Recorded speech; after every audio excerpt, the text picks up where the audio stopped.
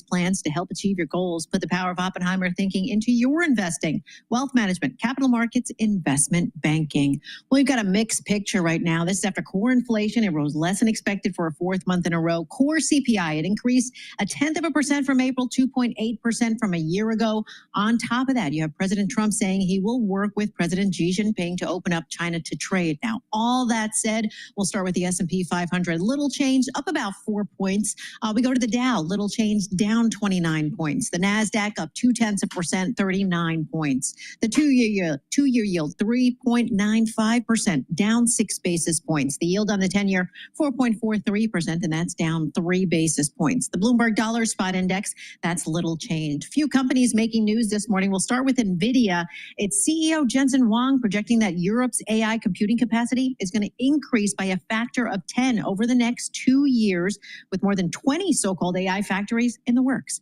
And sources say Abu Dhabi National Oil Company evaluating whether it can buy some of BP's key assets if the company decides to break itself up or come under pressure to divest more units. And a record-breaking start for Nintendo's first new console in 8 years. Yeah, the company sold 3.5 million plus units of the Switch 2 in just 4 days. That is your Bloomberg Business Flash. Paul and Alex. Lisa Mateo, thank you so much. We appreciate that. Alex Steele sitting in for Tom Keene. I'm Paul Sweeney, live here in our Bloomberg Interactive Broker Studio, streaming live on YouTube. That would be the internet, youtube.com, search Bloomberg Podcast Live. That's where you'll find us here. All right, I've told my kids the last check I write is going to bounce. So don't bank on me leaving them anything.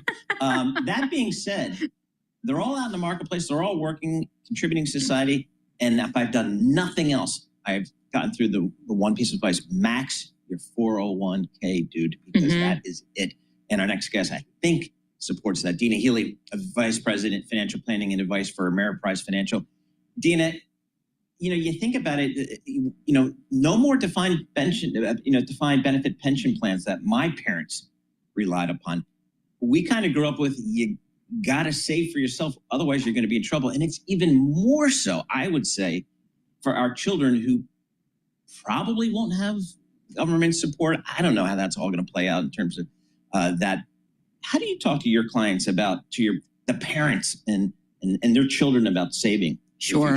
Sure, it's a great question. I think, first of all, you're absolutely right. Starting early when you can, and this is graduation season. Yep. We have kids starting out perhaps in their first jobs, taking advantage of what benefits they have, taking advantage of a 401k, at the very least, making sure you're maxing out the match that may be offered. Yeah. But I think making sure that, first of all, you're thinking about what are your long-term goals as a parent and then as an adult child, understanding what retirement will mean for you, what you need for retirement, so that you can make appropriate decisions about investing, about saving. The nice part is that you have as a grad. Hello, this is DrPaulCottrell, and we are live streaming on Rumble, YouTube, and on my website, the-studio-reykjavik.com. We are doing this live stream on June 11th. I will also rebroadcast on my other channels. Please subscribe to all my channels. I have 4 channels on YouTube: Brighteon, Bitchute, Rumble. Please make sure you subscribe to all the channels to make sure that you get the different videos that I do. All these videos that I do are for free. I have thousands of videos out there for free for the audience. Please help support my work by sharing the links, asking your social media to follow me. There's censorship on YouTube. Recently, I received 2 strikes on 1 strike on 2 different channels. So it's really important that you help support the work that I do. We're going to go over the market and any breaking news, give you my perspective on that news and the market movements. If you like the work that I do, please help support. You can support by going on my website and donating. You can donate through Stripe, PayPal, or buy me a coffee. The links are in the description of this video. You can also be a paid member to my Patreon channel. Again, I don't put stuff behind a paywall. So the support is to help the free show. I greatly appreciate it for the ones that do decide to donate or be a paid member. And thank you very much for the ones that have been doing this for multiple years. Greatly appreciate it. I also have great products on my website. You can get ebooks, supplements, and I built up some course material in immunology and pulmonology for you to learn about. It's only for $50. So it's a great way to learn about how your lungs work and how your immune system works. So please help support the work by purchasing the different products that I offer.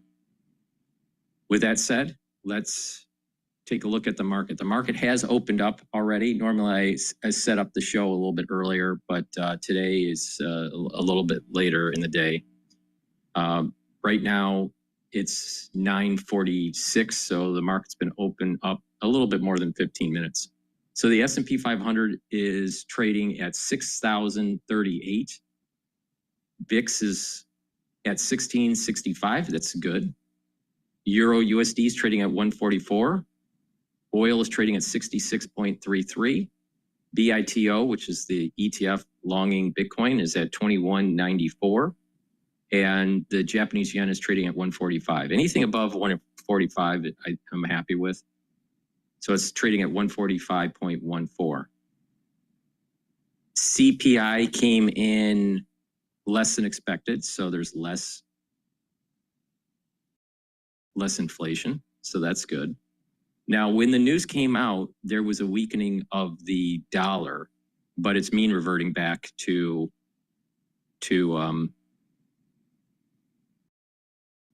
normal levels. It's still a little bit elevated in terms of the euro and definitely in terms of the euro. We've almost completely mean reverted with the yen. There was a strengthening of the yen during the news announcement, but it's both of those currency pairs are mean reverting back. So we also have natural gas is at 3.597, and the Treasury market is the price of the 10-year is up. So yields are slightly down. And that's because the CPI was lower. It only came in at like 0.1. It was expected to come in at 0.2. So there's not that much inflation really that's showing up in the data so far. So that's positive for Treasuries. All right, so we're gonna go back to Bloomberg and listen in here.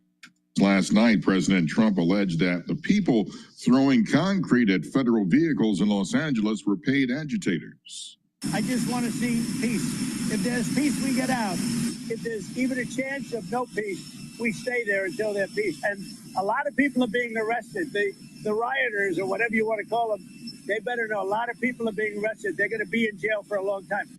Protests have spread to other cities as well. Last evening, hundreds of demonstrators marched through parts of Lower Manhattan, while some clashed with police officers, leading to dozens of arrests. In Chicago, protesters mostly peacefully marched through the city. President Trump said a trade framework with China has been completed. The president indicated that Beijing will supply rare earths and magnets up front, and the U.S. allowing Chinese students into colleges and universities. Elon Musk is appearing to have a change of heart on social media this morning towards his former boss. The billionaire is expressing some remorse, posting, "I regret some of my posts about President Trump last week. They went too far."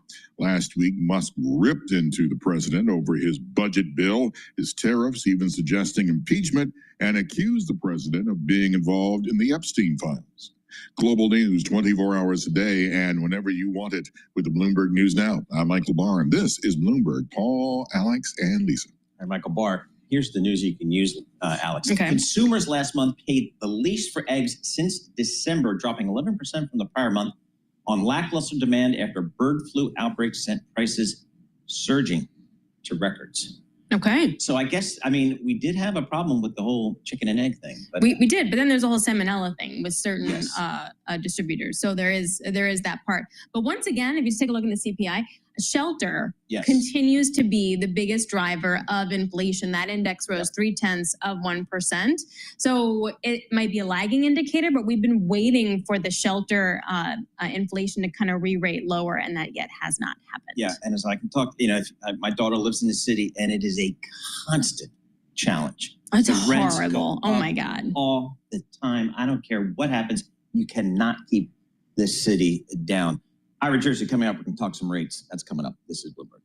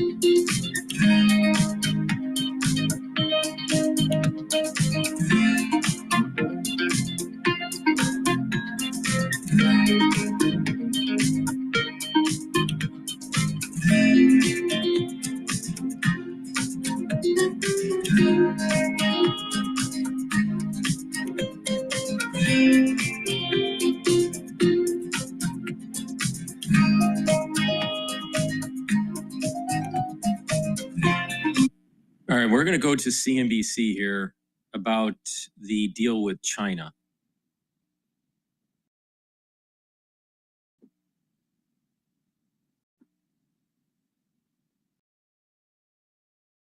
China is signaling success after 2 days of high-level trade talks in London. Megan Casella joins us right now with more on that front. Megan, we're still trying to figure out exactly what happened, but a positive move at least.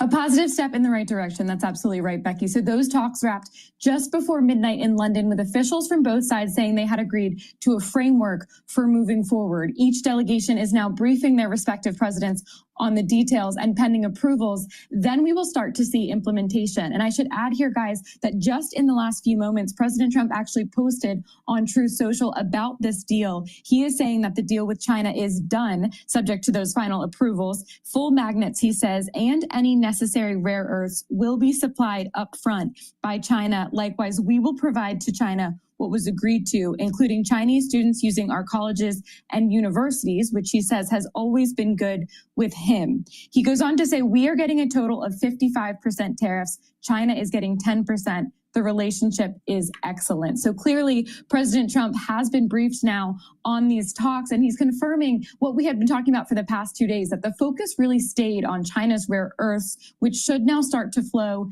to the U.S. and on the U.S.'s export restrictions, which should ease up in return. Here's Howard Lutnick talking about the same topic last night to reporters. We do absolutely expect that the topic of rare earth minerals and magnets with respect to the United States of America will be resolved in this framework implementation. That is a fundamental part of that. Also, there were a number of measures the United States of America put on when those rare earths were not coming. You should expect those to come off sort of, as President Trump said, in a balanced way. When they approve the licenses, then you should expect that our export implementation will come down as well. So I'd put it this way, guys, taking everything we just heard, both from the president and from the Commerce Secretary, this is definitely a step in the right direction, but it is a somewhat small one. It roughly puts things back to where they were after Geneva, when the U.S. thought that the rare earths issue was settled. But given that there was no timeline then for China to abide by, the U.S. then felt China was slow walking the deal. Now we are back on track, clearly. Trump saying the relationship is excellent, but we have to wait to see whether there might be a timeline attached this time, and then whether and how quickly the two sides follow through. Guys. Hey, Megan, that answers some questions, but it raises a lot of others. And I'm talking specifically about the president's post on Truth Social. I mean, he said that they're going to allow Chinese students to use colleges. Doesn't mention Harvard. Does that include Harvard? Because it was just last week that the president signed a proclamation to restrict foreign student visas at Harvard in particular. That would be my first question. The second is no mention there about semiconductors and what we'd be allowing from our side on things. Rare earths is what rare earths minerals is what we were concerned about. The Chinese have had these implications on the export controls on things like semiconductors. Absolutely. A lot of questions there. A lot for me to take to the White House now this afternoon to try to clarify further in this post, having just read it in the last minute or so.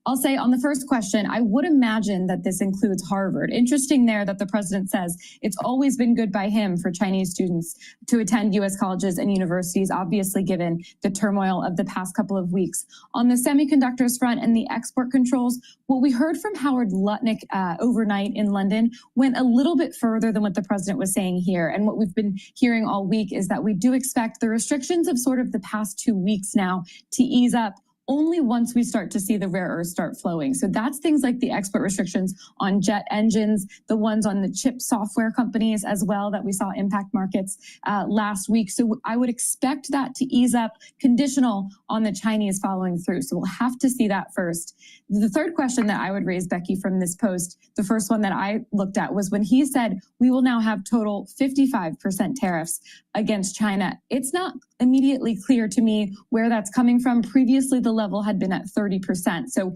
more questions there, more to dig into, but he does say at least that things are moving in the right direction. We'll know how everything's settled, I think, when your kids are in college with China. I think they see, the long-term relationship with China and the United States in trade and security and everything else. I mean, how many years we are talking, I wouldn't even. So it might be small, but it's going to be just done in these incremental steps, I think. Yeah. And it's going to go past the Trump administration. So absolutely. Yeah, I think it is. We got to strap ourselves in for the long haul, Megan. Today, Ether.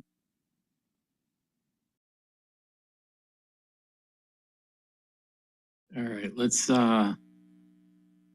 listen to the former Treasury Secretary Jack Lew on the U.S. debt.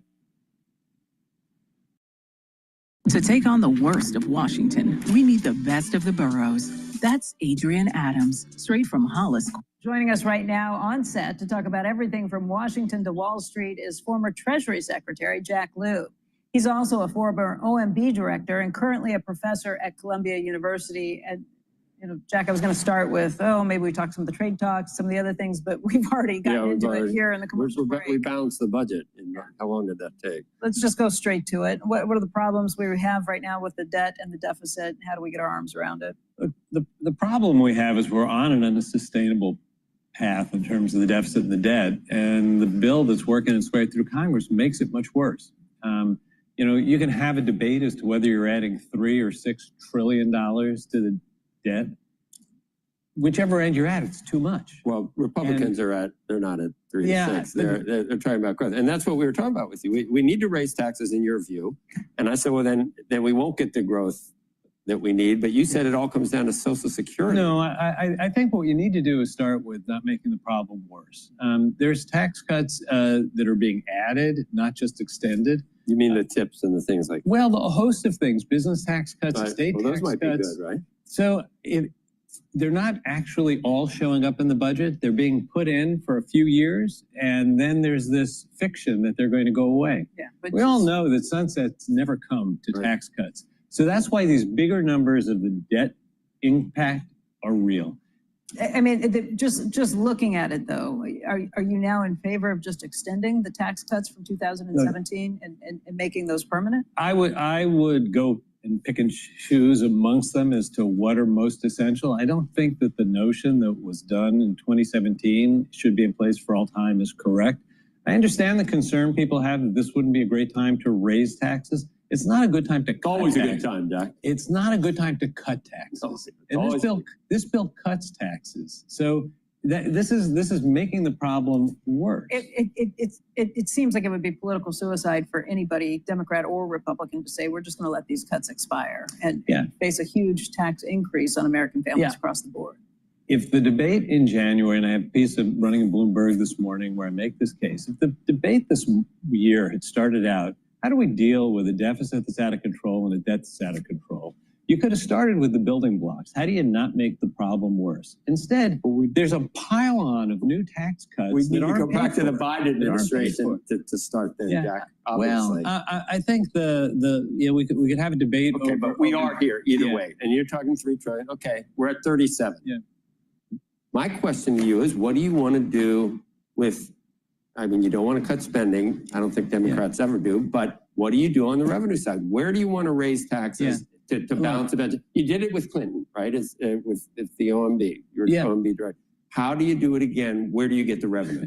Look, you start by not making it worse. You don't add to the problem. And well, then we got to go back to 2020. And that was my point. You don't pretend that you're paying for it when you're not.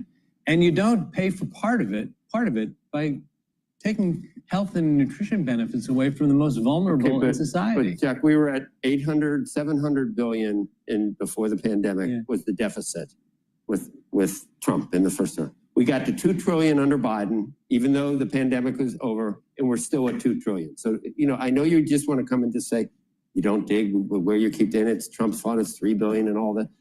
3 trillion, sorry. 3 trillion. But we know, but everybody's guilty. Biden was guilty. There were $2 trillion deficits one year after another with him. What do we do, in your view? Where do we raise taxes and without hurting growth to get it done? I think that you start by asking, what are we going to have to do? We all know Social Security is going to need some reforms to remain well-funded for the next generation. Right. I was part of the 1983 Social Security reforms. It was hard. It took bipartisan cooperation to do things that were hard but reasonable. You start by having a bipartisan conversation. You'll never do that with one side doing it to the other. Hard decisions are made in bipartisan. Would it be raising the age to 70 or means testing? Or I'm not going to sit here and negotiate what a package would look like. But if you want to know where you raise revenues, one of the places you raise revenues is to pay for Social Security. That would reduce the deficit also. How about the high end? Raise the high end? You got to go to you got to broaden the base and get a lot of the middle. You need to raise taxes. Right? I think that most Americans, if they face the reality that Social Security is 70% funded going into the future, would say, we got to do something to make it 100% funded.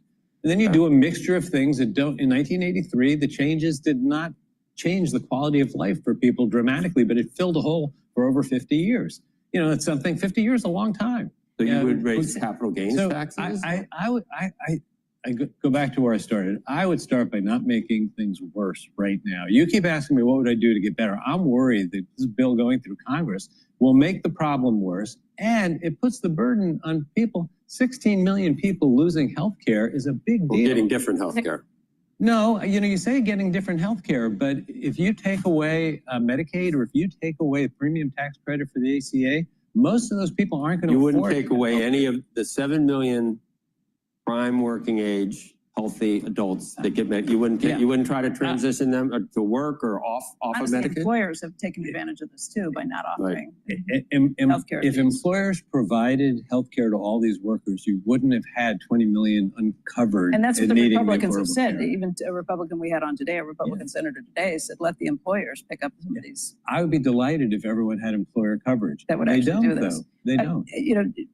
Secretary Lew, just looking back, the national debt when you were secretary went from $16.7 trillion to $19.9 trillion. That's an over $3 trillion increase. I mean, that's what Perplexity tells me. Is that the case? And what happened? That was a $3 trillion increase over the time of your tenure. The arithmetic is simple. Whenever there's a deficit, Finance professionals keep things in check for their clients, all while managing mountains of documents. You're going to be increasing the national debt. So your annual, when you make a budget, there's only, a couple of variables. You have revenue, you have spending, and what's left over, you got to borrow. We should have stopped digging then. That's why I'm saying We should have stopped back then, not just now. We were engaged in a serious bipartisan negotiation where we were prepared to do hard things. Both sides were prepared to do hard things. It was the grand bargain negotiation. Yeah, but why didn't President Obama make that a binding vote? It didn't. Simpson Bowles wasn't the negotiation. The negotiation was the grand bargain with Obama and Boehner, and it got close. It didn't come together because there was just a need for more revenue than they could have Republicans accept, and they were demanding more tax cuts, more spending cuts than Democrats would vote for. If that could have been brought into balance, we would have had a deal. So where do you see, I guess, the seeds for that in Washington today? It seems to me like it's gotten tougher. I think there are very few C's, and the reason that I'm reminding people that we've got a big problem and the only way to deal with it ultimately is a serious conversation is to slow down before you make it worse, because it only gets harder. At some point, there's going to be a bad event in the world and the bond market, and people are going to say, oh my God, what do we do about it? At that moment, if the problem is $3 or $6 trillion worse, then the consequences are that much harder. You mean we're spending like this when there's not a financial crisis? This is not a moment when we ought to be digging such a deep hole. Promising so much. I'm a big believer that when the economy is in crisis, you do what you have to do. And, at the beginning of the Biden administration was the end of COVID. At the beginning of the Obama administration, it was the financial crisis. Frankly, we should have not put the brakes on when we did in the Obama years. If we could have kept going for a year, the economy would have grown. We're still at the pandemic level spending instead of going back to pre-pandemic. Yeah. And you don't want to cut any spending. Yeah, you're not hearing me say I wouldn't cut any spending. How do we get back to pre-pandemic levels of spending? I think the goal has to be, what can you do to achieve greater fiscal sustainability without hurting people inordinately? In the debate right now, there's this pretending going on that you take nutrition benefits away from people and it doesn't hurt. You take health insurance coverage away, it doesn't hurt. You were talking earlier this morning about rural hospitals. There will be an impact on rural hospitals if 16 million people go uninsured. It means uncompensated care goes up. It means marginal hospitals will close. It means that people will have hundreds of miles to go to get How were we getting by at pre-pandemic levels? I don't remember this I think catastrophic. You got to also take inflation. Well, you got to take defense. Maybe you don't want to spend. Maybe you don't want defense spending. And you don't want defense spending. You're kind of confusing a bunch of things. I mean, we had a lot less people covered by health care before the Affordable Care Act. It's a good thing we have more people covered. I'm just talking pre-pandemic. No, but when you take away the premium support for the Affordable Care Act, that's not pandemic legislation. That's going away and taking away part of the Affordable Care Act. That's helped. There are going to be 5 to 6 million people who lose health insurance because the premium tax credits are gone. I mean, the ACA giveth and it taketh away. It caused Medicaid to be growing at 3 times what any other entitlement has been growing at. And that's not how it was intended. And you don't even want to touch that. You say it's not how it was intended, but from 1964 when Medicaid was created till now, there have been a bunch of decisions to change Medicaid. YouTube Premium is ad-free. The United States definitely has to deal with its debt, that's for sure. But the party is just going to keep on going and going and going until there's a big crash. But in the end, I think that through innovation in a growing economy will work itself out. Okay.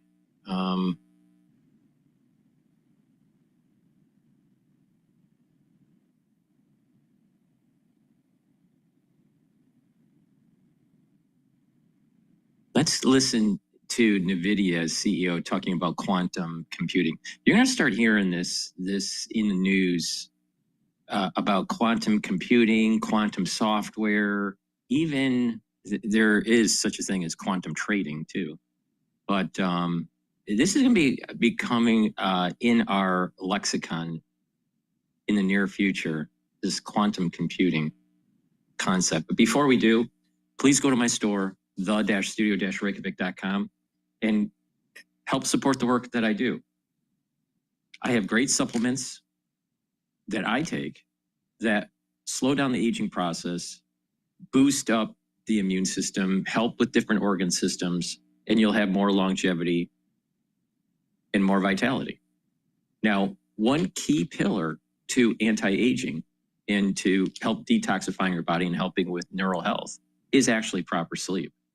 Now, if you are chronically sleep deprived, what will happen is that you will start to build up toxins in your central nervous system. You're not consolidating memory, and you're going to be tired.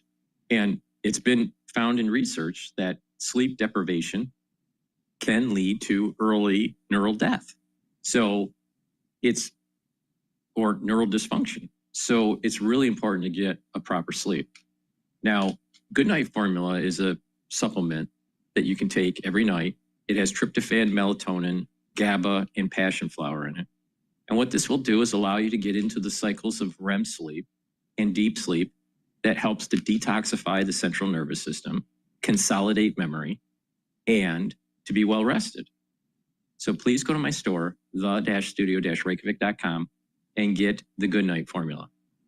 It'll help you to get into 3, maybe even 5 cycles of REM sleep. So it's really important. And again, going to bed regularly and getting a proper amount of sleep is very important. And basically each cycle lasts for about an hour and a half. All right. So also foundational supplements like multivitamins and probiotics are really important. I have a very high quality multivitamin on my store. And this multivitamin has the multivitamins that you need for proper enzymatic activity. Enzymes need cofactors, and some of those cofactors are vitamins. So please go to my store, get this easy to digest multivitamin that helps with cellular processes, and they are cofactors for enzymatic activity. It has vitamin A and C and the B vitamins, folate, manganese. It's a great start, a great foundation. And then you add some of the other supplements that I have on my store to customize your protocol. And we'll talk about them throughout this broadcast. So please go to my store, the-studio-reykjavik.com. The link is in the description of this video and all my videos. Use discount 5, all caps, discount, the number 5, and you get $5 off any order. One of the most difficult things is showing plans on a laptop or a small screen because you have to zoom in so much that... There's an inflection point happening in quantum computing. The number of logical qubits are starting to grow. Well, just like Moore's Law would, I could totally expect 10 times more logical qubits every 5 years, 100 times more logical qubits every 10 years. Those logical qubits would become better error corrected, more robust, higher performance, more resilient, and of course, will continue to be scalable. Talking about developing new materials, Jim, at the molecular level, perhaps down the road. They do have this partnership with Novo on drug discovery. Look, I've been waiting for that. Recursion was supposed to be 1, 2, and the drug person is excellent. I keep hoping that they do some big deals on cancer. You're able. I've been listening to a lot of people who claim they have AI, and it's starting to bother me again because they're doing spreadsheets and calling it AI. After working with all of the sites that are now saying they're really good at math, they're awful at math. What bank would let them in? But you're seeing, I mean, I did a piece last night that basically said, okay, here we go. IONQ, D-Wave Quantum, Rigetti, quantum computing, go get them. And David, look at that. I'm not saying I'm a sage. No. I am saying that Jensen is giving the green light to a lot of companies that may mean absolutely nothing, but they have quantum in their name. I mean, Honeywell has been very honest and said, listen, we're not ready. Right. And IBM does have quantum. And that's one of the reasons why IBM is at an all-time high. Those are incredible moves. If you were lucky enough to have decided that quantum was where you wanted to be at the beginning of this year, you are very happy, or even last year. Well, what do you mean by that? Well, I mean, I think it's not yet proven, right? We don't know. But it's younger people who are really cashing in. And you've made sit here and tell people to buy smarter. You've made this point, right? You've made this point about nuclear and certain crypto Well, assets. it's very disheartened. I'm disheartened by it. Don't be disheartened. Why? By the way, What value added do we have? want to get I read the names. You want to get heartened? Read Sam Altman's blog post from last night. It's entitled "The Gentle Singularity," and we had Jensen. I think when you talk about the leaders right now in terms of where the future is, it's Jensen, and it's a lot of it's Sam Altman. Well, they're great friends. And you remember, nothing took off. I took out a few things that took out a few things that just struck me in what is tell me something good. what is a letter that I think people should read because it's got a lot of different things in it. But part of it is, of course, talking about the near-term advances that are coming. As for the 2030s, for example, he writes, intelligence and energy ideas and the ability to make ideas happen are going to become wildly abundant. We hear that word a lot, by the way, abundant. These two have been the fundamental limiters on human progress for a long time. With abundant intelligence and energy and good governance, we can theoretically have anything else. He goes on to say, if we have to make the first million humanoid robots the old-fashioned way, but then they can operate the entire supply chain, digging and refining minerals, driving trucks, running factories to build more robots, which can then build more chip fabrication facilities, data centers, and the rate of progress will be quite different. And finally, last part I'll take for you guys, and the one I've been focused on, there will be very hard parts, like whole classes of jobs going away. But on the other hand, the world will be getting so much richer so quickly that we'll be able to seriously entertain new policy ideas we never could before. We probably won't adopt a new social contract all at once, but when we look back in a few decades, the gradual changes will have amounted to something big. Well, okay. Because nobody's going to have a job, so we're all going to be wandering around looking for some purpose. But we're going to have an age of abundance. An age of abundance. It drives me crazy. Thank you. We have succeeded. a birth rate. My work here is done. We have a birth rate that's like the Handmaid's Tale, and we need people. And you may think that and we're rounding up people in this country and sending them where God knows where. We don't let anybody in the country. We have a series of jobs now that the only people who really wanted them were people who felt, look, this is how I can get my kid to a college, which is really kind of the goal. And you're going to need all the robots you can get, and you need robots making the robots. And I don't know why you are so cavalier about the idea that we have enough people in this country to do jobs. I'm not talking about the population at this point in terms of the lack of growth in certain countries. Obviously, our country is far from in danger. South Korea, they got a real problem. And something like Italy has 0.7 in Italy, yeah.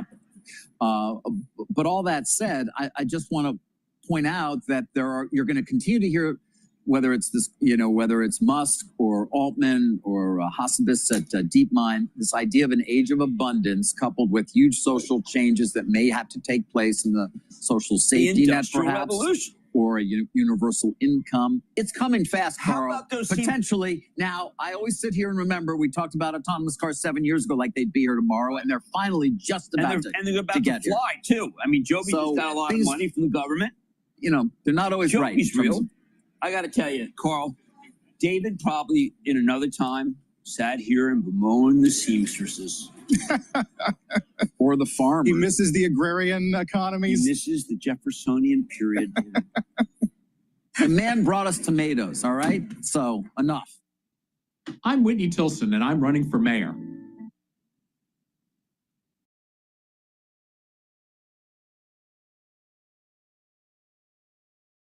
All right, let's listen into Fox Business. This is a lawmaker sounds alarm over devastating Chinese threat to U.S. Welcome back. The Department of Justice arresting another Chinese scientist from Wuhan, charged with smuggling biological materials into America and making false statements to federal agents. The student accused of shipping 4 packages of the pathogen to the University of Michigan, both this year and last year, where she was planning on doing research, she claimed.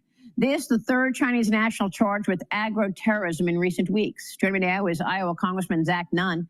Congressman, thanks very much for being here. And you say Chinese agro-terrorism in the heartland is threatening the U.S. food supply. Tell us about that. Yeah, Maria, you're absolutely right. Look, this is the third individual that the FBI has been able to identify on U.S. soil, trying to find ways to inject themselves into the U.S. agricultural supply. The fungus that was mentioned earlier that was discovered in Michigan labs would have wiped out corn, wheat, barley, rice. This would have left us as the United States highly vulnerable to a food shortage and crisis. When this exact fungus broke out in 1996 in the US, it cost billions of dollars. In today's terms, that could be devastating to our ag producers. And worst of all, Maria, this isn't the first time they've done it. In my home district in Iowa, all the way back in 2011, we saw Chinese nationals come to the United States, go to a US test field, and steal corn kernels out of a test field to try and take back to China. Thankfully, the FBI stopped them as well back then, but it took us almost 5 years to be able to prosecute them. It's one of the reasons I'm leading legislation now to be able to stop this today and prevent the type of devastation that things like COVID did to the human population, this could do to our crop situation. Well, this is incredible. And we know that at least one of these individuals signed a pledge to follow the values of Mao Zedong and be in line with the Communist Party of China. Can you make the connection that the CCP is behind this? Look, I spent the bulk of my career as a counterintelligence officer working operations out of China. I feel very confident that not only is the Chinese behind this, they're directing these type of operations. We've seen it time and time again here. In the last year alone, the 3 largest cyber attacks have all been directed directly by the Ministry of State Security within China, and they've gone after things like agricultural intellectual property, so they can get not only a competitive advantage against the United States, but also potentially threaten the U.S. food supply right here in America. Well, I mean, how is it possible that U.S. trade negotiators are talking about a trade deal right now with their Chinese counterparts, and the Chinese are saying, we don't want you to have any limits on student visas, while at the same time, weeks apart, that we're seeing people who are students from China bring in these pathogens? Maria, you bring up a good point. We have to monitor who's coming into this country, but we've also got to be able to hold them accountable on the front end. My new legislation, it's called the PLANT Act, Preventing Lethal Agriculture as a National Threat Act, would go after this, and it would make sure the Department of Justice has the tools to hold these guys accountable. 10 years in prison in a U.S. prison, up to 20 years with extended, and we do a much better job at the front end empowering Customs and Border Patrol, the Department of Justice, and USDA. These student visas are a effective Trojan horse into America's research institutions, if not done effectively. Right now, the Chinese already have over 500,000 acres of U.S. farmland. Our legislation's been able to put a stop to that. This is the next step in holding China accountable. Look, China's a trade partner. Let's recognize that. But let's also hold them accountable to being a good trade partner and not threaten U.S. national security under the auspice of trying to do research here in the United States, while actually looking at taking out agriculture that could be devastating for farmers and, frankly, helping feed the entire world. Yeah, I mean, I just don't know how, our lawmakers or trade negotiators are going to stop this. I mean, this is not the first time. We saw COVID, a COVID cover-up. We saw fentanyl. And now we're seeing agro-terrorism. What are they trying to do? Kill Americans right in plain sight? I think they're actively, if not foolishly, looking at ways that they can get competitive advantage. Look, this isn't, for these 3 individuals, the FBI has already gone through their electronic devices, and they've determined that this was premeditated, that it was not the first time this type of espionage had been committed, and that this new form of agro-terrorism came in everything from wrapping it in tissue paper, putting it in people's shoes, and transporting it to the United States. That's the type of just reckless, malicious behavior that could get out at any airport or into any field in the country. And the result is we would have a very difficult time being able to respond once this type of lethality makes contact with an open field here in the U.S. Unbelievable. Really extraordinary stuff. We're going to be following your work on this, sir. Meanwhile, the Senate is set to huddle with committee chairs today to discuss the technical corrections they need to make in the big, beautiful bill. House Republicans wrote to Senate Majority Leader John Thune urging the upper chamber to maintain the bill's fiscal framework and avoid any budget gimmicks. I spoke with House Republican Conference Chair Lisa McClain here yesterday. Watch. Do you have an expectation as far as when you'll get it back in the House after the Senate makes its changes? What we're hearing right now is we'll get it back the last week in June, in time for us to get it passed by July 4th. Yeah, there are some family squabbles, but I think we've seen this movie before. So I'm optimistic that we're going to get this done by July 4th. Congressman, are you expecting major changes once this gets back to the House?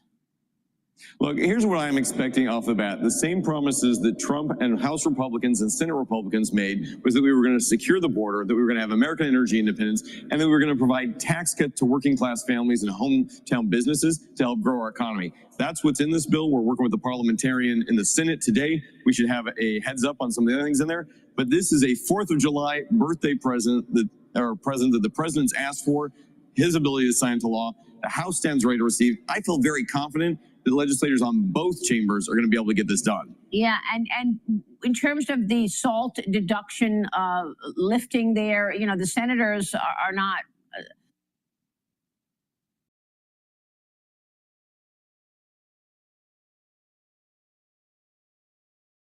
Is that a dead on arrival situation once it gets back? No, I don't think so. I think that this is something that particularly for, you know, some of our blue states shouldn't lose sight of the forest through the trees here. Okay. We have 3 really important things we need to take care of. The president's promises, and it's something that we aim to deliver. I want to get your take on what's going on in Los Angeles, Congressman. Anti-ICE protests continuing, stretching into a 6th day today as more American cities are seeing rioting and protest activity breaking out. A federal judge rejecting California Governor Gavin Newsom's emergency filing. He tried to block the president's militarization and sending the troops there. The National PD arrested. All right.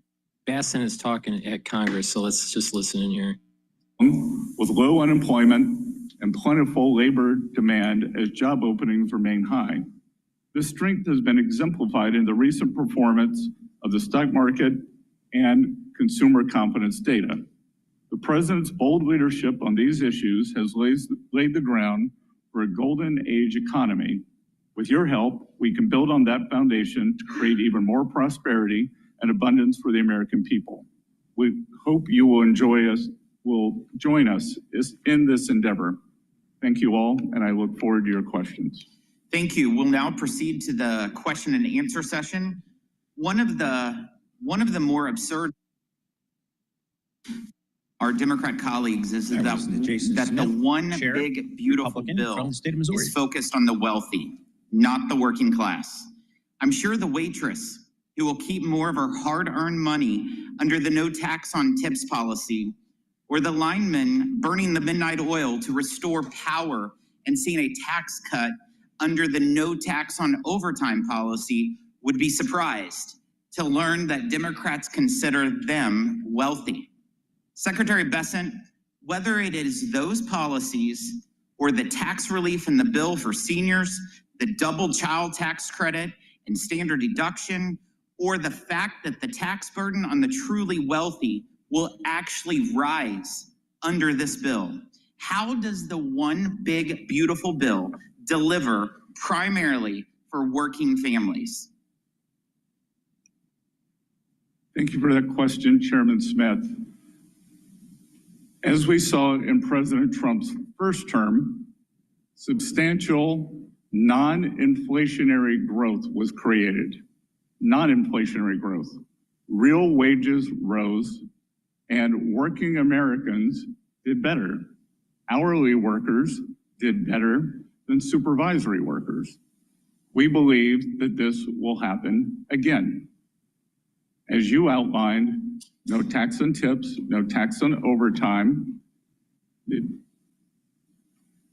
tax breaks for seniors on Social Security, and the ability to deduct auto loans on new cars made in America, as was available when I bought my first car in 1978, will be restored.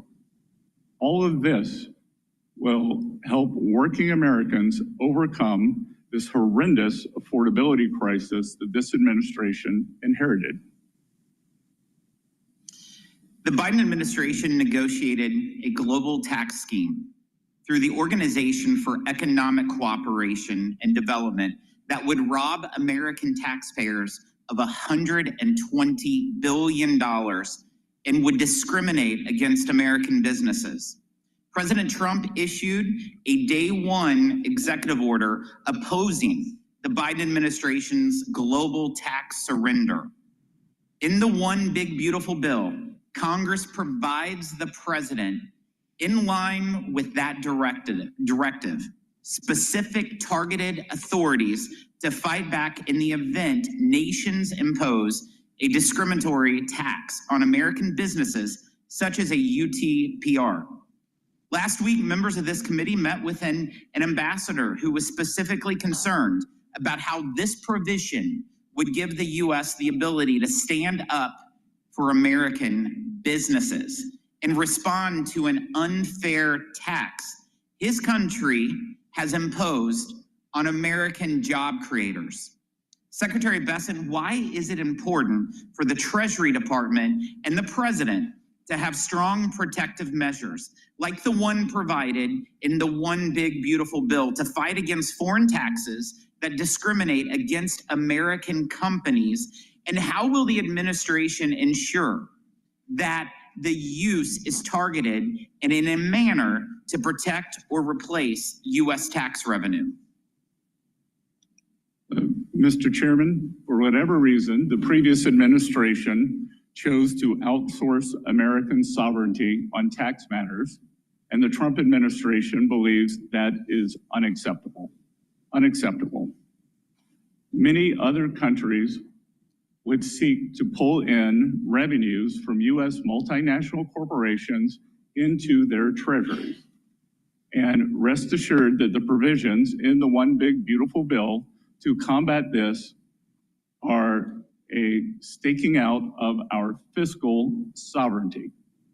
The U.S. tax system will stand next to what is called Pillar 2, and other countries are welcome to relinquish their fiscal and tax sovereignty to other nations. The United States will not.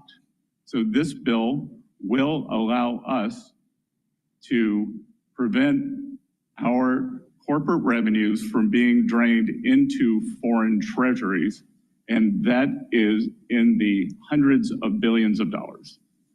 Thank you, Secretary. President Trump is also using tariffs to level the playing field and demand fair treatment for American workers, farmers, and manufacturers.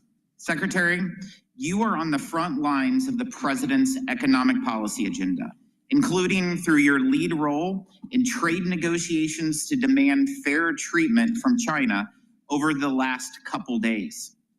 How do the president's trade policies and tariffs and the total reset of our unfair trade and investment relationship with China that President Trump has led fit into the broader effort to reorient America's economy toward one that serves the working class instead of just the wealthy elites?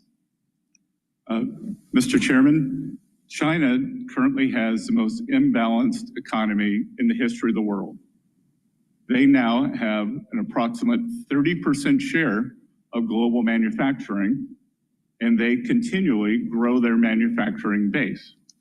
They are in the midst of a real estate downturn. Some may cause a crisis, and they are trying to export their way out of it rather than take domestic measures such as increasing consumption, dealing with banking problems, or dealing with the real estate crisis.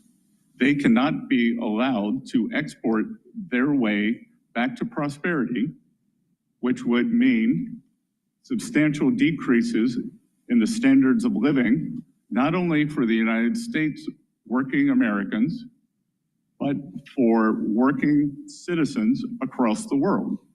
Our negotiations with all countries seek to bring fairness. And I will echo President Trump's remarks. There are 18 important trading partners that we are in fulsome negotiations with.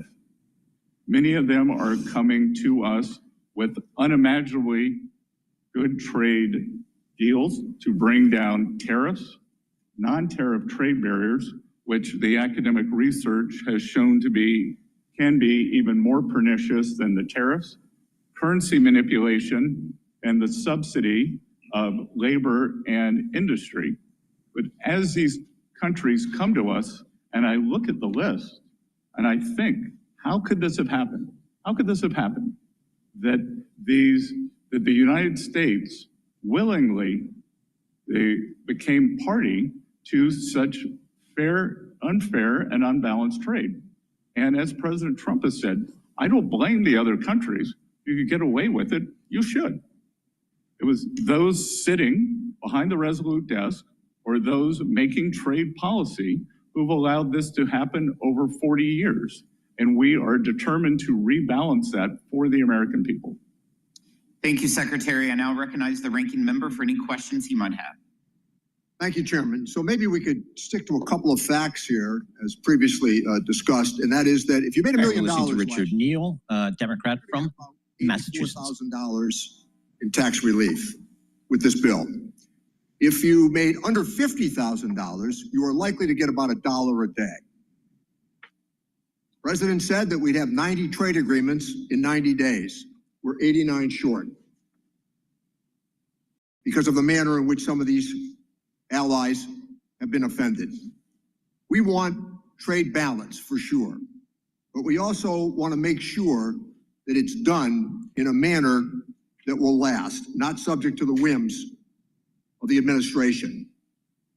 I understand, Mr. Secretary, that you don't agree with some of the economic forecasts that have been projected as it relates to the big, beautiful bill. So Penn Wharton says this bill will add trillions of dollars to the national debt. The Yale Budget Lab says this will add trillions of dollars to the national debt. Well, we're 0 for 2. But how about Maya McGinnis? Not exactly known for their socialist leanings. They say this will add trillions of dollars to the national debt. Well, let's go to the Tax Foundation, hardly a left-leaning political organization. They say this will add trillions of dollars to the national debt because the money's going to be borrowed. Here, facts should matter. The advice of experts should matter. We have seen the bond market's reaction to some of these proposals. They're jittery. But you know what? In this committee, we listen. The administration is putting its head in the sand on this debt issue. The facts are going to be hard to escape. So let me turn to the impact of budget reconciliation as it relates to health care. In addition to adding trillions to the U.S. debt, the bill will cause 16 million Americans to lose part or all of their health insurance, according to CBO. We know what the consequence will be of losing health insurance for the American family. More visits to the emergency room, more postponed treatments, more bankruptcies that will come because of it. The problems that people have with health insurance only mean that later on the problems pile up. Bad health, challenge that is now going to occur for our rural hospitals, surely many of which will be forced to close. Cutting more than $1.5 trillion from Medicaid, Medicare, and the Affordable Care Act certainly will mean job losses. No industry can sustain $1.5 trillion in cuts while we borrow money for a big tax cut that, despite what has been said here today, still favors people overwhelmingly at the top. Let me say, in regard to the testimony, Mr. Secretary, that you've offered, there's another key consideration here. You're suggesting that the improvements at the IRS have all taken place in the last 6 months? It's because of what we did with the Inflation Reduction Act. That's why the improvements have taken place, the technological upgrades that have taken place as well. We have a pretty good understanding of this. We want to use artificial intelligence for better tax collections. But all of this just happened in the last 6 months. That's our understanding based upon the testimony. The Commonwealth Fund, cuts to Medicaid and SNAP are going to lead to the loss of over 1 million jobs. The American Hospital Association estimates that tens of thousands of hospital jobs will be lost as a result of these cuts. Furthermore, a professor at Yale has said that this will conservatively cause tens of thousands of unnecessary deaths. Worse health care, job losses, more borrowed money. The American people deserve considerably better than what we're being told. But let me offer this challenge, Mr. Secretary.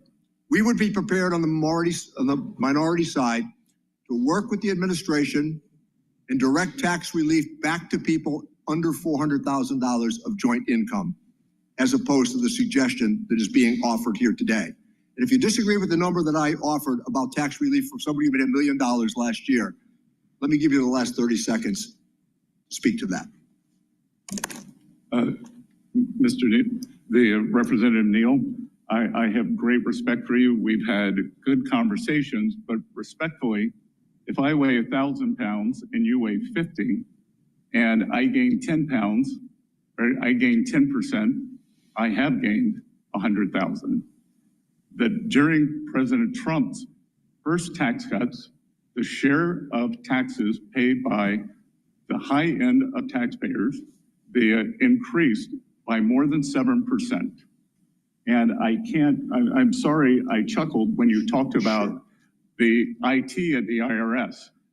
The program is 35 years behind schedule, 35 years, and is wasting $2 billion a year. That's why we put the extra money in. No. The extra money went in for bodies, and whistleblowers acknowledged that standards were being lowered to bring in new agents. The money is not the issue here. It is how the money is spent. That's exactly right. We agree on that, how the money is spent. And the last point that I would make. It has been spent poorly. Let me make this last point, Mr. Secretary. Do you agree with the idea that in 2017, that the federal government, emanating from this committee, borrowed $2.3 trillion for that tax cut? What I believe is that everyone on the Democratic side voted for the biggest blowout for the deficit in history, and that we are suffering from that.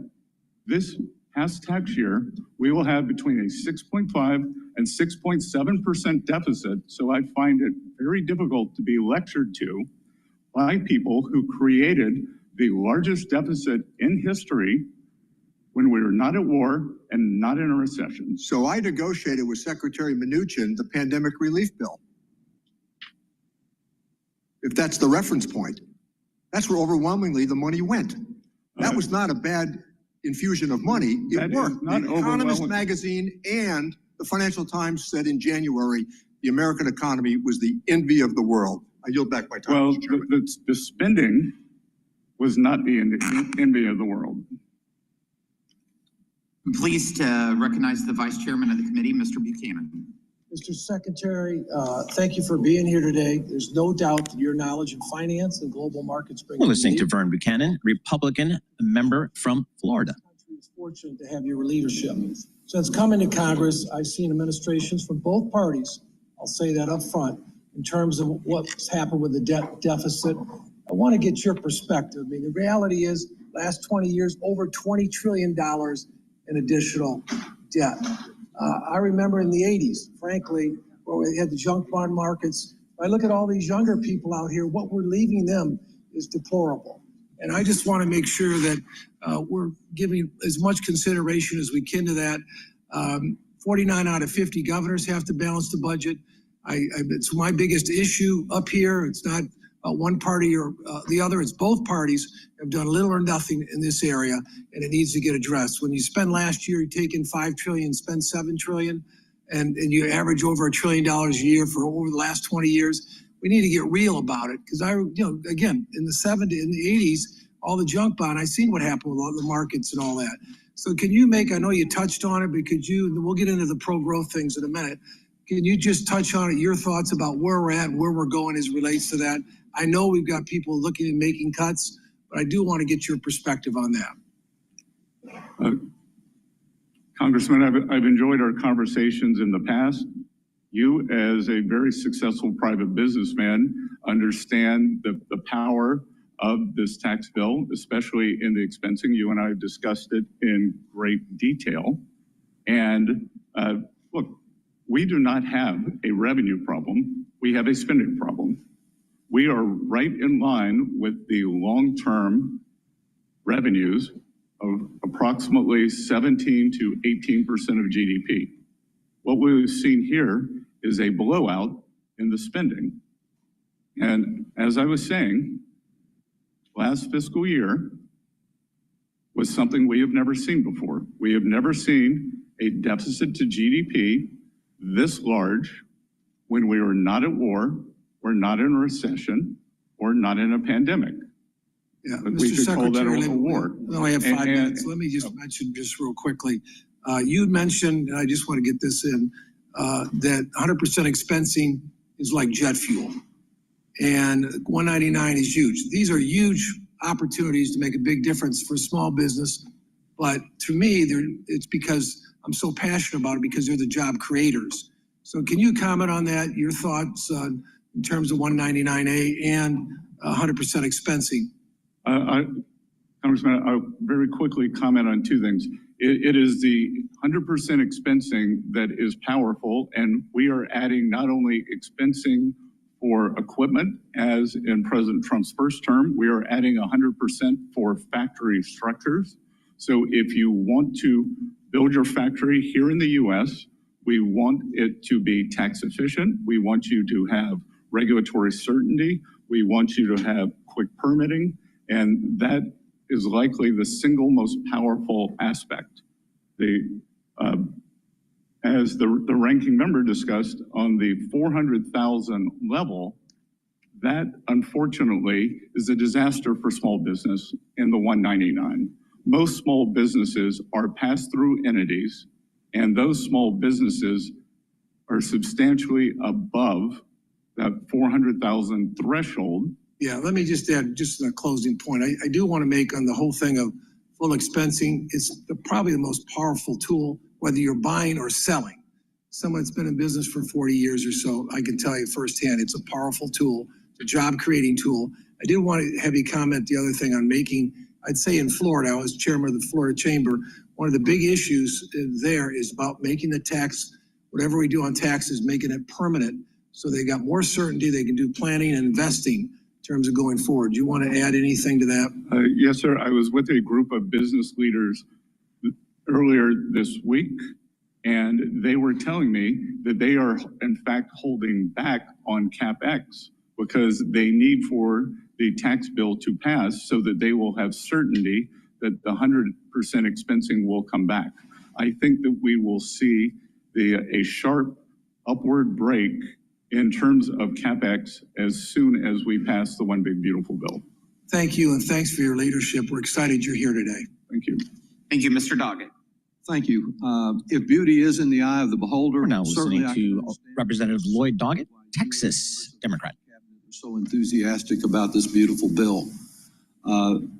It gives so much to those at the top. And of course, Trump appointees are not just in the top 1%, but the top 1,000th of 1%. I applaud your personal success, but isn't it true that for you and for a number of cabinet members and other Trump appointees, simply not having your taxes restored to the level that existed when President Bush and President Obama were in office at 39.6% will provide you very substantial personal benefit? Yes or no?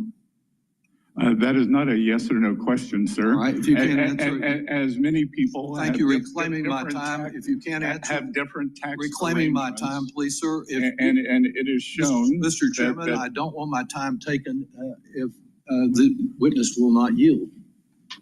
I would recommend, Mr. Doggett, that if you asked a question, at least allow them to answer. You can recommend it, but you're taking my time from your him time answering is the moving, questions. so Continue. Let me say, I understand you can't answer that with a yes or no. I'm concerned about the weaponization of the Internal Revenue Tax Code by the president and your role in it.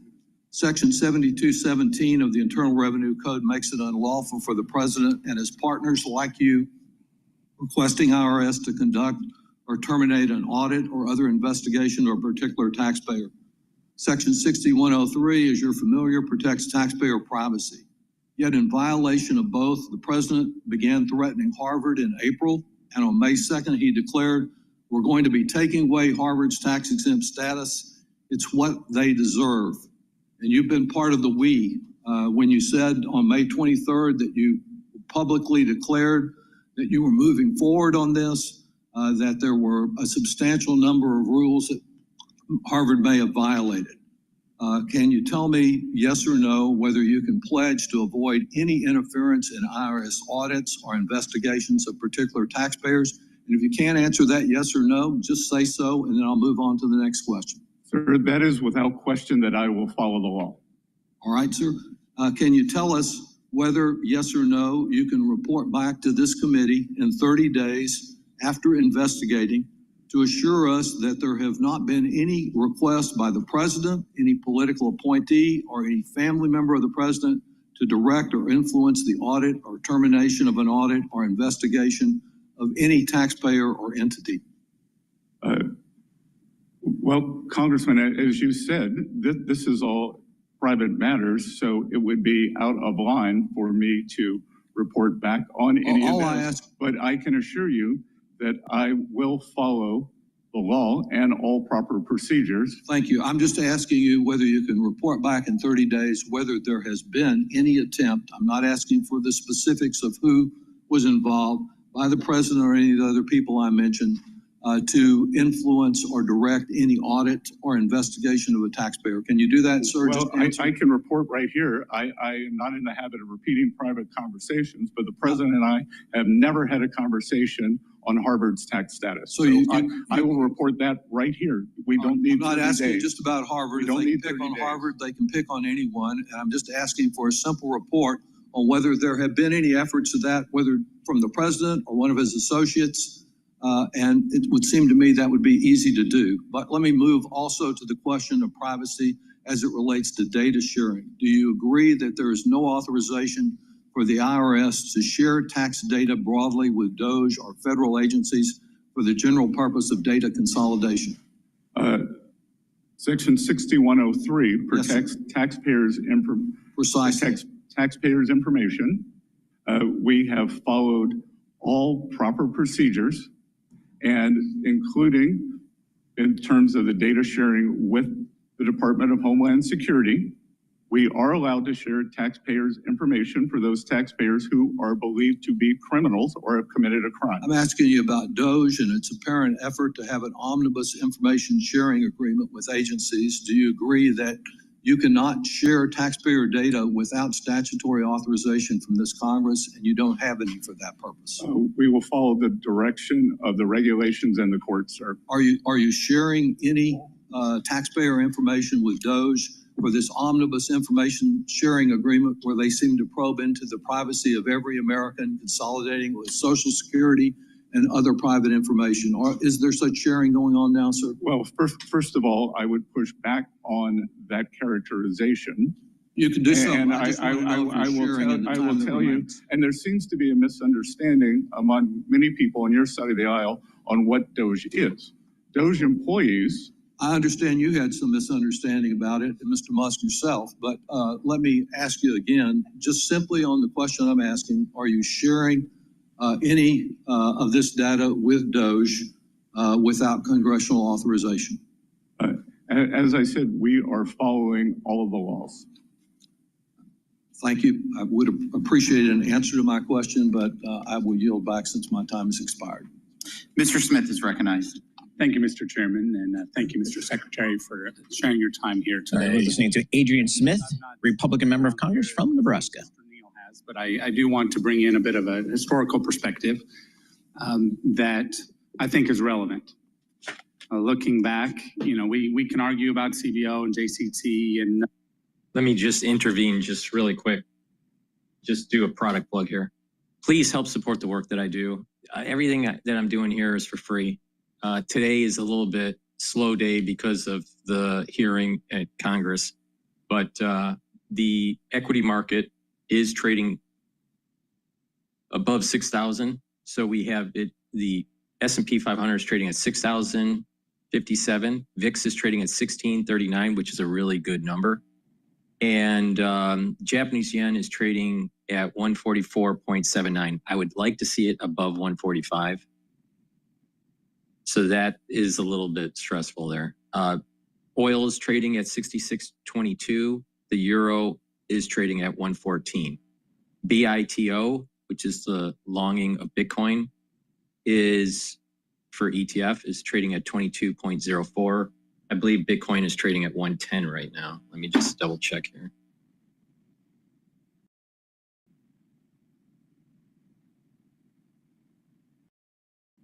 Yeah, it's right now trading at 109.8. Okay, so please help support the work that I do. All right.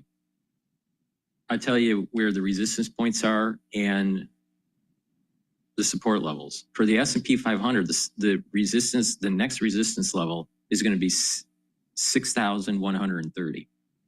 And the support level is going to be 6,000. That support level is a little weak because of the tax bill negotiations in Congress and the further negotiations that are taking place with these tariff agreements. But it is starting to kind of solidify that support. So 6,000 is a support level, 6,130 is a resistance level for the S&P 500. If 6,000 breaks, then the next support levels, a decent support level, is 5,750. So those are kind of the ranges. But I think as the bill starts to inch closer to getting passed in Congress and the tariffs start to normalize a bit and the VIX is going down, I'll tell you, I think that the S&P 500 will be at an all-time high in July, sometime in July. Please go to my store, the-studio-reykjavik.com, and help support the work that I do by getting the great products that I offer. I have very high quality products. I've partnered up with Rainbow Herbals and we've developed these deodorants for males and females. It's a dual purpose deodorant. It helps to detoxify your body, but also you use it daily as a deodorant. You can get it in peppermint, lavender, and tea tree, or in citrus. Again, these deodorants are for males and females. It'll help to detoxify your body, and you can use it as a deodorant. It has no aluminum, and it has no baking soda. It's made from essential oils from the Himalayas, extremely high quality deodorants. So please go to my store, the-studio-reykjavik.com, use discount 5, and you get $5 off any order. This reconciliation bill is good for workers. It's good for workers. It's good for economic expansion and encouraging investment and increasing productivity so that we can grow the economy without triggering inflation. President Biden was warned not to push more spending by Democrats, I might add.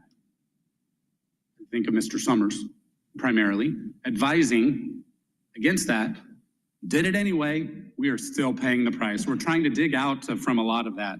And that's why we're doing the bill that we are. Gosh, I have other things that I'd love to ask questions on. But I think it's important to realize that we need to deal with reality here. That's what we are doing. And Mr. Secretary, thank you. I look forward to further conversations, whether it's trade, whether it's IRS, whether it's various things that we need to do to get our country to a better place, realizing that the solutions are really in the private sector and triggering everything we can on our side to encourage the private sector to provide more opportunity. Thank you. I yield back. Thank you, Mr. Thompson. Thank you, Mr. Chairman. Mr. Secretary, thank you for being here. You know, the economic outlook of the United States. Mike Thompson from California assumed office. We've gone from record lows in unemployment, historic growth and lowering inflation to unprecedented trade wars, volatile markets, and low consumer sentiment. And for the record, Mr. Chairman, I would like to enter surveys from consumers from the University of Michigan, a trade war impacting the shipping economy, and the OECD article on the downward turn in economic turn in the U.S. Without objection. Thank you. This is only made worse by the Republicans' big, ugly bill and the administration's proposed budget. I have a few items I want to raise with you, Mr. Secretary, but given our limited time, I want to focus on the projected impact of the reconciliation legislation. Economists from the CBO, the JCT, the University of Pennsylvania, Yale University, the Committee for Responsible Budget, and the Bipartisan Policy Center have all projected that this legislation will add trillions of dollars to our national debt. Experts have also projected that close to 16 million Americans will lose access to their health care, and 11 million Americans will lose access to nutrition benefits. These figures aren't coming from Democratic talking points. They're coming from economic experts with years of expertise. Yet, Mr. Secretary, you have time and again gone public and said that you dispute these claims. I believe you're a very intelligent and very competent individual. You're a Yale graduate, an adjunct professor, served as the managing partner of the George Soros Fund Management Office in London, and led Key Square Capital Management, a global hedge fund, and you're a billionaire. So the question I have is, why is it that you seem intent on disavowing any and all expert opinions that are inconvenient to your political agenda? Unfortunately, it strikes me that you are hell-bent on ignoring the warnings of any independent expert whose opinions may not serve your goals. When you worked in finance and your analyst told you that a proposal was a bad idea, I suspect that you listened to your analysis and didn't just accept the deal because the person proposing it said they were wrong and that their deal was a good deal. That would be wrong, it would be irresponsible, and it would be dangerous. I would submit that in the position that you have now, it is even worse. It's more wrong, it's more irresponsible, and it's more dangerous. Mr. Secretary, can you point to one independent study, one study performed by an expert Ph.D. economist who is not on the payroll of this administration that says that this legislation will not add to our national debt? Well, Congressman, if... Yes or no? Can you point to one? If we want to look at the CBO... No, I'm asking you, is there an independent expert that you can point to that says that this bill will not add to our national debt? Yes or no? Yes. There is? Yes. What are they? Art Laffer. Pardon me? Art Laffer. Art Laffer? Great. That I don't think that one counts. Mr. Secretary, did the 2001 Bush tax cuts add to our debt? Sorry? Did the 2001 Bush tax cuts add to our debt? Yes or no? Again, yes or no? I think it's important to look at framing here. Okay, I'm reclaiming my time. It's clear that you're not going to answer the questions that are asked. And let me make it real simple for you. The Bush tax cuts added to the debt. The second round of Bush tax cuts added to our national debt. The last Trump tax cuts added to our national debt. And every expert will tell you that the proposed Trump tax cuts will also add to our national debt. That is the honest answer. And I would have expected you could have just given us a yes or no on whether or not these preposterous tax cuts that will benefit clearly the most wealthy people, the people who don't need a tax cut in this environment, will add to our national debt. This is bad public policy. It's bad for the American taxpayers. It's bad for our economy, and it's atrocious for our future in regard to the national debt. And I yield back. Next, we have the chairman of our tax committee, Mr. Kelly. Thank you, Mr. Chairman. Thank you for holding me. Mr. Secretary, thanks for being here today. We get into these back and forth, and it comes down to Representative Mike Kelly, both sides of the from Pennsylvania. Talk about things and policies in the past that caused wherever we are today to be wherever we are today. The question isn't about the history of how we got here. The question is, how do we remedy it? How do we fix it going forward? I'm from the private sector. And I really do believe before anybody should ever serve in public office, they should have been in the private sector and worked where they got paid on commission only and had lost their job at least once and had faced an unbelievable task of trying to keep your business open when there was no revenue coming in. So I don't want to grill you and all these things of asking you a question and not allowing you to answer it, because that seems to become the thing. I'd rather go back to consistency and certainty. The hardest thing for anybody in the private sector is trying to figure out what the next administration is going to do or what's going to happen at midterms and whether I'm going to make an investment or not going to make an investment, because that can change overnight. I get that. And I'm sitting here now and I'm trying to figure out, no wonder hardworking American taxpayers have lost faith in the way we operate. But I just want to ask you this, because I think it's really critical. So I have kind of a little bit of a football background. I look at this, we're in the fourth quarter now. It's a 2-minute warning and no timeouts left. I want you to share with us what could happen, and forget the Potomac amnesia about who's responsible for it. Let's go to what actually is going to happen if this bill doesn't get passed. How is it going to affect hardworking American taxpayers? Congressman, good to see you again. It is what we call in economics a sudden stop. It would be cataclysmic. It would be the largest tax hike in history. It would be a disaster for businesses, for working Americans, and for our status in the world. That to have this happen, we would see increases in taxes on thousands of dollars of working Americans.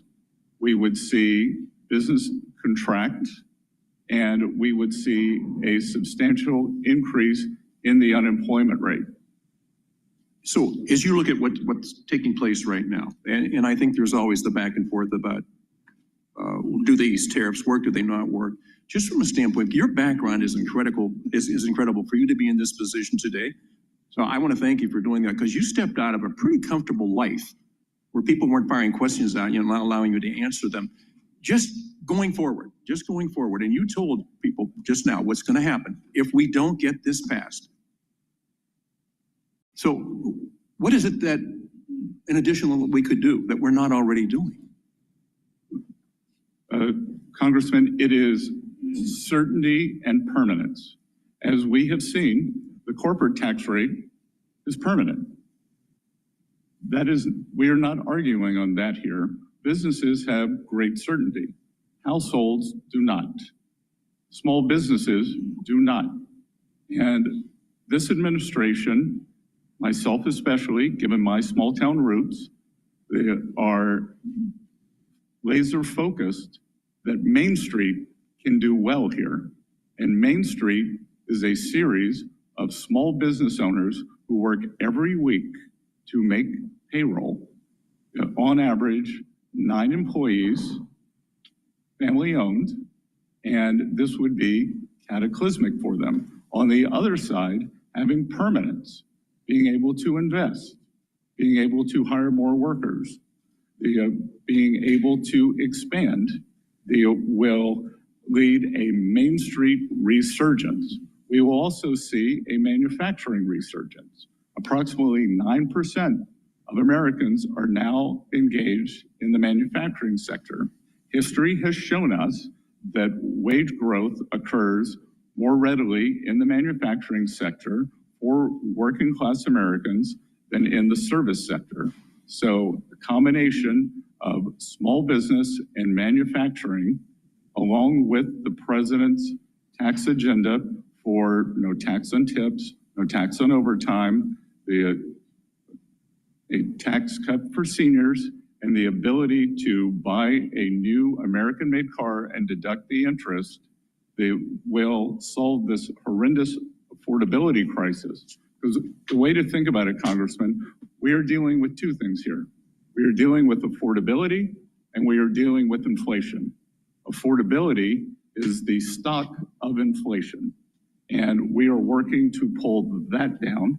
That can be pulled down two ways, through price levels or increase real wages. I think we can do both, but the real fill-up here would be increased real wages for working Americans. On the other side, we just saw yet another fantastic inflation number, much of that due to decrease in energy prices.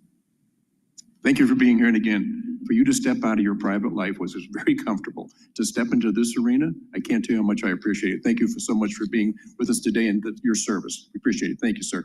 Thank you. Mr. Larson. Thank you, Mr. Chairman. And thank you, Mr. Secretary, for... We're now hearing from John Larson, Democratic member of Congress from Connecticut. It's pretty clear. And listen, who needs to get into arguments when you need answers? And you can see the frustration on this side. I appreciate your loyalty to the president and understanding your responsibility, but it seems pretty clear that in the time that we're given to ask a question, et cetera, the reason that people are seeking yes and no answers is because of the time that's allotted. It has nothing to do with you personally or whatever. You're obviously very bright and intelligent. So, Mr. Secretary, would you agree that I give great credit to Representative Massey, who stood on the floor and addressed the Congress during the debate on this bill. And he never criticized the president. He never criticized a fellow Republican. What he did was address the facts. And he laid them out very clearly. Let me quote what he had to say here. This bill is a debt bomb ticking. Congress can do funny math, fantasy math if it wants, but bond investors don't. This week, they sent us a message. Moody's downgraded our credit rating, and the bond investors who buy and finance our debt demanded higher interest rates on a 10-year note, 20-year note, and 30-year note. What does this mean? Very soon, the government will be paying $16,000 in interest for paying $16,000 of interest alone per U.S. family. What are we telling them instead of taking care of that problem? We are going to give them a tax break. The frustration you hear up here, of course, is that there's denial that tax breaks don't add to the national debt. Was Moody's wrong? Was Representative Massey's assessment wrong? I can tell you that clearly Representative Massey doesn't understand the bond market, and that any 24-hour window, as he's just said, is incorrect.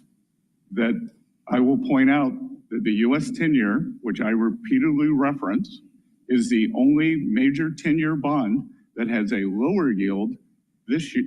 So has a lower yield today than it did on January 1st or January 20th. German yields are higher, Japanese yields are substantially higher, but U.S. 10-year yields are lower. So I'm not sure what's on Representative Massey's mind. So Massey is wrong. And Moody's was wrong too? Moody's, even the Democrats say that. What do you mean, even the Democrats? The last time that the U.S. I don't know. What do you have to do with Moody's? You know, in 2011, when the U.S. was downgraded, Larry Summers, then NEC head, called Moody's a lagging indicator. Is Moody's wrong or right? Yes or no?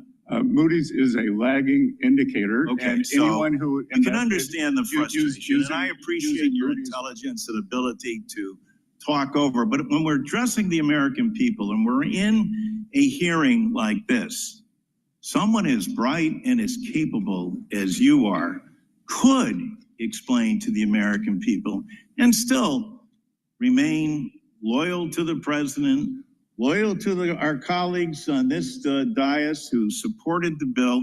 There is a strong difference of opinion. And that's what is being expressed here, opinion.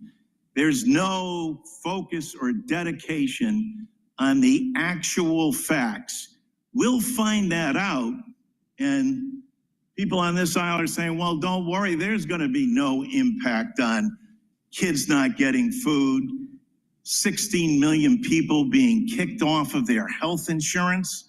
That's some mirage, that's some fictitious notion that Democrats have made up. And this national debt stuff, well, whether it's Moody's, whoever it is who has come out, whether it's the Wharton School, they're all wrong or misguided or uninformed, as Secretary Massey was. I yield back. Mr. Schweikert. Thank you, Mr. Chairman. Mr. Secretary, how's the jet? We're listening to David Schweikert. He is Republican member of Congress from Arizona. look, it's impressive, but I don't know if you get frequent flyer miles for all this traveling. No, but I take my responsibilities of reporting to Congress very seriously. No, we appreciate you making the effort to get here. I'm going to give you something that's a little bit different, but it's more some of the things we specialize with the Joint Economic Committee and those. We'd like to actually engage, this is probably more technical staff, on what we can do to actually, there's things we can do policy-wise, message-wise, product-wise, in regards to moving away from notes and bills and being able to create some additional interest liquidity on the bonds, moving out in the curve. With past Treasury secretaries, we've done presentations on everything from Professor Schiller's Trill's idea, where it's a bond, but it actually has a slight attachment to as an equity interest in the U.S. tax receipts, so therefore it's sympathetic with tax revenues, to things you've actually written about or your team around you have written about, certain gold indexes and other things for long-term debt. My interest is very much, and this is a intellectual conflict. I apologize. I need to just plug some products here. Please go to my store, the-studio-reykjavik.com, and get the magnesium and zinc. Magnesium and zinc helps to boost up the immune system. Also, magnesium helps with brain function. Extremely important. As we get older, our brain doesn't function as well, especially post the crisis of 2020. It's really important to take supplements and apply a holistic approach to improve your brain function. We'll talk about that throughout this transmission, but supplementation is a big part of it. Also, make sure you drink filtered water and stay away from processed foods and reduce your sugar intake. So also take vitamin C and magnesium. Vitamin C helps with the skin, your immune system. And again, magnesium helps with the brain function. So this is a great way to boost up your immune system. Take the vitamin C and magnesium and the magnesium and zinc. Now, make sure you drink it with filtered water. I also have very high quality soaps. You can get it in lavender, in peppermint, also in lemongrass and charcoal tea tree. They're made from structural nanosilver. So please go to my store, the-studio-reykjavik.com. Very high quality soaps. Help support the work and use discount 5 and you get $5 off any order. Issuance, as it is, I would add that in my lifetime, and I can't believe, to go back to experts, we always see, it's this industrial revolution, it's that industrial revolution. I'm not sure whether we're on the 4th or 5th, but I do believe that we are on an industrial revolution, an AI revolution that may lead to a productivity breakthrough that could be very important. Mr. Secretary, you're stealing one of my speeches, but synthetic biology, AI, automation, and that's actually, it's a side conversation on reindustrialization and the actual statistical information of how much of that's going to be labor substitute by automation. And therefore, we may not get the same wage growth in the academic literature, but that's going to geeking out a little bit.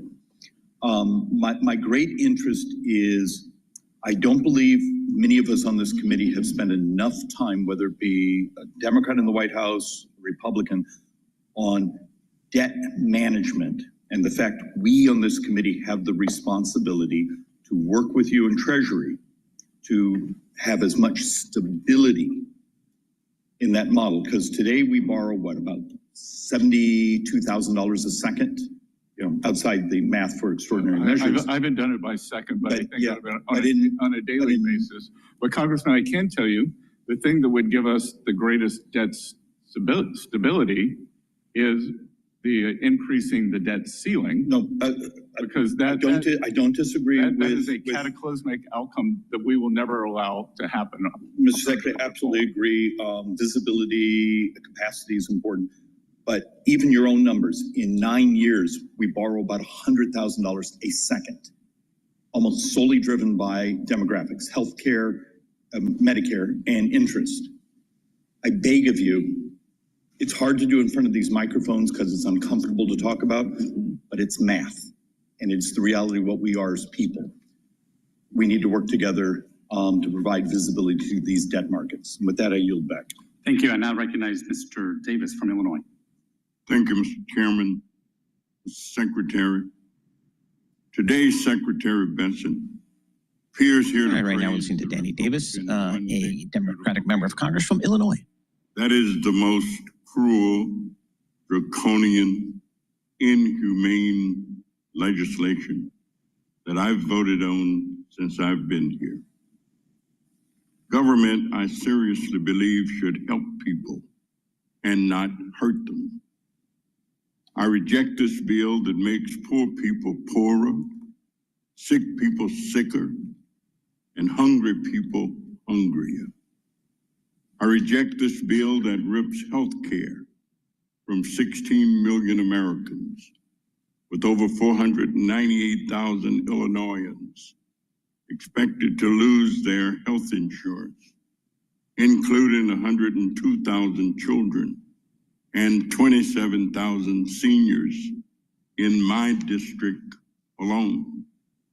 I reject this bill that threatens my constituent Deborah and her 2 children, whom she adopted from foster care. The picture behind me shows Deborah's children, who are medically fragile and rely solely on Medicaid for their health care. I reject this bill that will close hospitals in my district and kick people out of their nursing home, not only in my district, but across the country, especially in urban inner city communities and rural communities for sure.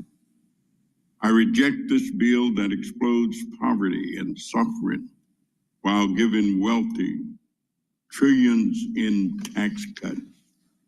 And I reject this bill's irresponsible explosion of the deficit that triggers statutory cuts to critical programs supporting children and families.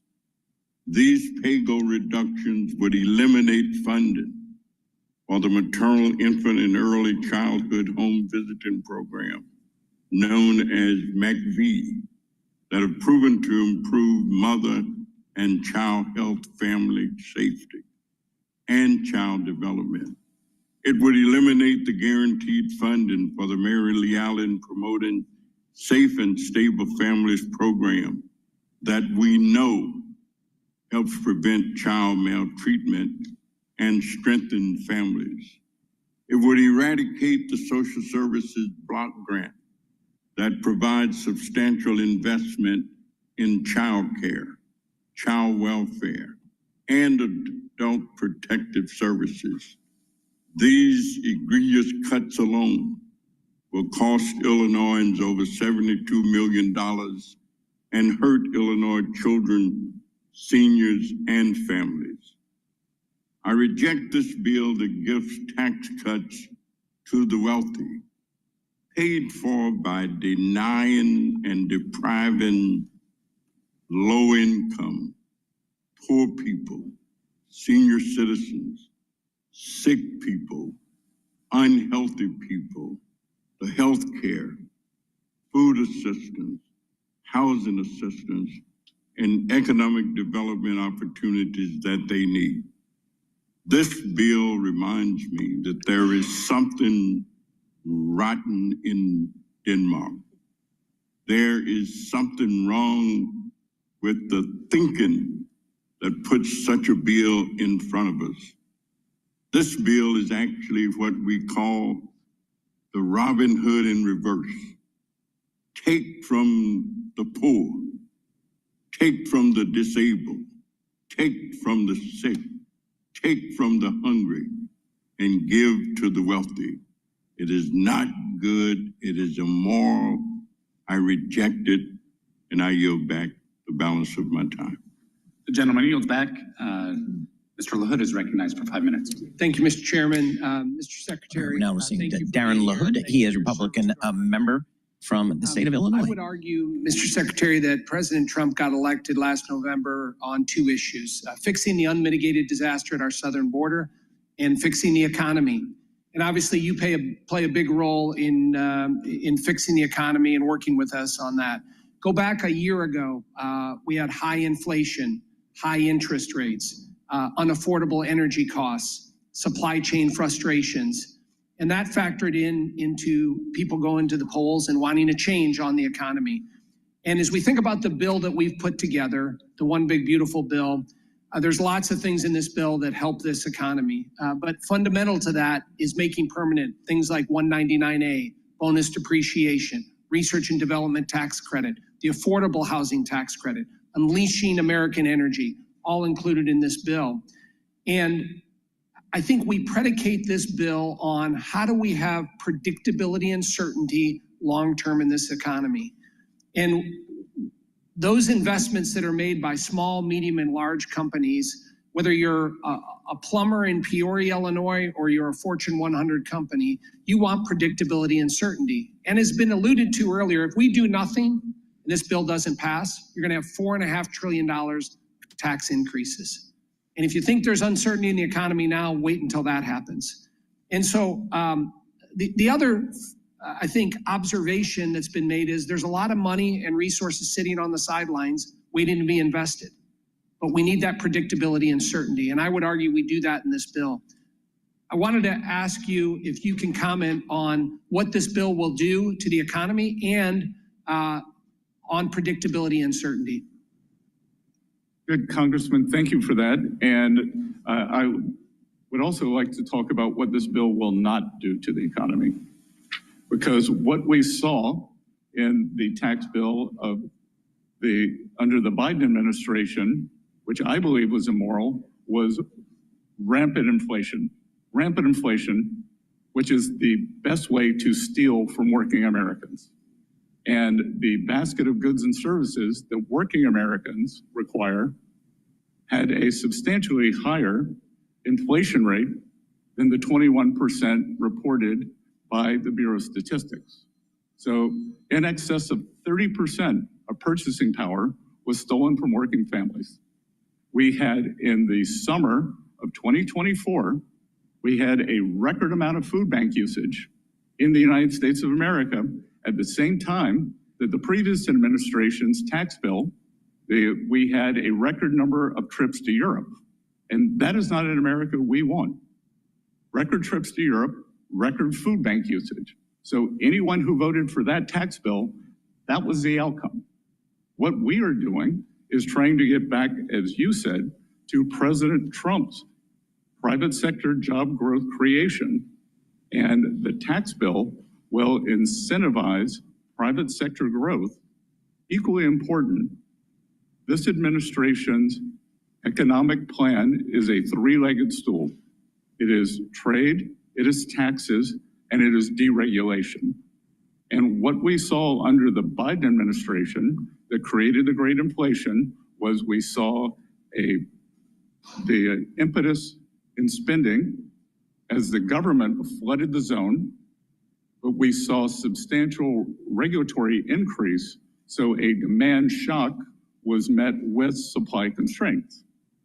What we are doing with the help of this committee, and congressmen like you, we are creating a private sector demand shock that is going to be met with a deregulatory release. So we will go back to 2018 and 2019, we will have strong growth and will be non-inflationary.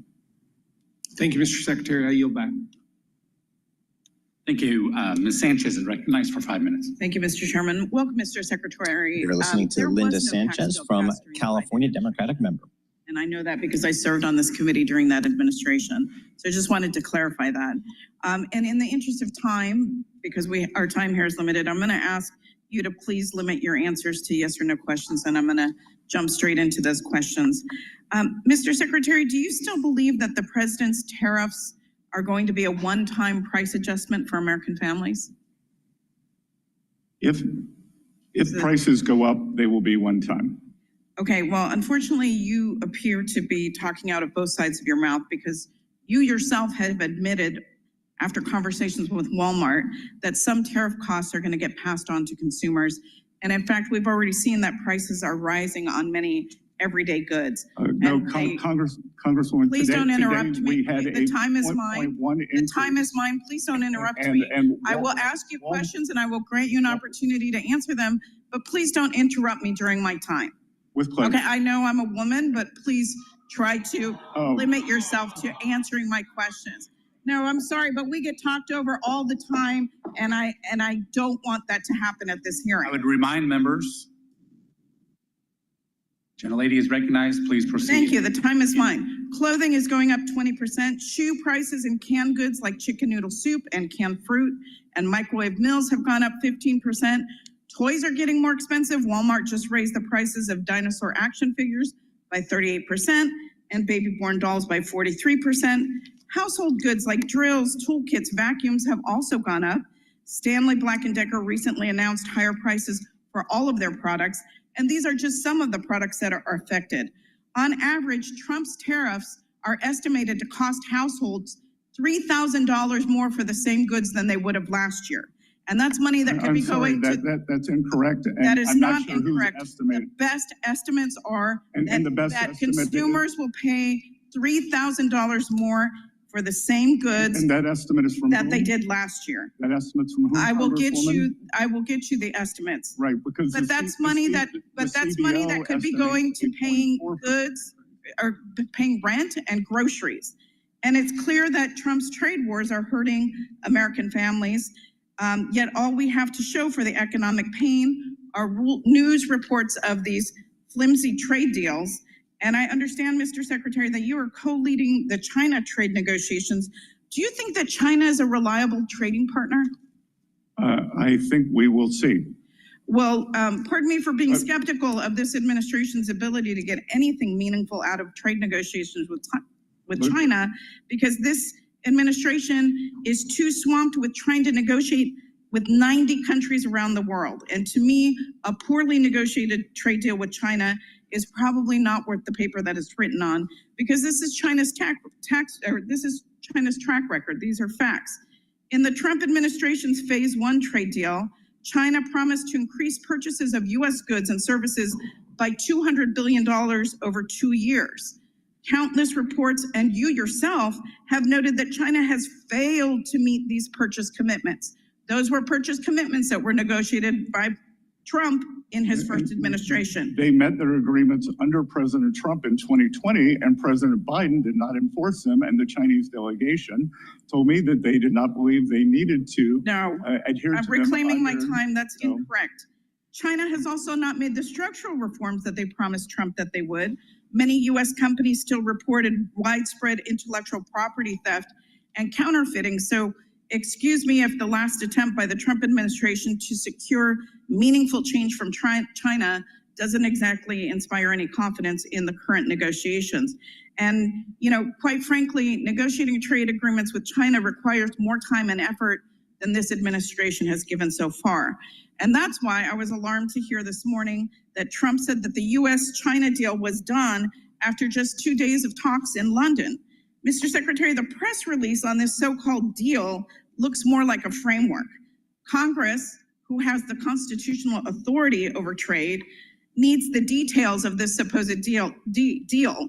So I'm asking if you will provide this committee with the actual details of this deal, because there has been, unlike what was said earlier, there has been no consultation with our side of the aisle, at least, on the China negotiation. Will you commit to giving us the specifics of that deal, the details? The Congresswoman, I flew back at 4 a.m. this morning to be here this morning, and we are... It's a simple yes or no question. No, it is not a simple yes or no question. We are in the midst of constructing it, and back to your question, China has proven an unreliable partner in strategic. Will you The, commit to consulting with us strategic- on trade deal with China? Gentlewoman's time has expired.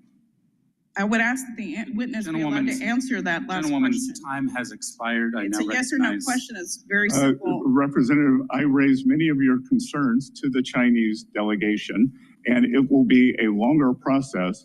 The trade deal today, or last night, it was for a specific goal, and it will be a much longer process. And I will note that the previous administration did nothing. But excuse me, the Mr. question Arrington was is whether now or not you recognized. would The gentlewoman's consult with time has members of expired. Congress. Mr. Arrington's time.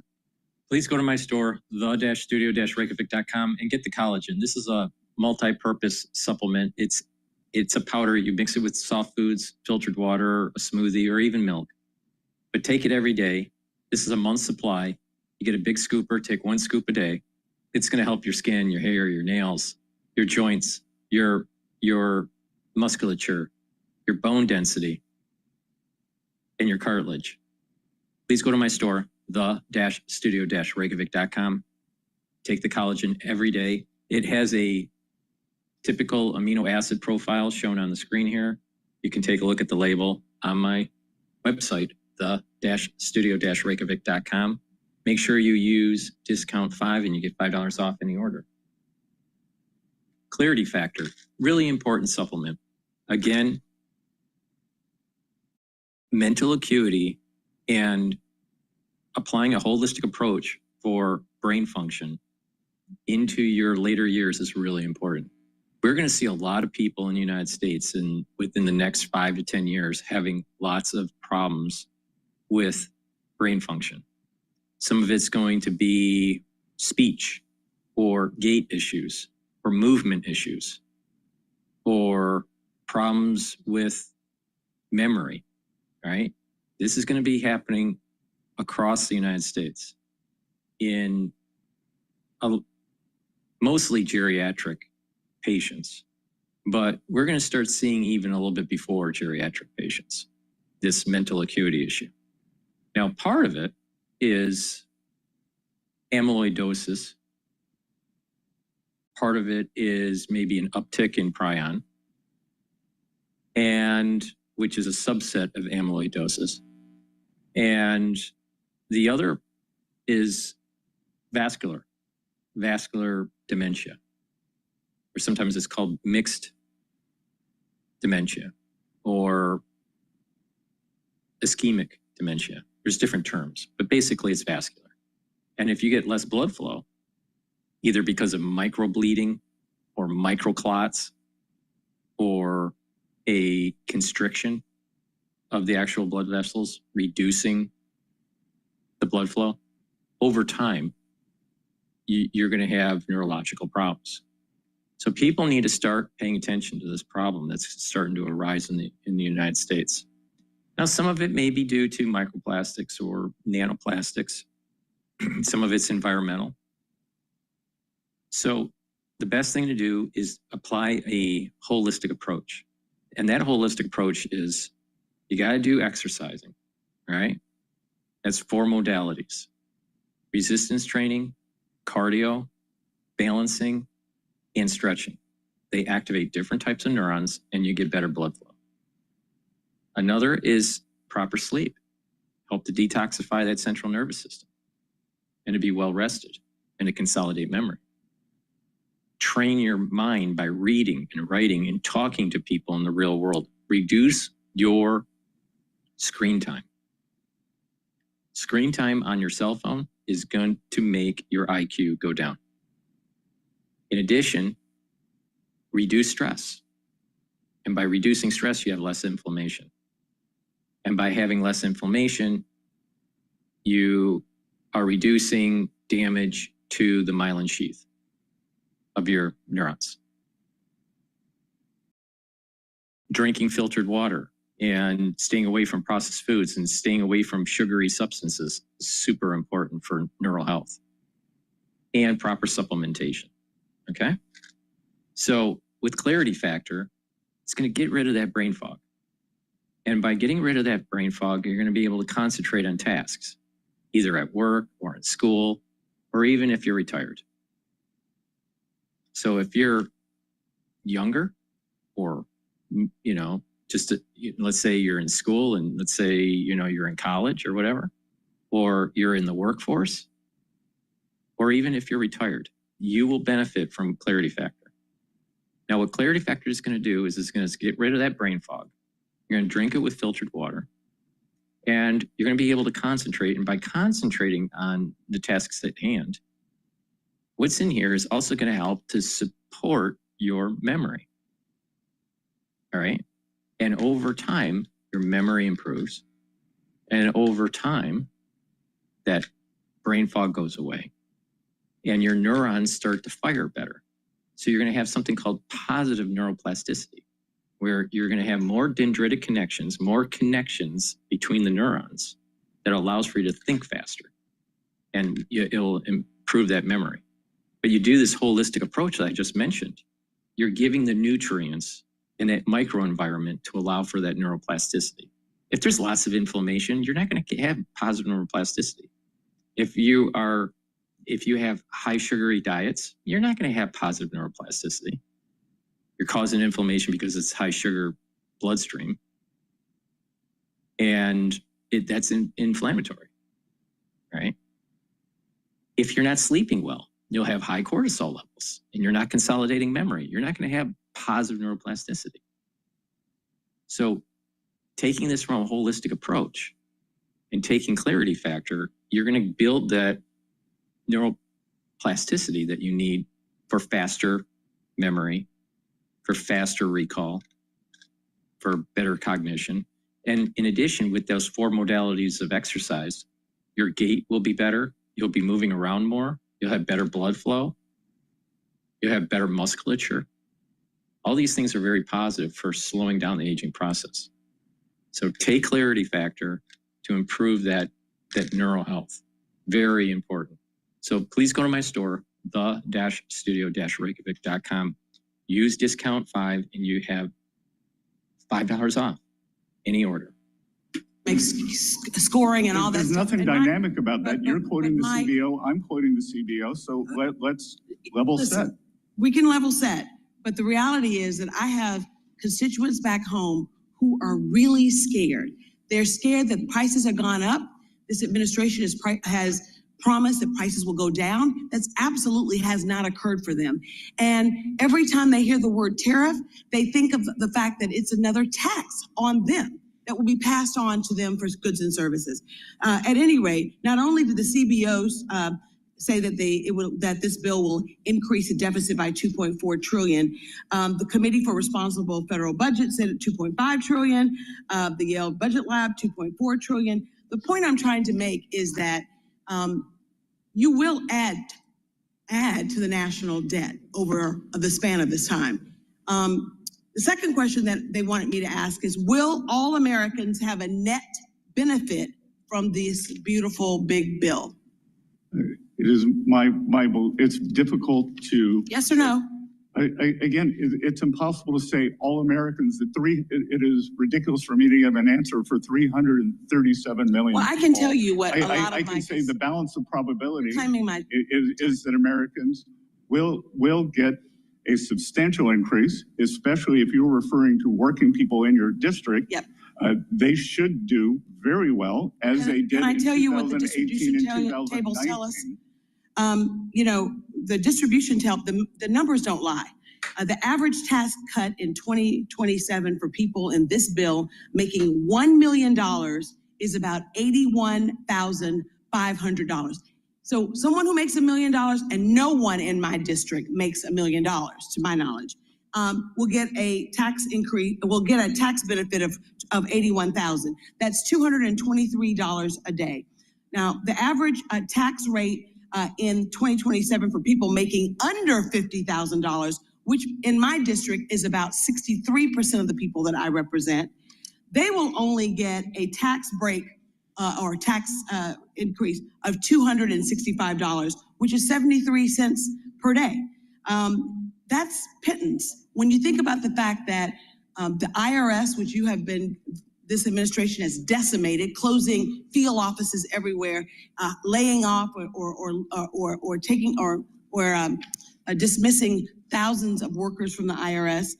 The folks in my district often get, bombarded with inquiries about their earned income tax credits, and billionaires that are going to get $81,500 more don't. So, I mean, the point that I'm trying to make is that not all Americans will benefit the same. We know that because people make different things. But the fact of the matter is, if you're only saving me $268 and you're taking away my health care, which 16 million Americans will have no health care, will lose their health care, and they have to lose their health care in order for you guys to actually pay for your bill. I mean, to pay for your bill by kicking people off health insurance and giving them no health care, to me, is immoral and not fair. The last question that I was asked to ask you was, when will we hit the debt ceiling? I know that this big, beautiful bill also means a increase in the debt ceiling. And frankly, I heard you say that that is something that's an imperative. I would agree with that. When do we foresee us hitting the debt ceiling? Congresswoman, I want to congratulate you. You have a very sophisticated constituency to ask questions like this. That the so-called X date is a... With all due respect, just because you're poor doesn't mean you're ignorant. As I said, very sophisticated. Yeah. It was so a, just it was, can you answer the question? I'm in the, I mean, I want to know. I'd like to know whether or not. I'm in the habit of saying thank you to compliments. That the so-called X date is a moving target. So when do you you're the Secretary of Treasury. So tell me, when do you predict, given where we are right now, will we hit the ceiling? Some point in the middle to late summer. Is that August, July? Again, it is imprecise. Well, sir, I just think that it is an abomination that we are actually giving bigger tax cuts to the wealthiest Americans who don't need a tax cut. Meanwhile, we're taking away food assistance and health care from people who desperately need it. Gentlewoman's time is yield back. expired. I now recognize Mr. Estes for 5 minutes.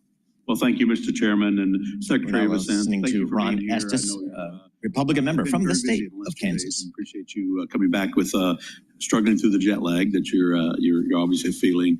I just want to, I have some remarks here. I just want to throw out a couple of comments that have been talked about. I mean, and I believe you mentioned this earlier, is that after Tax Cuts and Jobs Act, the top 1% went from paying only 40% of the tax burden to now paying over 46% of the tax burden. So as we've put in this good Tax Cuts and Jobs Act, the top 1% are actually paying more.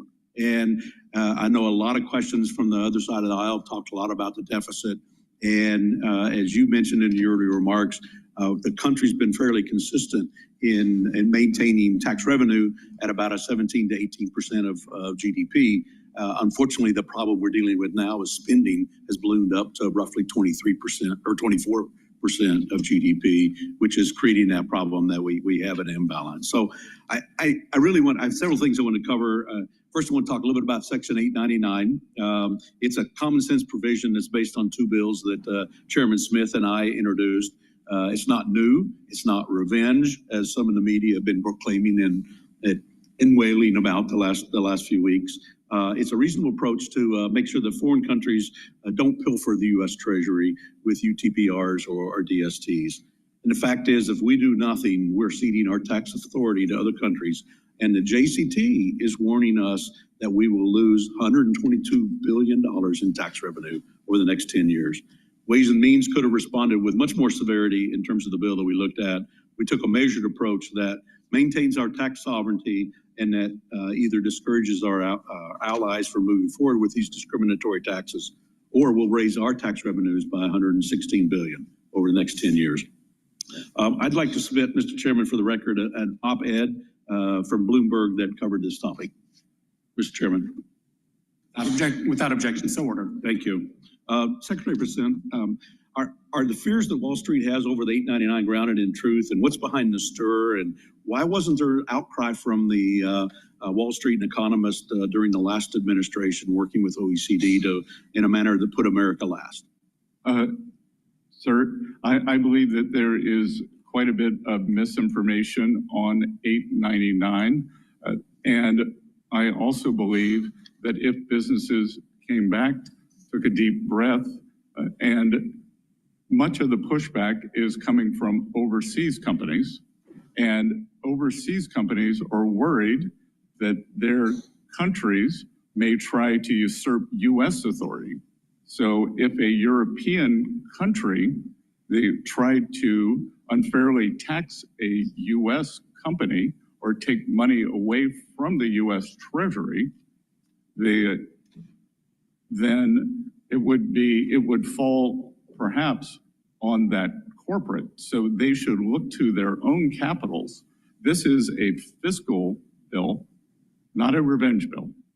Right, I agree with that. I think that some of these companies need to be lobbying their own government instead of trying to lobby 100% Congress administration.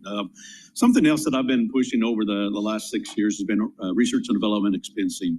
Mr. Chairman, I'd like to submit this Washington Examiner op-ed titled, "We're a Nation of Innovators, but our tax code no longer encourages it." Without objection, so ordered. Immediate expensing for research and development is a jobs provision, with 3/4 of the R&D expending spent on wages and salaries. Also has broad bipartisan support. I believe we need to provide businesses with certainty by making immediate write-off permanent, because it takes longer than 4 years to actually develop more new methods and technologies. Secretary, can you help explain why it's critical for our country to return to immediate R&D expensing, hopefully on a permanent basis as we finish this bill? Sir, we are the undisputed technological leader in the world, from AI to life sciences. And one of the reasons for that has been the expensing of R&D. And we are pushing very hard to make this the best location for whether it is high-tech investing, whether it is biomedicine, or any other, the manufacturing process that we want to bring back. Part of the problem, I believe, is that the manufacturing process has been separated from the R&D process. So we need to have both of them here sitting side by side in the United States. Yes, thank you. And there's so many other provisions I could do, but I'm out of time. Mr. Chairman, I'll yield back. Thank you. Thank you.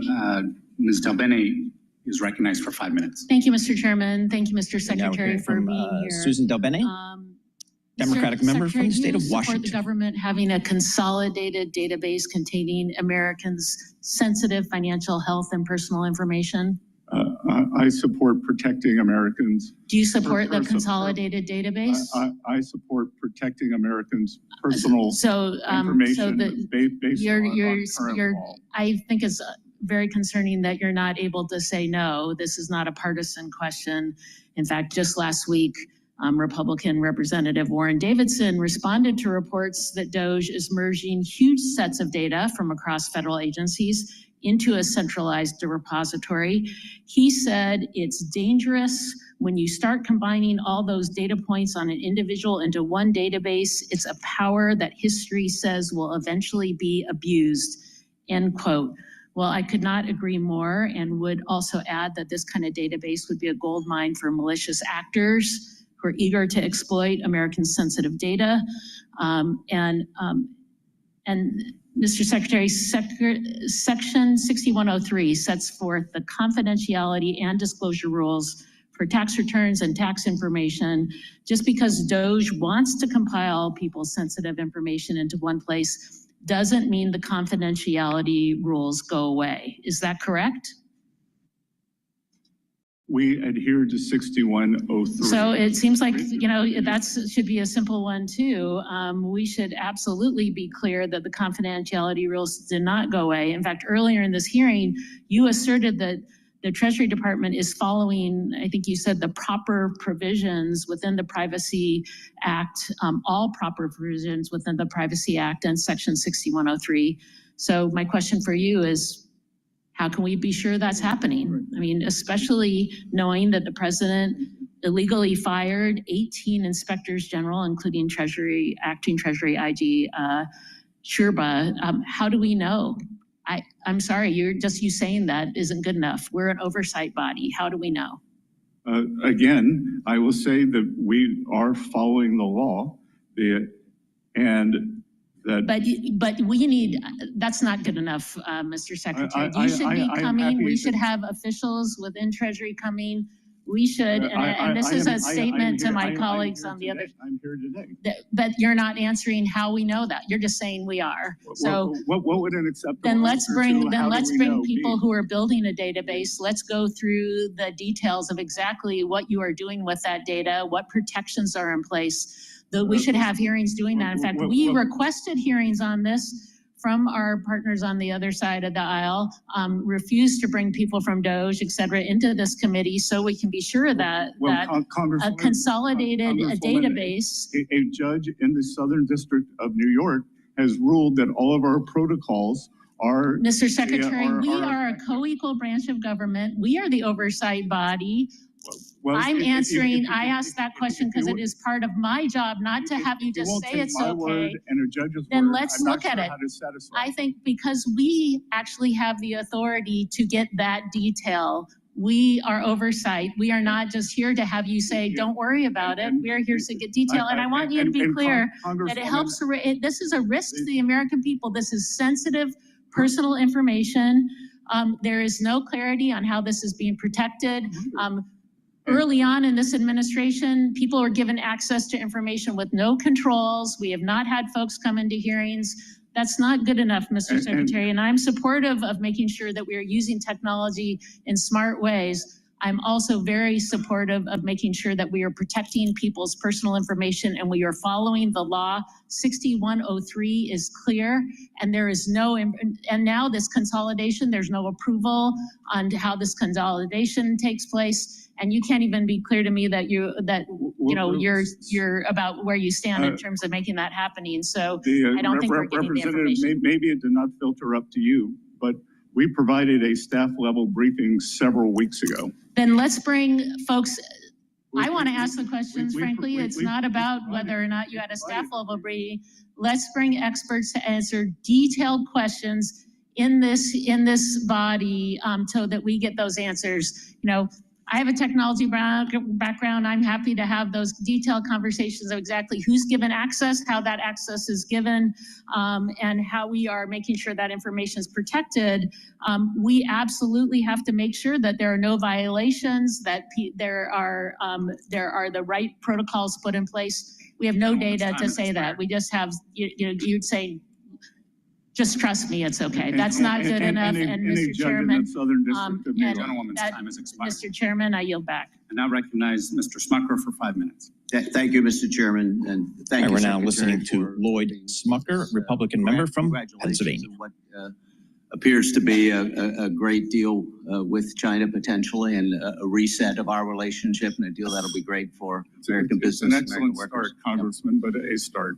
Yeah, I'm really continue to be proud of the work that we've done with the Tax Cuts and Jobs Act, the impact that it had on my constituents, where average families in my district saw an increase of about $6,000 in their wages in the years following that. Inflation was low.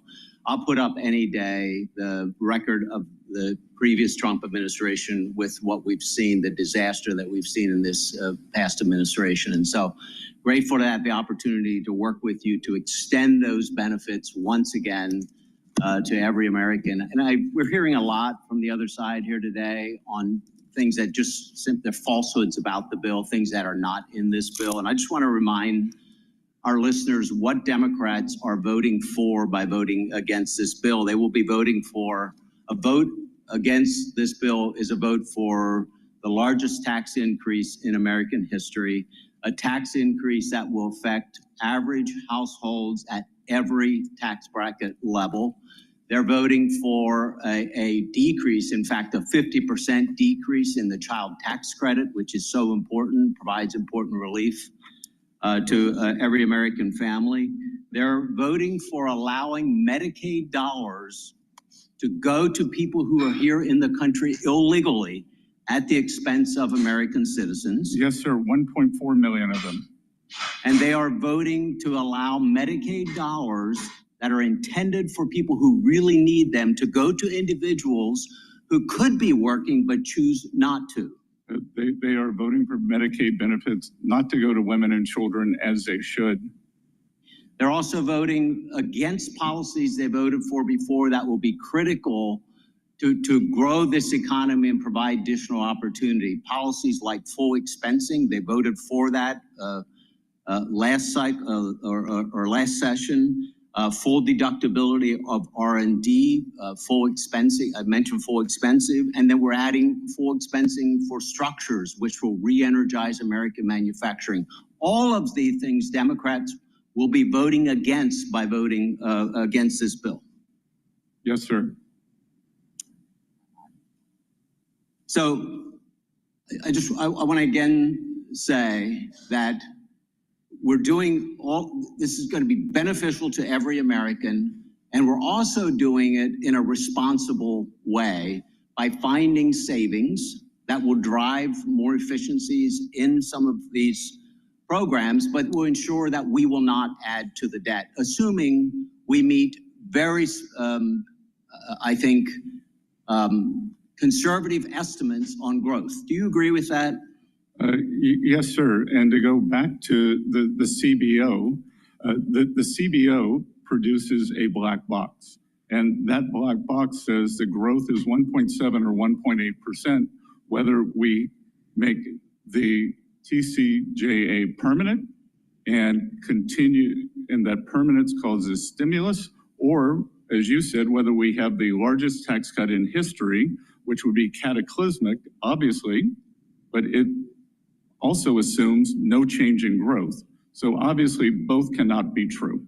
Exactly right. So we're going to do this in a fiscal responsible way. Now, I do have one question for you, and I only have a minute left. One of the things that I was impressed with when during your confirmation hearings and leading up to your appointment as secretary was your 3-3-3 plan.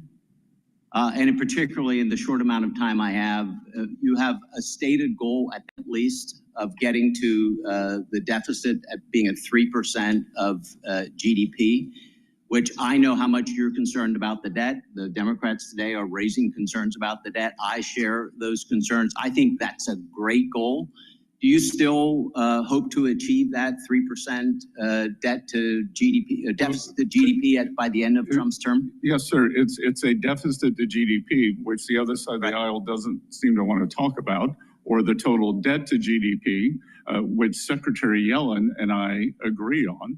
It is those two numbers that matter. The absolute number, while daunting, those two ratios are much more important. And I said that we would like to have a 3 in front of the deficit to GDP by 2028, the end of President Trump's term, which is the long-term average. And I think this sets, Gentleman's time is expired. This sets the basis for being able to achieve that. There's going to be a lot more work to do, and I look forward to working with you to achieve that goal. Thank you. Gentleman's time has expired. I now recognize Ms. Chu for 5 minutes. Secretary Besant, my constituents are sick with worry Representative about Judy Chu, losing Democrat from their California, coverage. questioning Treasury The Secretary Besant. nonpartisan Congressional Budget Office just determined that more people will lose. Please go to my store, the-studio-reykjavik.com, and get the vitamin B complex. This is a vitamin complex that you should be taking every day, especially if you're 40 years of age or older. The first 4 B vitamins will help the mitochondria. They'll boost up that ATP, which is very important for energy levels within the cell. They'll also help with cellular metabolism, and vitamin B complex will help to protect neurons.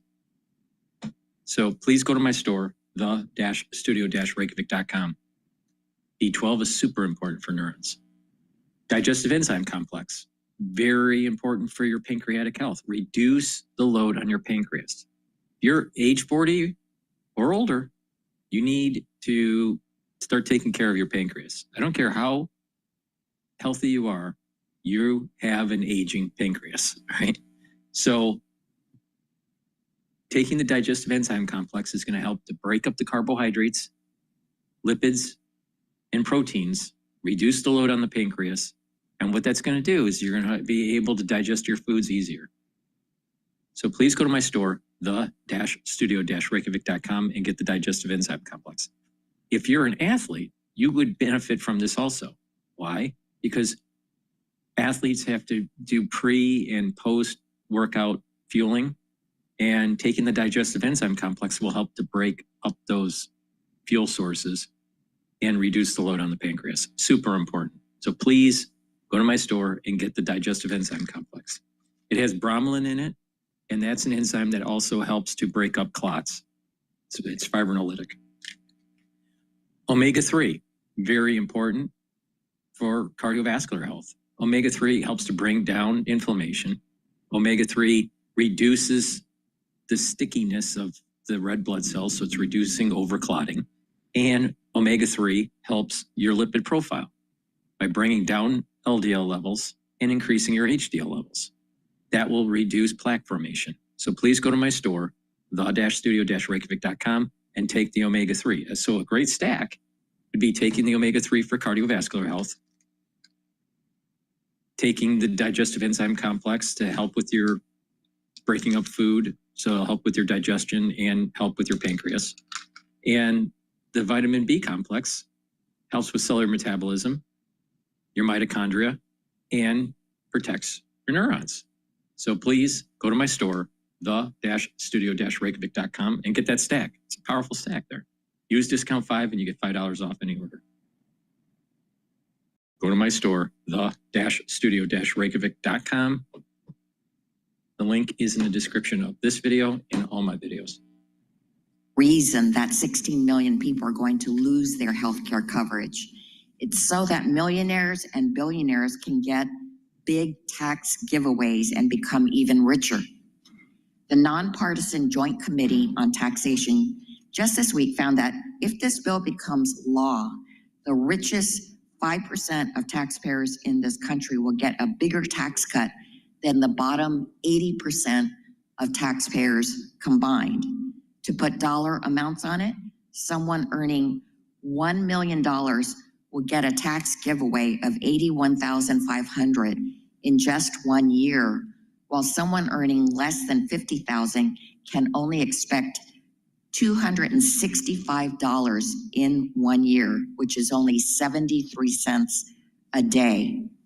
That millionaire will get a tax cut in 1 day that's almost as big as what the middle-class person will get over the entire year. And of course, this does not account for the burden of paying more for basic necessities because of Trump's tariffs, nor does it account for the loss of life-saving benefits like Medicaid coverage or SNAP food assistance. When the University of Pennsylvania included the benefit cuts into their analysis, they found that the poorest 20% of households in this country will lose $30,000 over their lifetime if this bill gets signed into law. It's quite literally a reverse Robin Hood scheme, taking from the poor and giving to the ultra rich. That's why I had an amendment that said there should not be tax giveaways for those earning more than $10 million per year. And so, Secretary President, I only want a yes or no answer. Would you have voted yes or no on my amendment? Again, no. I yield back. Mr. Hearn. Thank you, Mr. Chairman. Mr. Secretary, it's good to see you again. Thanks for sitting here. Your predecessor, Janet Yellen, pushed Congress for the last 4 years to adopt the OECD global tax deal. I'm grateful that you and the administration have been working to stop this. There's a lot going on in that space. And as the current global tax deal is formulated, U.S. multinationals are disadvantaged in two critical ways. First, they face 2 layers of minimum taxes, the existing robust U.S. system and the emerging OECD system. And 2, their traditional income-based tax incentives face stricter scrutiny against the corporate welfare regimes in China and the EU. The global tax deal fosters a kind of a Hunger Games style race for government handouts, cash subsidies, and refundable tax credits. The system rewards political connections and authoritarian regimes over innovation. And Mr. Secretary, as you know, countries are pressuring the U.S. to sign on to the global tax deal and want to push subsidies out of the income tax system into the hands of bureaucrats, distorting markets, picking winners and losers, and leaving their taxpayers footing the bill for political pet projects with dismal economic results. If other nations want to tie their economies in knots with that nonsense, that's their funeral. The U.S. should not play the role of global nanny, dictating domestic policy to sovereign states. Countries around the world are free to determine a domestic policy that meets their political and economic demands, but not at the expense of the U.S. taxpayer and our great U.S. companies. My concern, Mr. Secretary, is that there is an on and off switch associated with the implementation of this global tax deal. A lot of uncertainty of what's happening after your time in office and the president's time in office. The tax sovereignty of this nation is under attack. The last administration gave away U.S. leverage trying to sell the jurisdiction and purview of this committee to the OECD in Paris. We must not let that happen. The global tax deal isn't just a friendly suggestion, it's a loaded gun aimed at countries that don't join the cabal. I, for one, don't want the U.S. to be looking at the end of their loaded gun under the next administration or the one after that. Mr. Secretary, will you commit to working with us to put a nail in this coffin on the global tax deal once and for all? My staff met with the OECD in Paris just last week, and we are pushing back and working toward a solution as soon as possible, Congressman. Thank you for your work on that. And then one last thing, the current tax code has certainly been biased against investments and structures, and I've been working on this issue for a number of years since I've been on the Ways and Means, including a bill I introduced that implements a neutral cost recovery for structures. While we should continue to do more in this space to drive down the cost of investment in structures, I know that's part of the big plan to get manufacturing back here quickly. I'm happy that we're moving in this right direction, and long depreciation schedules, as you know, and as you've worked on, erode the value of deductions, hindering growth on domestic manufacturing. The provision that we included in the big one, beautiful bill that allowed full expensing of factories coupled with restoration of 100% expensing for equipment and machinery will be crucial for the President Trump's agenda to boost American manufacturing. We're hearing a lot of great things about that. Mr. Secretary, I want to reiterate my thanks, certainly the Republican Party's thanks for your immense support in this provision to implement full expensing of factories. And I'd like to yield the rest of my time to you to just talk about why that is so important to move quickly on this to get it done and what it's going to do for our economy. Congressman, it provides great surety, but more than that, it provides the impetus for businesses to make capital allocation very quickly. And in a way, it puts us on an even playing field with the countries that heavily subsidize their industry. In the United States, we try not to, some administrations like the past one try to pick winners and losers. We do not. We try to set the best playing field and create the best environment. So the surety of immediate expensing is very powerful in terms of after-tax return on capital.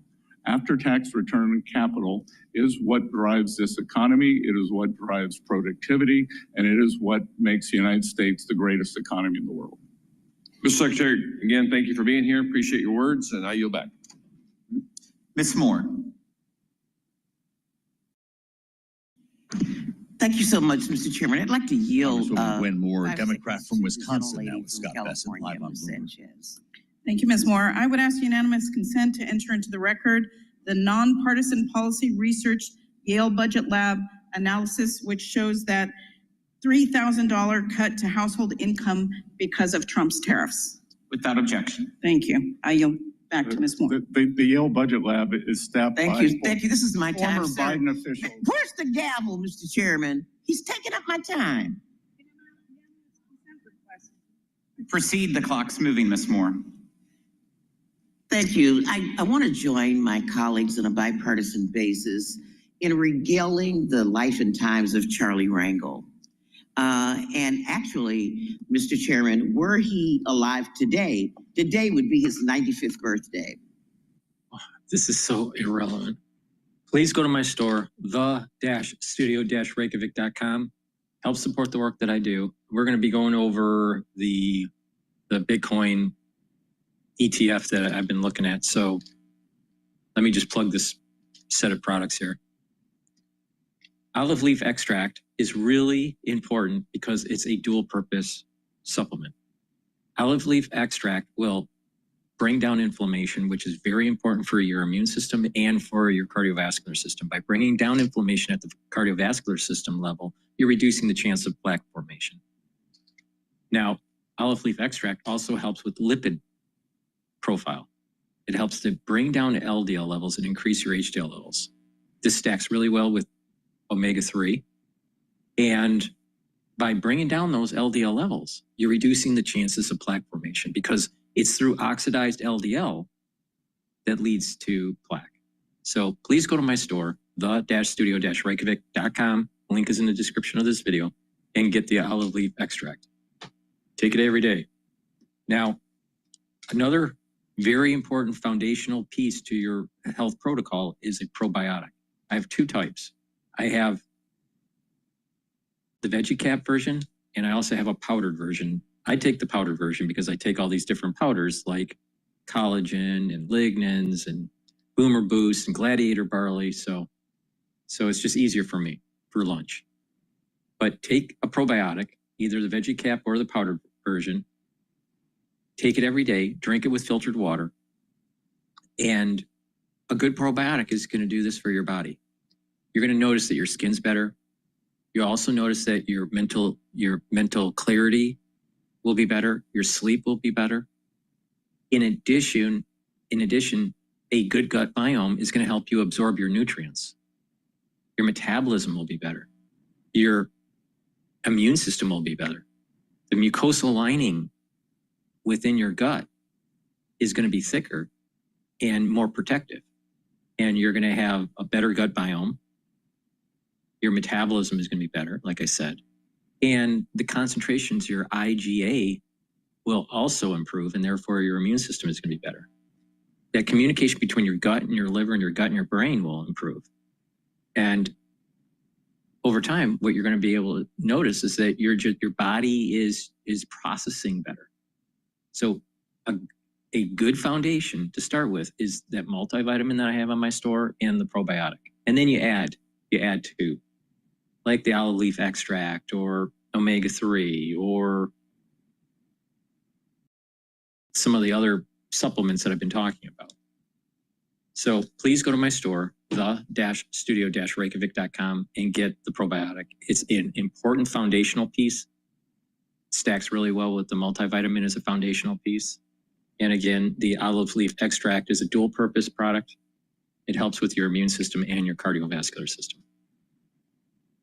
I'm just a simple question. Is that waste, fraud, and abuse? My priorities are collection, privacy, and customer service. Okay, but we're not collecting that. And you cut 31% of the budget from the IRS that would have actually, processed these claims. The largest budget cut was in the IT department that began the modernization in 1990. Okay, the true cost of economic security has determined that 50% of Americans are financially insecure. 50% of Americans. So do you think that any of them are going to suffer from the cuts in Medicaid, SNAP, and ACA not to have these resources available to them? Yes or no? I believe that they will be better off under this tax bill, just as they were under President Trump's last term, as opposed to the ravages of inflation under President Biden's term. Well, let me just ask this. Why is this bill designed to take away some of the benefits that you claim people are going to have? They expire. They're trying to get rid of the fraud. Expires, all of these things that these families are supposed to get. If you're so into uplifting their needs, why do they expire? All right. Let's talk about Bitcoin for a second. All right. The BITO is the ETF longing Bitcoin. The short Bitcoin ETF, BITI. Now, it's a leverage fund, and you're going to have leverage decay, so you got to watch what you're doing. You got to kind of be sophisticated. Now, what you're going to notice here is that Bitcoin is trading at 109. It's having a hard time staying above 110. All right. So it'll go up to 110 and then it'll come back down, maybe go to 108 and then come back up. And so it's having a hard time at 110. Now, BITO is trading at 21.95. Now, BITO's next support level, nearest support level, is 21.40. Yeah, 21.48. That's the next support level. And the resistance level has still been, and I've been saying this for several sessions here, 22.50. 22.50 is the resistance, and that seems to be around the 110 mark. So right now, and it's just bouncing around. But once it passes that 22.50, once Bitcoin gets over that 110 threshold and stays above it, you're going to see BITO go up in the ETF. So you might want to accumulate shares, but it is leveraged, and there is some leverage decay that goes on there, so you got to be a little careful. But that's a interesting way to play Bitcoin. There's lots of ways to play Bitcoin, you know. So some people want to do the pure play, some people do ETF, some people do a basket of crypto, whatever. All right, so this is the way I do it. So BITO 22.50 is a resistance level. 21.48 is a support level. And Bitcoin needs to get above 110 permanently for this really to accelerate. But when it does, it will accelerate. Acknowledge that this new threshold would be difficult to administer and to lead to the taxpayers' confusion. So instead of working with us to fix it, the Biden Treasury unconstitutionally delayed implementation and then changed the threshold to try and ease the taxpayers' confusion in the election year. Unfortunately, there are still millions more 1099K forms that were sent out. And Republicans have worked to restore the 1099K threshold to the time-tested standard of $20,000 and 200 transactions by including my Saving Gig Economy Taxpayer Act in the One Big Beautiful Bill. Can you shed some light on how this policy and others being produced from your department will make life easier for our taxpayers? Representative, thank you for discussing these very important issues. As I said, I believe the underappreciated part of President Trump's economic plan is the deregulation. And what you were describing, the cutting back on paperwork, that putting thresholds at proper level is indeed deregulation, lower paperwork. And I think they correctly pointed out that the previous administration, I'm not sure that anyone ever signed the front of a paycheck or the back of a paycheck. I think they mostly received direct deposit from the US government because they're always government employees. So if you have never made payroll, if you are not processing paperwork, you don't understand the costs that are inherent in this. If you are a small business person, if you are someone with a lawn care business, if you are someone, as you said, we have a completely new economy today with the gig economy. Whether it is Uber drivers, delivery people, the contract workers who work from home, in programming fields. So I think that it was tone deaf, completely tone deaf for the nature of the new economy. You are so right. And I also want to voice my support for the ongoing trade negotiations that the president and you are working on. For too long, our trusted trade partners have quietly taken advantage of the United States. And I'm a firm believer that trade truly is the great equalizer and a powerful tool to bring the world together. However, sometimes the tool can be used effectively and not always with fairness. I'm particularly interested in the domestic steel industry from West Virginia. We've been producing quality steel for decades, and some in my hometown in Huntington and my district is currently ramping up more steel production even further with new mills in Mason County. So I'm supportive of the Section 232 tariffs on steel the president has pursued, and I'm eager to work together with the administration to ensure that a level playing field is also applied to the US-UK economic prosperity deal. The UK has a history of subsidizing its steel industry. which in turn often undercuts our domestic steel producers. Can you commit to continuing working on securing fairness for our domestic steel industry across trade deals? Representative Miller, I had the privilege of being with the president at the U.S. Steel factory in Pittsburgh a week ago Friday. And I can tell you that the president's commitment to the U.S. steel industry is unwavering, that we are bringing back domestic production.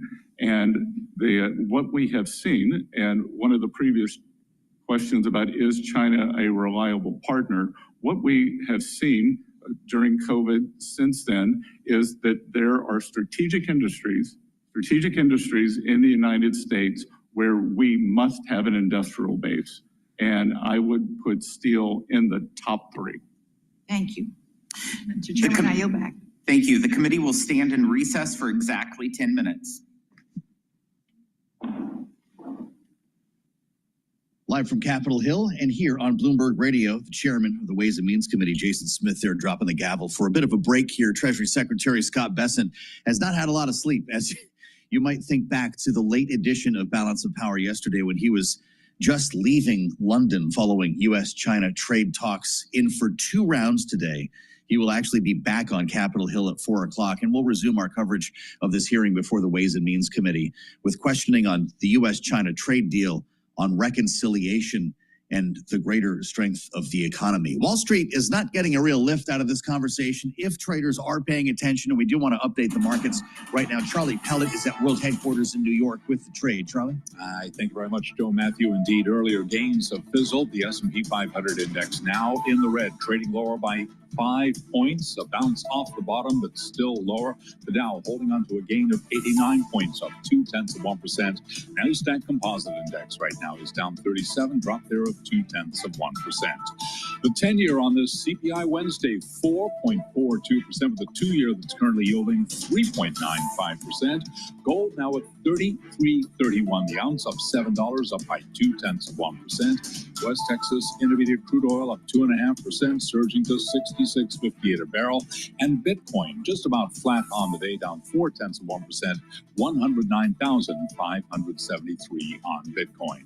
So bottom line here, we do have stocks shuffling between small gains and losses as traders look past that upbeat report on cooling consumer prices. We're also assessing the outlook for global trade. Recapping, S&P down 3, drop there of 0.1%. Balance of Power continues. Back we go to Washington. Once again, your host here is Joe Matthew. Hey, Charlie. Many thanks to Charlie Pellet. He'll be back a little later in the broadcast as we keep tabs on Wall Street. And in the meantime, waiting for the Treasury Secretary to return following a brief intermission in the hearing before the Ways and Means Committee, we wanted to spend a bit of time with Stuart Paul, of course, U.S. economist at Bloomberg Economics, just to hash out a bit of what we heard and also talk about the data this morning. Of course, an important day here with U.S. core inflation rising less than forecast. He had the wind at his back, Stuart, when it came to CPI this morning and kind of the backdrop for this conversation. And we're getting a real I told you so out of the White House when it comes to Trumponomics, or whatever we call it. How good is this news and what does it mean for the Fed? That's right. So he started off this testimony before the House Ways and Means Committee with a bit of a victory lap because this morning's consumer price inflation data came in lower than expected, the headline rising just 0.1%, same for the core on the month. And I think that what most folks are breathing a little bit of sigh of relief about is that the headline has not been blown out because of tariffs that had gone into effect. The thing that we see when we look at the details, however, is that things like home furnishings, appliances, electronics, sporting equipment, things that we import from China, those are all seeing the effects of tariffs. We are seeing firms pass through tariff costs to consumers. Where we're seeing disinflation offsetting that effect is in a lot of these services categories. So we're seeing shelter prices rising just a little bit less. But more importantly, we're seeing travel-related prices, airfares, hotels, they're just outright declining.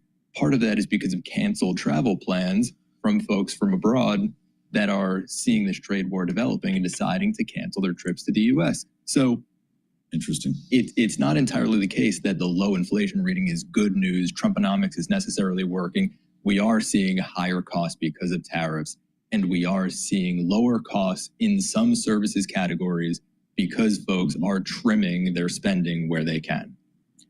Well, part of the argument here from the administration now is that the reconciliation bill, the one big beautiful bill that's in between the House and the Senate at the moment, is going to goose the economy. It's going to create growth that is not being quantified by the Congressional Budget Office or mainstream economists.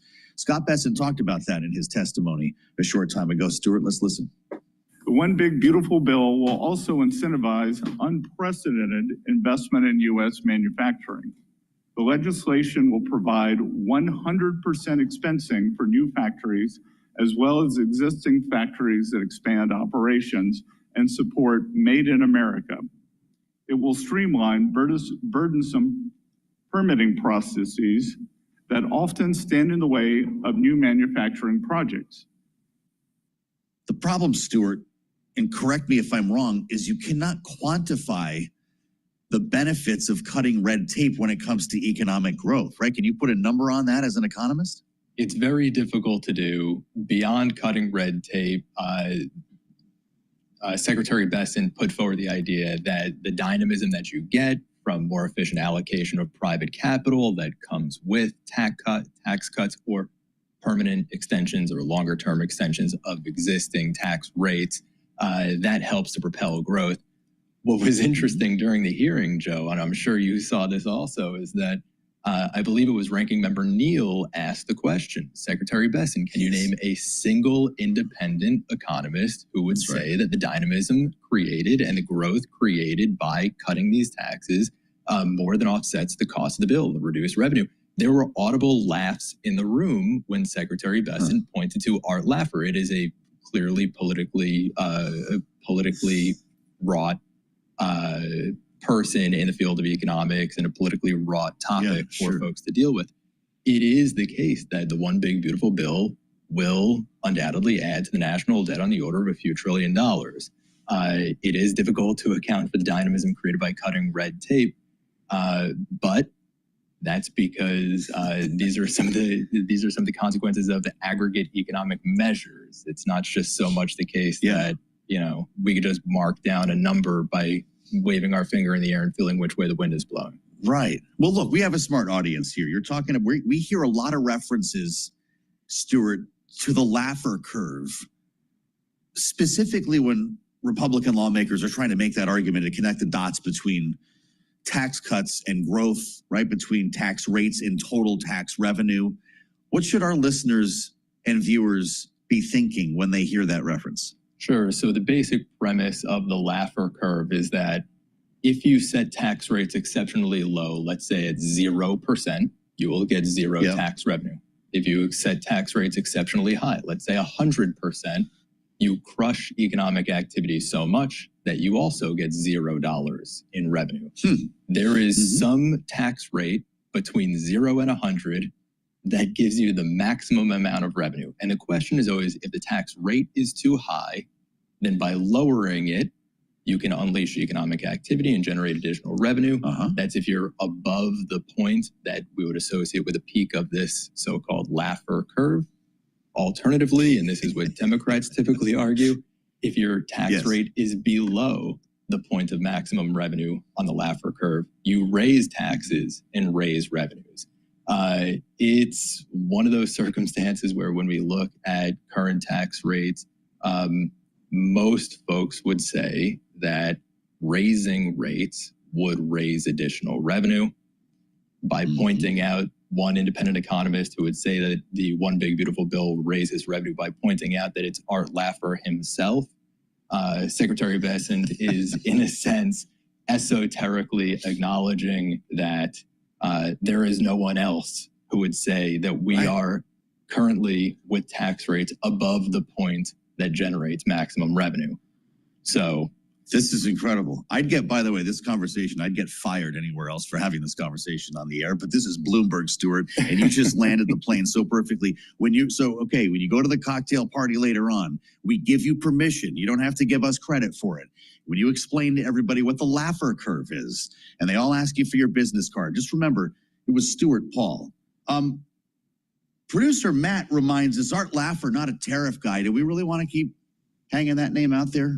No, his association is with taxes. It's funny that you bring up cocktail parties because the idea of this Laffer curve was originally just drawn on the back of a cocktail napkin at a cocktail party. He is a character mostly focused on taxes. And I think that most folks, even on the Republican side of the aisle, when they look at the One Big Beautiful Bill, they'll even acknowledge that the permanent or that the extension of tax of the TCJA will add to the debt. It's only when you account for revenue that comes from tariffs do you get to something closer to deficit neutral. But that's outside of the bill. That's coming from the White House. That is not coming from the Congress. Right. See, now you can admit that you just want to go to a cocktail party with Stuart Paul. The X date came up, Stuart. Secretary called it a moving target and said that he expects it will be middle to late summer. Pretty consistent with what we've been hearing so far. And then that brings up the whole question about whether they can get this bill done in time. It's got a raising of the debt ceiling in the reconciliation bill. But if they come too close on this, if things slow down in negotiations, they're going to have to handle this separately. How come he won't give us a more careful date on this? He seems to think, and he's said as much, that it creates more urgency if lawmakers don't know. Is that a good way to do business? Well, it's interesting. We've seen strategic ambiguity used as a concept in foreign policy negotiations, specifically with U.S. Relationship with China vis-a-vis Taiwan. Strategic ambiguity when it comes to when the U.S. would default on its debt obligations is certainly a new strategy here. Secretary Bessent has been urging the Congress to get this done before the August recess. I think that he's been ambiguous to try to provoke some doubt about when the X date is, try to encourage some folks to think that maybe it's in July. Let's get the bill passed before everybody leaves. By our best estimates, the X date is closer to mid-August. And if Secretary Bessent, is that why the bond market's not freaking out? I think that's right. But if Secretary Bessent knows it also, and he's just trying to encourage the One Big Beautiful Bill to get done, get the debt ceiling raised as part of this comprehensive program, he would want to encourage some of this ambiguity and questioning. Interesting. We were talking earlier, Stuart, just the impression and the sort of gravitas and weight that the Secretary of the Treasury brings to the national conversation and how we look at them differently. When you think of testimony from Janet Yellen, there'd be roadblock coverage because she hadn't done an interview in probably 6 months, right? There'd be parsing of words. There would not be partisan conversation as we heard earlier. Are they getting back together, James? Brendan, oh geez, all right, well, hold that thought. And with that backdrop, listen to Scott Bessent here. Brendan Boyle, the congressman. Please go to my store, the-studio-reykjavik.com, and get the turmeric. Turmeric will soak up free radicals because it's an antioxidant. It'll also bring down inflammation. Very important for the immune system and your cardiovascular system. Ashwagandha root helps to control cortisol levels and blood glucose levels, brings down inflammation. That will help with the immune system and your cardiovascular system. Lignans, it's a powder. You mix it with soft foods or filtered water. Take it every day. You get a small scooper in here. This will help with your immune system, bring down inflammation, also soak up free radicals, and help with your endocrine system. So please go to my store, the-studio-reykjavik.com. A great stack to help with your immune system and your cardiovascular system is to take the turmeric, the ashwagandha, and the lignans. You can take them separately, but you get max benefit when you take them together. Please go to my store, the-studio-reykjavik.com. Use discount 5 and you get $5 off any order. The IRA, the CBO scoring on that, it has been 3 to 4 times more expensive. So it's curious to me because you spent decades as an executive at George Soros's hedge fund, being very successful, making billions of dollars. Back then, you would always rail against deficit and debt. What's happened? Again, that it is smart spending that what are we spending for? Are we tax cuts that mostly go to billionaires such as yourself? While throwing 16 million people off their healthcare coverage. Well, I would dispute that 16 million. I think you're conflating a lot of numbers. No, it's the, excuse me, reclaiming my time. Those aren't my numbers, just to be clear. As you know, it's the Congressional Budget Office projection. I think you're adding up a lot of numbers that shouldn't be added. Excuse me, I am adding two specific numbers. The cuts CBO found coming to Medicaid. No, if we're entitled to our own opinions, but not our own facts, not our own numbers. The CBO shows that 10.9 million will lose their health care coverage from the Medicaid cuts, and another 5.1 million will lose their health care coverage due to the ACA cuts. 10.9 plus 5.1 is 16 million. So you are adding numbers at 1.4 million. Yes, correctly. Do you support Medicaid for illegal aliens? I am asking the questions, not you. Although you'll be happy to know that in my Commonwealth, home state, Commonwealth of Pennsylvania, actually they checked your citizenship status before you can enroll in Medicaid. But I understand why you're wanting to divert and change the subject. Let me move, since we've taken up already most of my time. The World Bank yesterday had a shocking growth projection. They slashed their growth projection for the United States by upwards of 40%.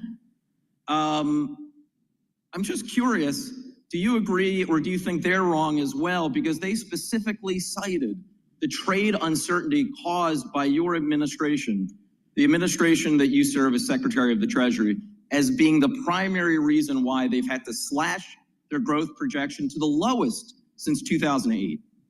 Congressman, you kindly cited the success that I may or may not have had in my previous career, but I could tell you I would not have had it if I followed World Bank projections. So it is interesting that you believe all of these groups are wrong, from your former colleague Elon Musk, to left-leaning groups, to right-leaning groups, the center groups, to the World Bank. Everything is going hunky-dory. The reality is, I can see why you would have that opinion. You, as a billionaire, will reap the rewards of this tax cut, while 16 million Americans will lose their health coverage. That is the sad reality of the situation. We could look at who would be most harmed if these tax cuts expire. Well, you'll be happy to know that on this Democratic side of the dais, through an 18-hour markup, every single Democratic member voted to extend the tax cuts for everyone making under $1 billion. I see my time has expired. I yield back. Dr. Murphy. Thank you, Secretary, for coming in. I apologize for the bellicose manner in which you're being treated. I think if we all want respectful parlay. And Congressman Greg Murphy, Republican from North Carolina now, Ways and Means Committee. Just going to take a side. I am a physician in healthcare. I always want everybody to be able to access healthcare. But if I can say three words: illegal, ineligible, and able. So let's go to the illegal part first. The last party let in anywhere between 13 and 20 million people in this country illegally. And now they're placing their healthcare burden on the rest of the American country. So let's talk about the illegals, providing healthcare for illegals. By the way, those aren't American citizens. 2, ineligible. Last administration did not allow states to audit their Medicaid rolls. Guess what you're supposed to do? You're supposed to say, hey, you're still fit eligibility, you're a impoverished child, you're a pregnant woman, you're a disabled person, you're an impoverished senior citizen, you are eligible. But if you're not, you are not eligible for Medicaid, period. Able-bodied.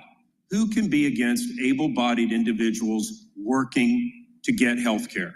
I mean, my gosh. So I'm hearing this ridiculous statistic of 16 million people who should not be eligible, who are not eligible. It is just embarrassing every time they bring this thing up. So anyway, I do want to get back to the fact that our nation now, and this is blames on Republicans and Democrats, has gone far too long as far as where our economy is. We've become a service economy. We've become a government employment economy. We make some things, we assemble other things, but we don't manufacture things. We've talked about this. I look at this, at what's happened in North Carolina, the drying up of cities, especially in the East. I want to talk a little bit about tariffs, and this is a difficult discussion. I'm hearing more and more from manufacturers in North Carolina that the tariffs in the short term are harming them. Specifically, tariffs on inputs used in manufacturing, driving up costs and making products uncompetitive when exporting to third country markets.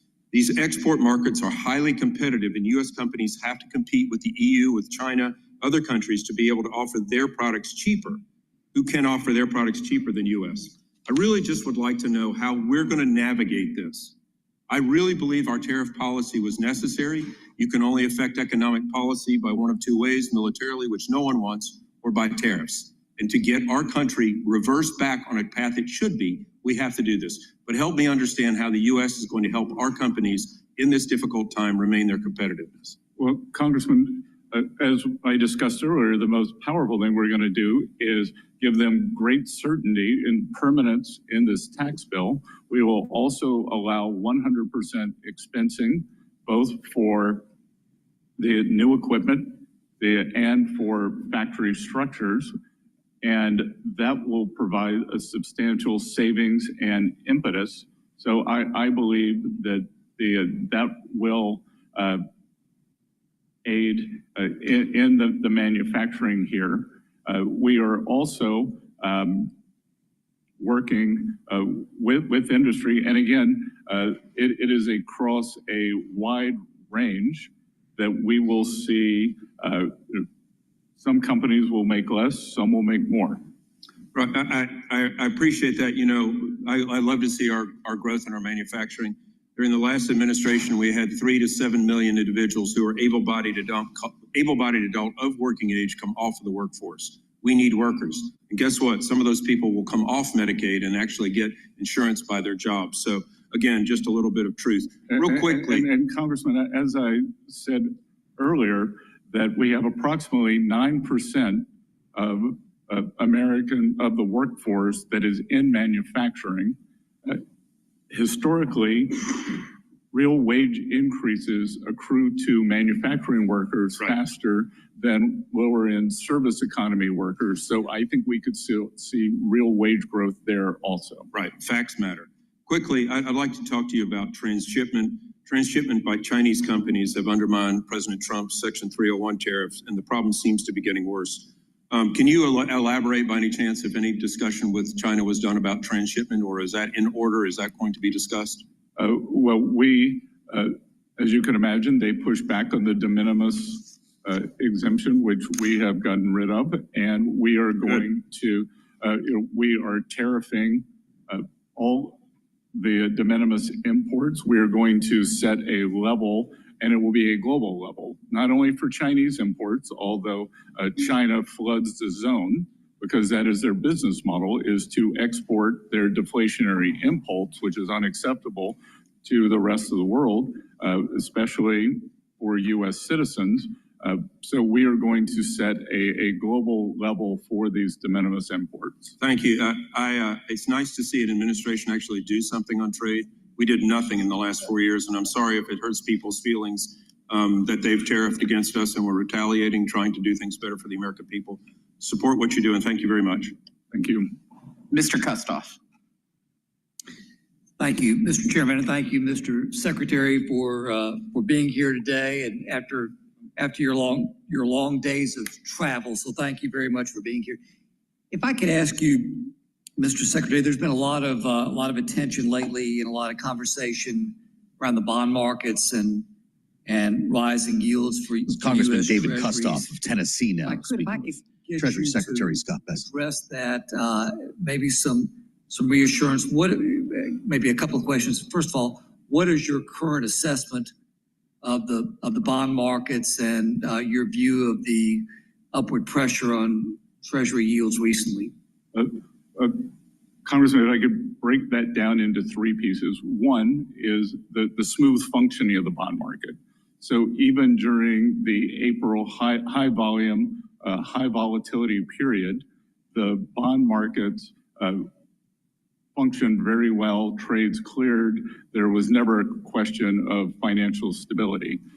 Two, at Treasury, our bond issuance is going quite well. We are actually seeing an uptick in primary purchasers as opposed to, so these are the end users who would hold it as opposed to dealers or flippers.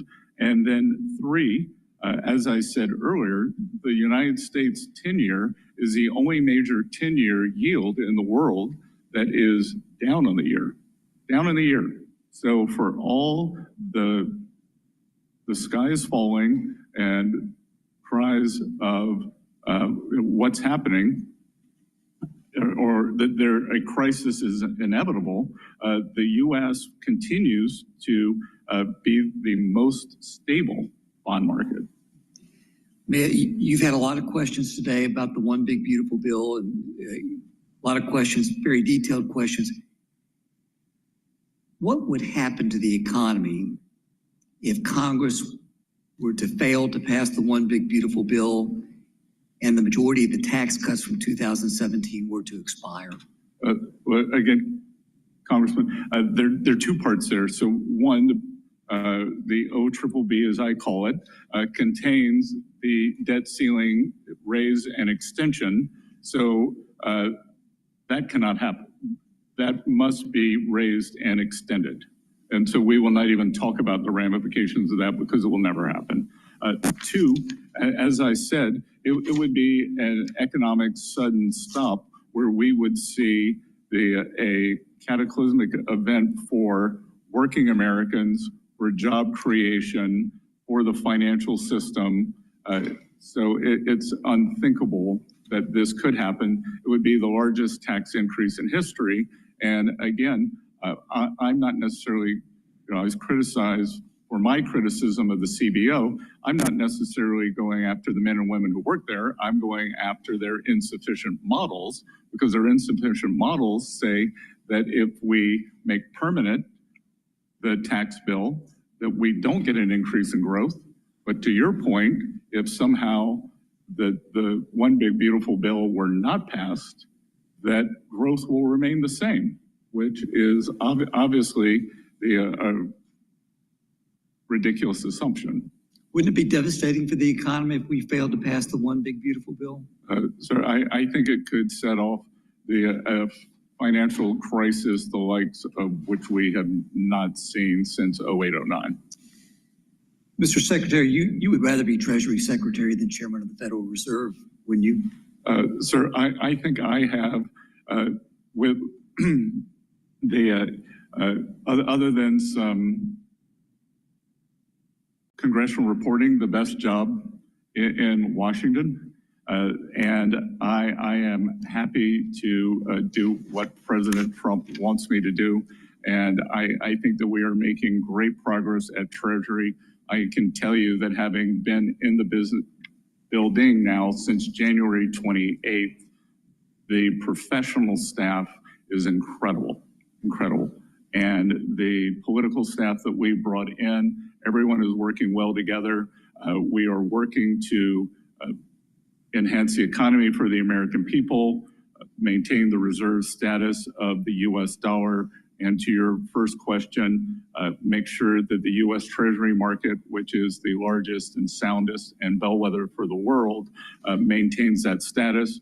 And I would like to stay in my seat through 2029 to do that.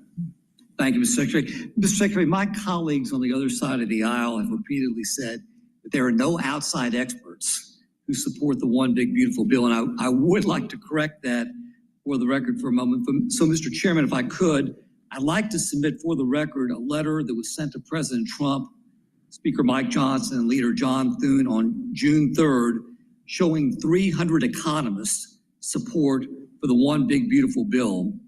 They urge speedy adoption of legislation to enact pro-growth tax policies. And Mr. Chairman, I'd like to submit that for the record. Without objection. Thank you, Mr. Secretary. I yield back. Good, and Congressman, I believe I may have been in London when that was published, so I look forward to perusing the names of the economists on that list. Thank you, Mr. Secretary.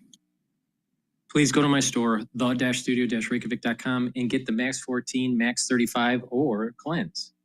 Cleanse is 30 parts per million. Max 35 is 35 parts per million, and Max 14 is 14 parts per million. You take it with a teaspoon, swish it in your mouth, gargle, about 20 seconds, 30 seconds, and then swallow. Do that every day. If you're not feeling well, take a tablespoon or two a day. All right? But the key is to do it every day. I've been taking Max 14 or Max 35 for 5 years every day. All right. And what it's going to do is it's going to improve your oral hygiene. It's going to help with your oral cavity and your oral pharynx, which is the back of your throat, and help with that mucosal barrier and help with the health of the epithelial lining. And that way it's helping to boost your immune system. So please go to my store, the-studio-reykjavik.com, and get the Max 14, Max 35 or Cleanse. They're at different price points for your affordability. In addition, let's talk about really quickly the core protocol. There's 4 pillars. The first pillar is Max 14, Max 35 or Cleanse. That will help to boost up the immune system. The second pillar is C60. That's going to help to soak up free radicals. The third pillar, the turmeric, the ashwagandha, and the lignans will help with the immune system and the cardiovascular system. Bring down that inflammation, super important. And the fourth pillar is Boomer Boost. That's going to boost up those energy levels and rev up your metabolism. So you're increasing energy, you're soaking up free radicals, you're bringing down inflammation, you're boosting up the immune system. That's the core of the protocol. Now you have 2 foundational pieces, the probiotics and the multivitamin, and then you add stuff to this based on what you want to target. Neurohealth, cardiovascular, digestive, musculature, bone density, whatever you want to target. So please go to my store, the-studio-reykjavik.com. My protocol works. It's what I do every day. So please go to my store, the-studio-reykjavik.com. Use discount 5 and you get $5 off. Justification for the tariff mess, pretending that the erratic policies have been the result of a clever, thoughtful plan, which is impossible to believe. There's a common assertion with these tariffs that I'm struggling to understand. The committee just passed a reconciliation bill that's going to explode the deficit by almost $3 trillion. The president tells us that's just fine because according to the CBO, if all of his tariffs policies remain in place, we're going to see $2.8 trillion in new taxes from the tariffs. You used that number earlier today over the next 10 years. But here's my question. If you're supposedly cutting all these deals, 90 deals in 90 days, and the president's going to retain the power to adjust tariffs on a whim, how can we be reasonably expected that those $2.8 trillion in new tariff revenues are going to be real? Isn't this just one more example of how the lack of a plan is going to lead to an explosion in the nation's debt? How do you have your cake and eat it too? Well, you claim that tariff revenue is going to offset the increase in debt, and yet you also say you're going to get rid of that tariff revenue by negotiating 90 new deals. Well, Congressman, 2 things. It sounds like you're questioning the CBO because that's a CBO score, not my number. You used it today. Yeah, but it's the CBO score. So if you want to use CBO, let's use CBO.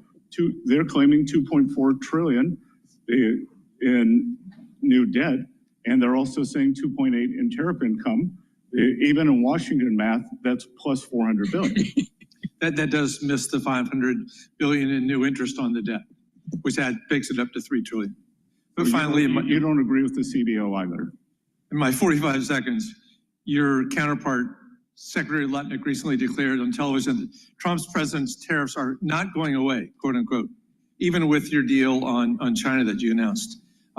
Secretary Lutnick was asked by Senator Kennedy if he'd accept a deal that removed trade barriers for places like Vietnam, and he gave an answer that was frankly all over the place and difficult to understand.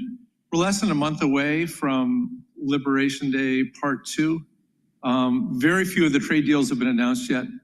I think most people in Congress and around the world would like to know what's going on. Should America be preparing for Liberation Day 2.0? Should we plan, what do we plan for July 9th and July 2nd? I would say, as I have repeatedly said, that there are 18 important trading partners. We are working toward deals on those, and it is highly likely that those countries that are negotiating or trading blocks, as in the case of the EU, who are negotiating in good faith, we will roll the date forward to continue good faith negotiations. If someone is not negotiating, then we will not. Mr. Chairman, I yield back. Thank you. Mr. Stubbe. Thank you, Mr. Chairman.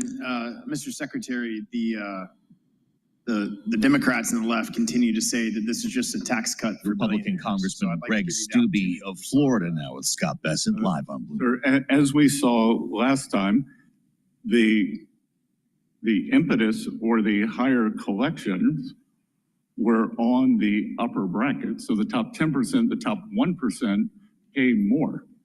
If I weigh 200 pounds and my sister weighs 100 pounds, which is approximately right, and we both lose 10% weight, then I lose 20 pounds and she loses 10. So they prefer to speak in absolute rather than percentages. So the percent increase, as the Congressman Arrington said earlier, that we went from approximately the top 10% paying 38% to 45%. So it's a very loud talking point that lacks all logic. And so who would be hurt the most if Trump's Tax Cuts and Jobs Act expires?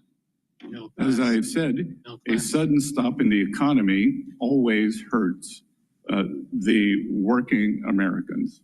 So the bottom 50% of wage earners would be hurt by far the most, as they always are. And on the other side, they will be helped the most, as they were during the first Tax Cuts and Jobs Act. The working Americans did better. The minority households did better. Working households saw a substantial increase in their household net worth compared to the household net worth increase of the top 10%. So again, in percentage terms, which is what matters, and Congressman, what also matters is how much do Americans keep? What is the return? Because we just experienced this great inflation. The statistics said that inflation was 21%. The goods basket for most Americans, because it includes the cars, insurance, groceries, was in excess of 30%. So that inflation, they're still trying to recover from this affordability crisis. And as I said earlier, there are two ways to recover from that. Lower the prices, which we're working hard to do. Gasoline prices are down substantially, or have real wage increases, which we believe that this bill will drive. Well, that's not even touching on if we did not pass this bill, the increase on small business. I just want to bring up the 10-year, the 10-year Treasury price is moving up since the news today, where the CPI was a little bit lower. I think it was the CPI. Yeah, I think it was the CPI. And the price of the 10-year bond is at 112.13. All right, now, a great way to take a look at bond trading in terms of ETFs is looking at TYD. It's a basket between the 7 and the 10 years called the belly of the curve. And that's trading at, right now, 24.40. And that's based on price. So it's an ETF that's targeting price between the 7 and the 10-year Treasury. So if prices go up, typically, when prices go up for the bond, normally the equities are going down. They're inversely correlated. But sometimes news comes out where it may be positive for equities and positive for Treasuries. In this case, less inflation, good for Treasuries, actually good for stock market, all right? But typically they're inversely related.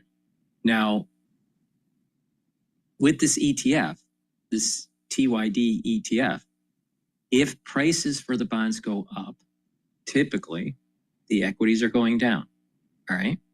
And bond yields are going down, right? Bond prices go up, bond yields go down. So it's trading at 24.40. The news came out that was positive for inflation, all right? Positive news, less inflationary pressure, let's put it that way. And that will mean that these types of ETFs will be better off. Okay. Now let's say the Federal Reserve lowers rates. Well, if you lower rates, that means yields usually go down, which would mean the bonds would go up, all right, in a typical fashion, all right? So if the Federal Reserve decides to lower rates sometime this year, most likely TYD will go up, all right? Now, when the Fed lowers rates, what they're doing is they're buying bonds and they're actually putting money into the market. So they're actually they're soaking up some of the bond supply and printing money. That's how they print money, right? Or it's one of the ways. But that's in the front. That's more of the front of the curve, and it affects the rest of the curve. It kind of transmits through the rest of the duration of the curve. The yield curve is what it's called. All right, so we have a support level. We have a support level at 23.96. It's trading at 24.40. So a support level at 23.96 and a resistance level at 25.02. All right. So if equities continue to go up and inflation pressure is stable, then we are going to see it drift down to the 23.96 level, lower, because bond yield, it's tied to bond yield price. If inflation pressure accelerates, then this would also go down.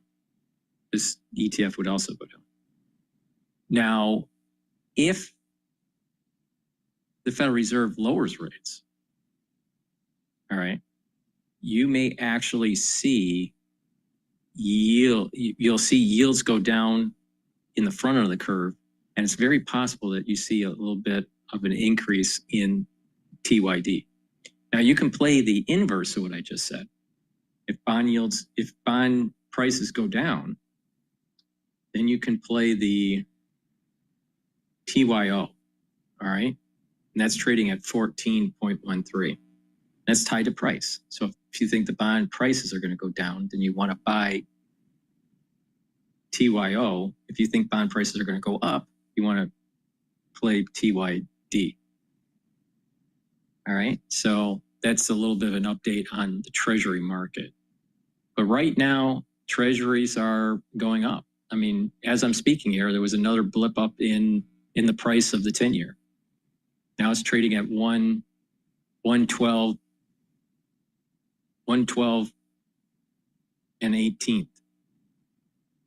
So, so that translates into a yield of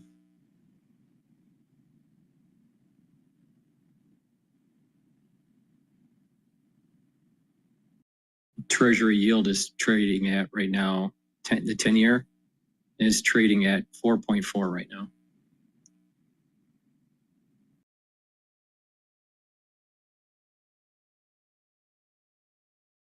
All right, let's go back to Bloomberg here. Out that China does have a lot of leverage over that in terms of whether it allows licenses for export and how quickly it allows shipments. And this is something that industry had pressed President Trump on. Is this going to be a cudgel that Beijing continues to hold over the U.S.? I mean, obviously, we're going to try to diversify and increase our sources of strategic metals and rare earths. I think the administration's been clear about that. But the fact of the matter is, Scarlett, I don't think the market ever really believed that the most onerous of tariffs was ever going to go in. I mean, even though the market was down 20% at one point at its worst day to day, I think on a daily close 12% in April. Earnings estimates for the S&P never really dropped that much. They've flattened out, but they didn't collapse. And so the market has been kind of looking through all this for a while now. Yeah, well, one stock that did move a lot, of course, is Tesla. And as a longtime skeptic of Tesla, I'm curious to get your take on the very public breakup between Elon Musk and President Trump. Musk is now saying that he has some regrets over his comments, and he also says that they went too far. Does this drama change Tesla's narrative or prospects in any material way? Yeah, it was all at the end of the day, big never mind, right? Look, I think that depending on how this all came about, there's all kinds of stories, and who knows? Certainly everyone is going to tell their side of the story. The fact of the matter is, it does look like the legislation with a lot of benefits for EVs and solar is going to change that dynamic dramatically. And that does have a material effect on Tesla's businesses, both in the auto credits for their customers, $7,500 each, the so-called ZEV credits, the emissions credits that they sell for cash, that looks like it may be going away. And then a variety of possible IRA credits and certainly solar credits for their Solar City subsidiary. So there's a lot for them to lose in the House legislation. It may change with the Senate and with compromise, we'll have to see. But when we get past all the personal stuff and kind of all the craziness from last Thursday, there's some real impact in the legislation. And it doesn't appear that the White House is backing down on that. Right, right. I mean, Elon Musk and his executives over at Tesla have also been promoting videos showing age. Brian Wilson, co-creator of Brian Wilson, co-creator of iconic 1960s band The Beach Boys, has died at age 82. Almost everyone at this point agrees that the company is not being valued for just its auto operations. It would be trading at $30 or $40 a share, not 300 and something. So the two pillars or three pillars that it rests on are autonomous driving, related robo-taxis, and then the Optimus robot line. And so everything has to go right for those valuations to play out. We'll see. I mean, robo-taxi, yesterday there were images of a robo-taxi in Austin, but what no one talked about was the trailer car right behind it. So I did see that. So does that mean there's two cars for every robo-taxi? And there was a driver in the second car. And so, I mean, and the cost model for this, people are using absurdly low numbers for the cost per mile, not understanding the cost for redundancy and safety, as well as self-insurance and a lot of other costs that aren't in people who are bullish in their models. So we'll have to see. And as for autonomy, I mean, full level 4, level 5 autonomy, I mean, they've been promising it for 10 years now, but they're still at level 2, just like everybody else. I maintain by 2030 or so, every car is going to have level 4 or 5 autonomy. It's going to be a standard feature, like cruise control is now, or anti-lock braking. So I think, at that point, you're then kind of relying on the robots. Let's talk a little bit about that bullish environment you just mentioned. You've called the post-COVID market euphoria the golden age of fraud. And we've seen the S&P 500 have that gigantic drawdown in April, but it's now right back to within about 2% of its record high. On top of that, you've got a White House that has been shattering norms and continues to do so, and it plays loosey-goosey with laws and rules. How would you characterize the environment now? Well, I mean, so Wall Street has been a center for this kind of activity in terms of stuff that I think crosses the line, i.e. the golden age of fraud. We now have a bipolar world because Washington, D.C. is also a center for it. Look, I think that this bull market is going to go until it doesn't. I keep telling people we're going to need to fill every last bull, and Wall Street will do it. They took a good shot at it in 2021 with the advent of SPACs and NFTs and meme coins, and we're going to see that happen again, going forward. Issuance is already starting to increase dramatically. We're seeing a big pickup in insider sales, particularly in the companies we cover.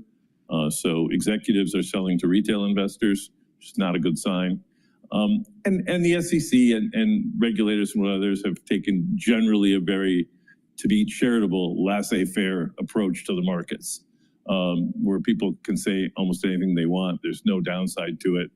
And the use of pro forma metrics, which I've been talking about for years now, it just gets worse by the year. So it sounds like And I want to connect the dots to the White House as well here, because when the president is issuing meme coins and hosting dinners for the meme coins buyers, there's got to be a spillover effect into the business culture. Does it just give companies that are inclined already a free pass to engage in more questionable behavior? Yeah, except that meme coins aren't securities. At least that's been the ruling so far, right?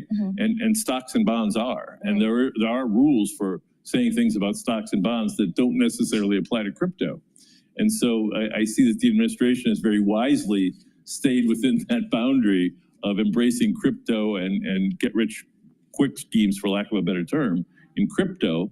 But it's where people cross the line and start making promises about stocks and bonds that I'm concerned.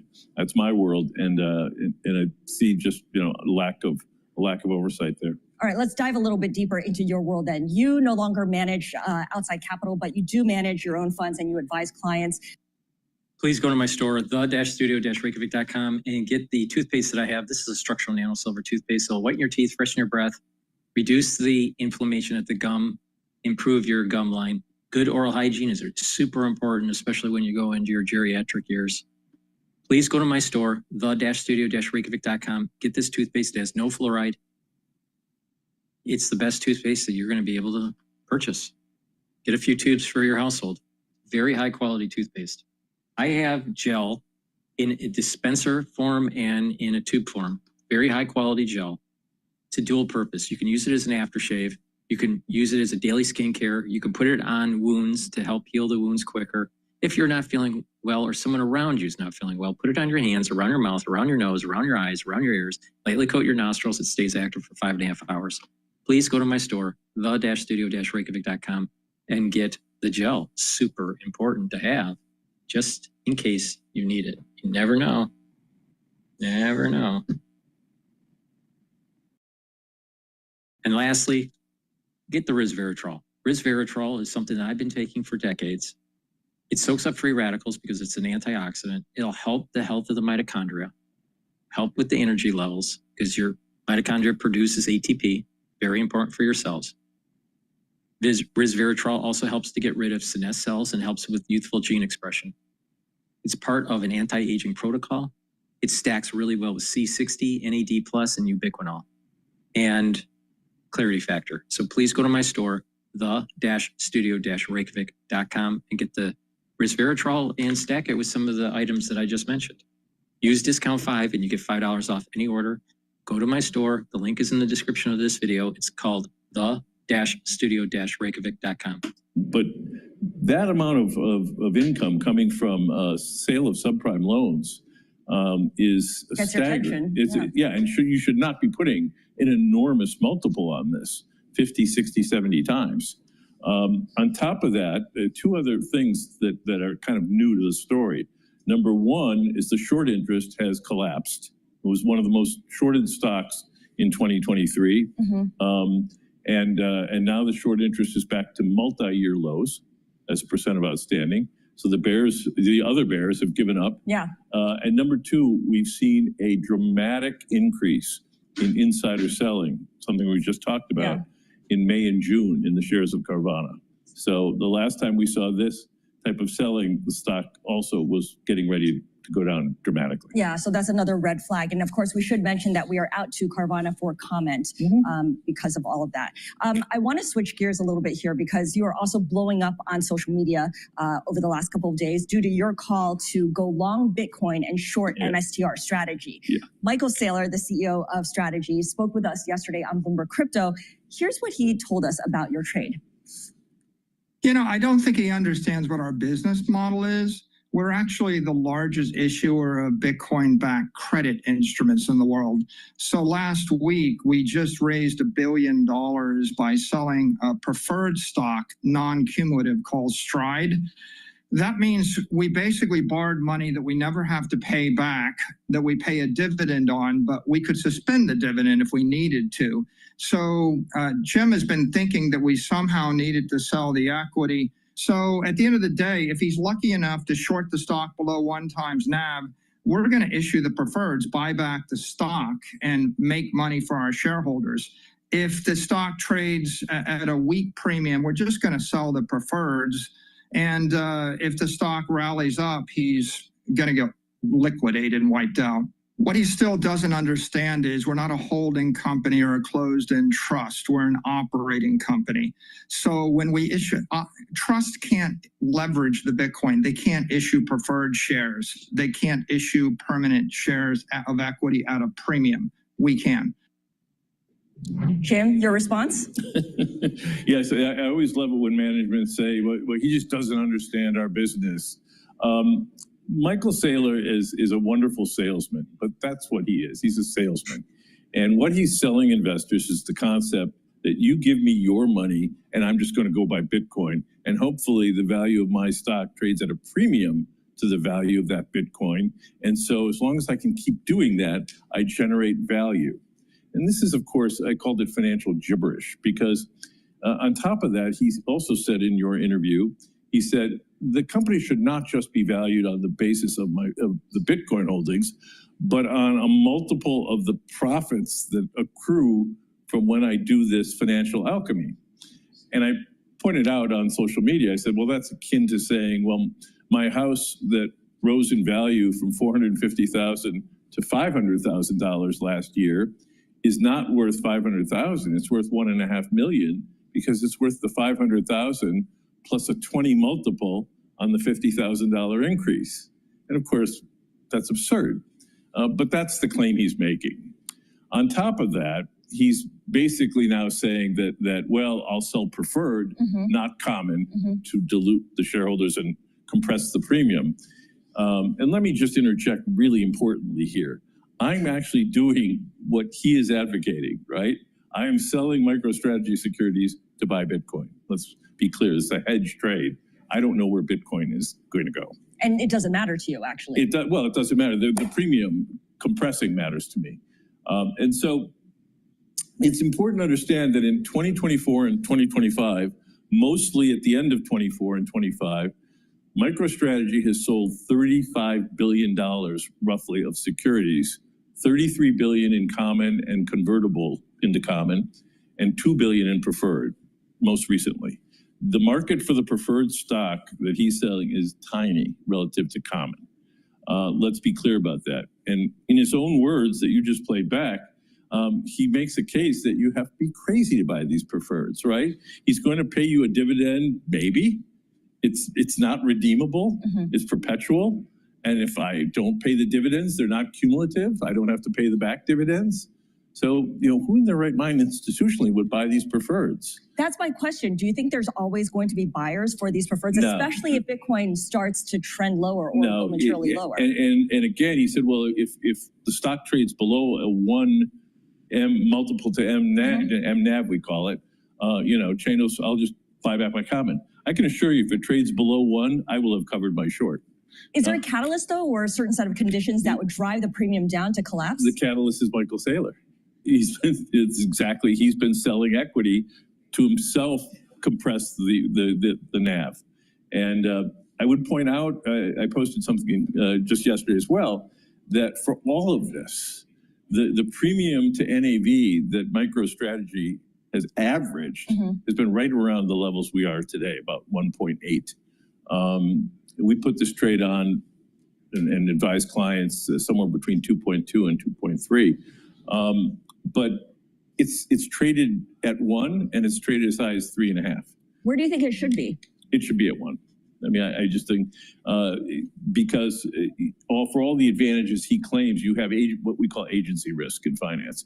You have the fact that he could do something to the detriment of shareholders. And of course, we're not calculating any deferred taxes in our NAV, which theoretically there would be if he sold Bitcoin. So the other argument that people make is that the average MicroStrategy shareholder is not a tourist. These are diehards who eat downside volatility for breakfast. That's what they say on social media. Yeah. How long are you prepared to wait for this trade to play out? You have to stop listening to all social media, Scarlett, because if you do a simple calculation of share turnover, how often does MicroStrategy turn its share base over? The last we looked, it was something like 4 weeks. So the average MicroStrategy share trades every 4 weeks. That's not a long-term investor. This is one of the most actively traded speculation vehicles in the market. So there are other companies that are following MicroStrategy's approach, right? The Bitcoin Treasury strategy overall. GameStop, DJT, the president's media company. Does that mean that there are comparable big short opportunities for those specific names as well? Well, you're pointing to another catalyst. So the catalyst is this is a Me Too trade, right? There are other companies can do it. There's nothing proprietary about Michael Saylor's business model, right? He's simply buying Bitcoin, which is a highly liquid asset that trades everywhere.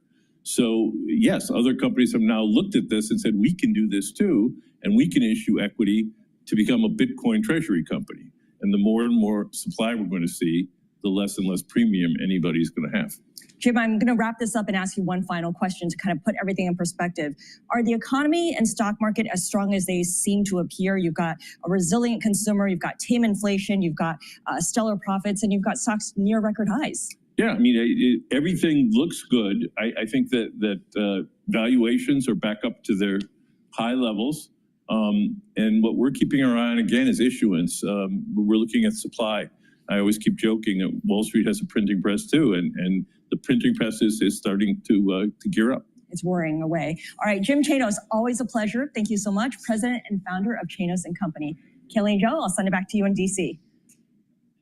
All right, Scarlett Fu, thank you so much. Joined for a wide-ranging conversation by Jim Chanos. Pretty incredible to have him and Michael Saylor back-to-back on 2 days here on Bloomberg Television and radio, but of course his remarks going well beyond Michael Saylor and MicroStrategy. Also interesting to hear from him on Elon Musk, who I believe he just described as one big never mind after Elon Musk's post on social media that he regrets some of his previous posts about President Trump. They went, to use his words, too far.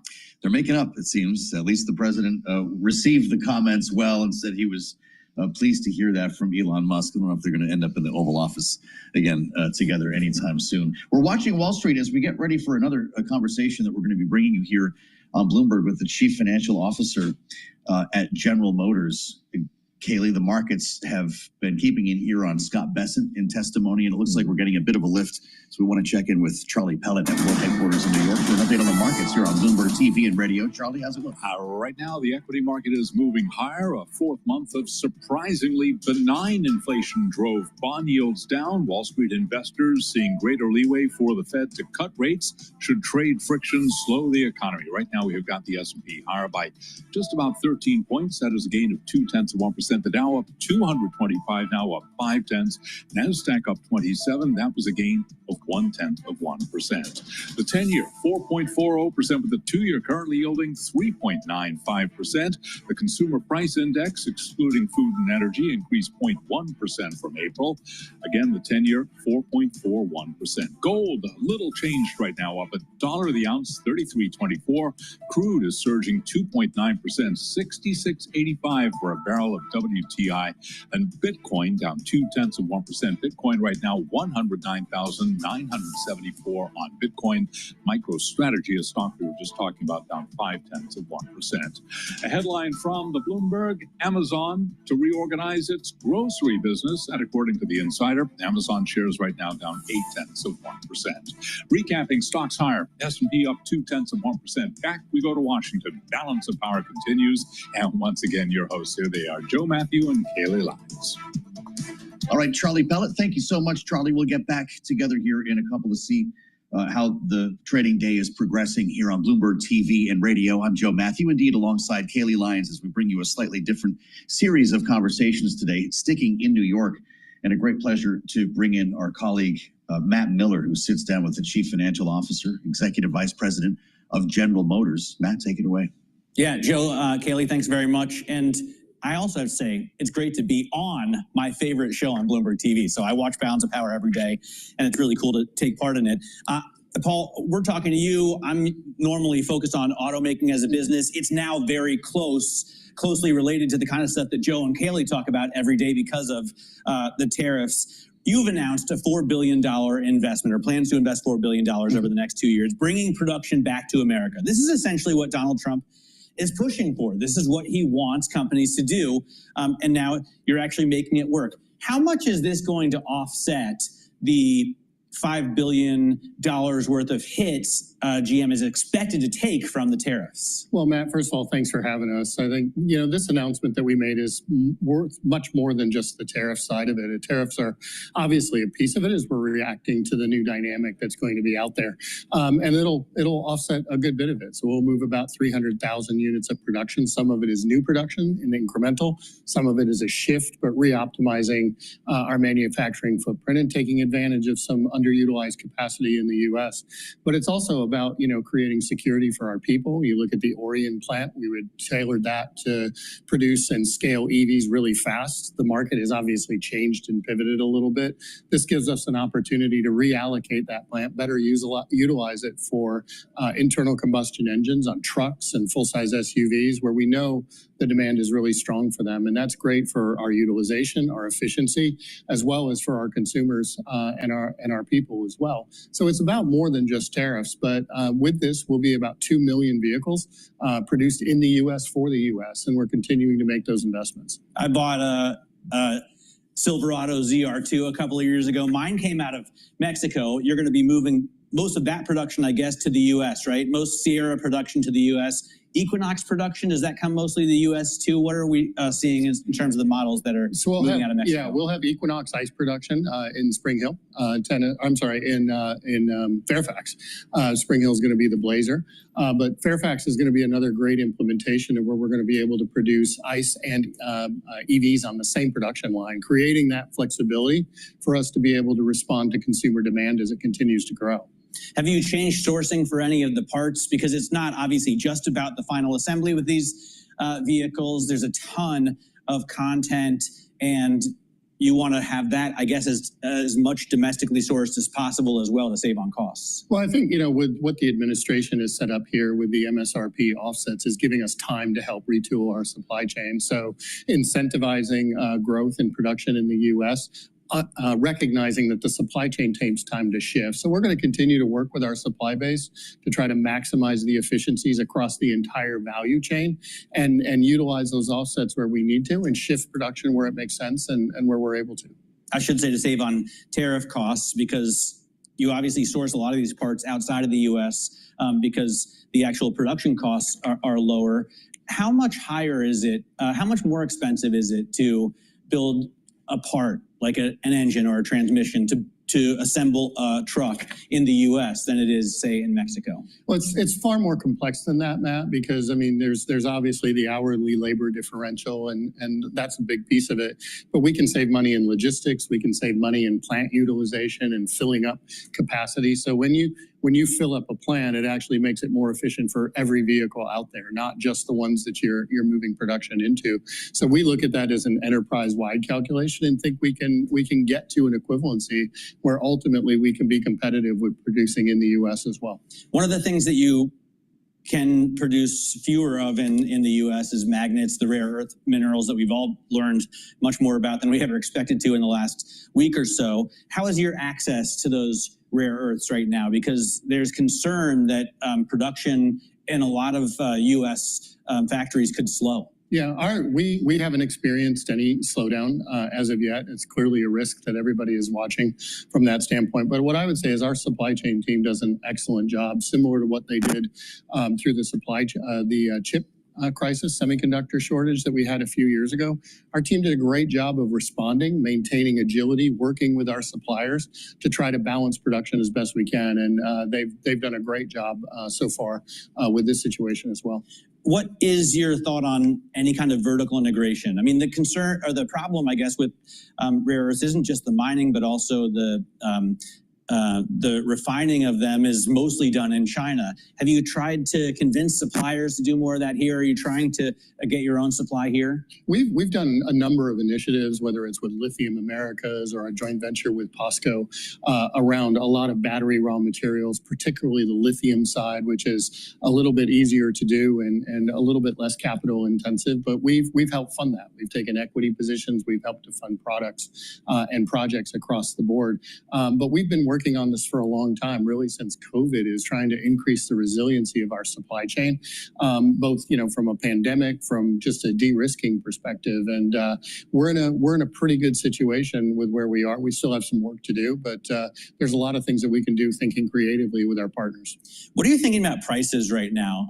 You obviously raise prices on a regular basis, right? If we're not experiencing deflation, you're going to try and stick with the pack there. Are you facing pushback from consumers when you try and raise prices? Well, our portfolio has performed really, really well, and we've adopted a strategy of being very disciplined in our production, not overproducing like some of the challenges of the past, and that's a strategy that's worked for us. We announced on our earnings call about 6 weeks ago that we don't need to take any price to help with the offset initiatives that we've targeted going forward, because we want to be in the position where we're responding to demand from our customers and being more stable.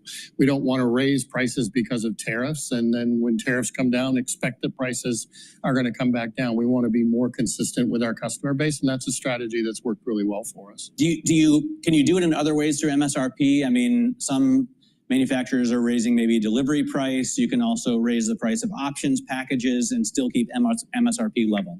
Well, again, we haven't done anything specific to respond to tariffs. We've looked at where packages are for options, where our logistics costs are, et cetera. And we try to price what we can, but that's irrespective of tariffs. And it's something that we've done. I think when you look at our pricing model over the last few years, it's been more consistent than many of our competitors, with less volatility and discounting, and that's good for our customers as well. So we're going to continue to do that across the board where we can, and make sure that we're delivering value for our customers. The bean counters at Bloomberg Intelligence want me to ask questions about cash flow here and how that looks right now with the tariff effect. You've had obviously great sales, as I guess some demand is pulled forward. Do you have to divert some cash, though, to deal with tariffs from anything else? Well, I mean, clearly in the short and intermediate term, tariffs are going to be a drain on our cash flow. We announced about $4 to $5 billion of impact this year, and we think we can offset about 30% of it going forward. But that is going to be a cash hit. Now, when you look at the performance of the company, our cash flow generation has been really strong. It'll continue to be really strong even after the tariffs, and we're going to work to continue to drive that efficiency.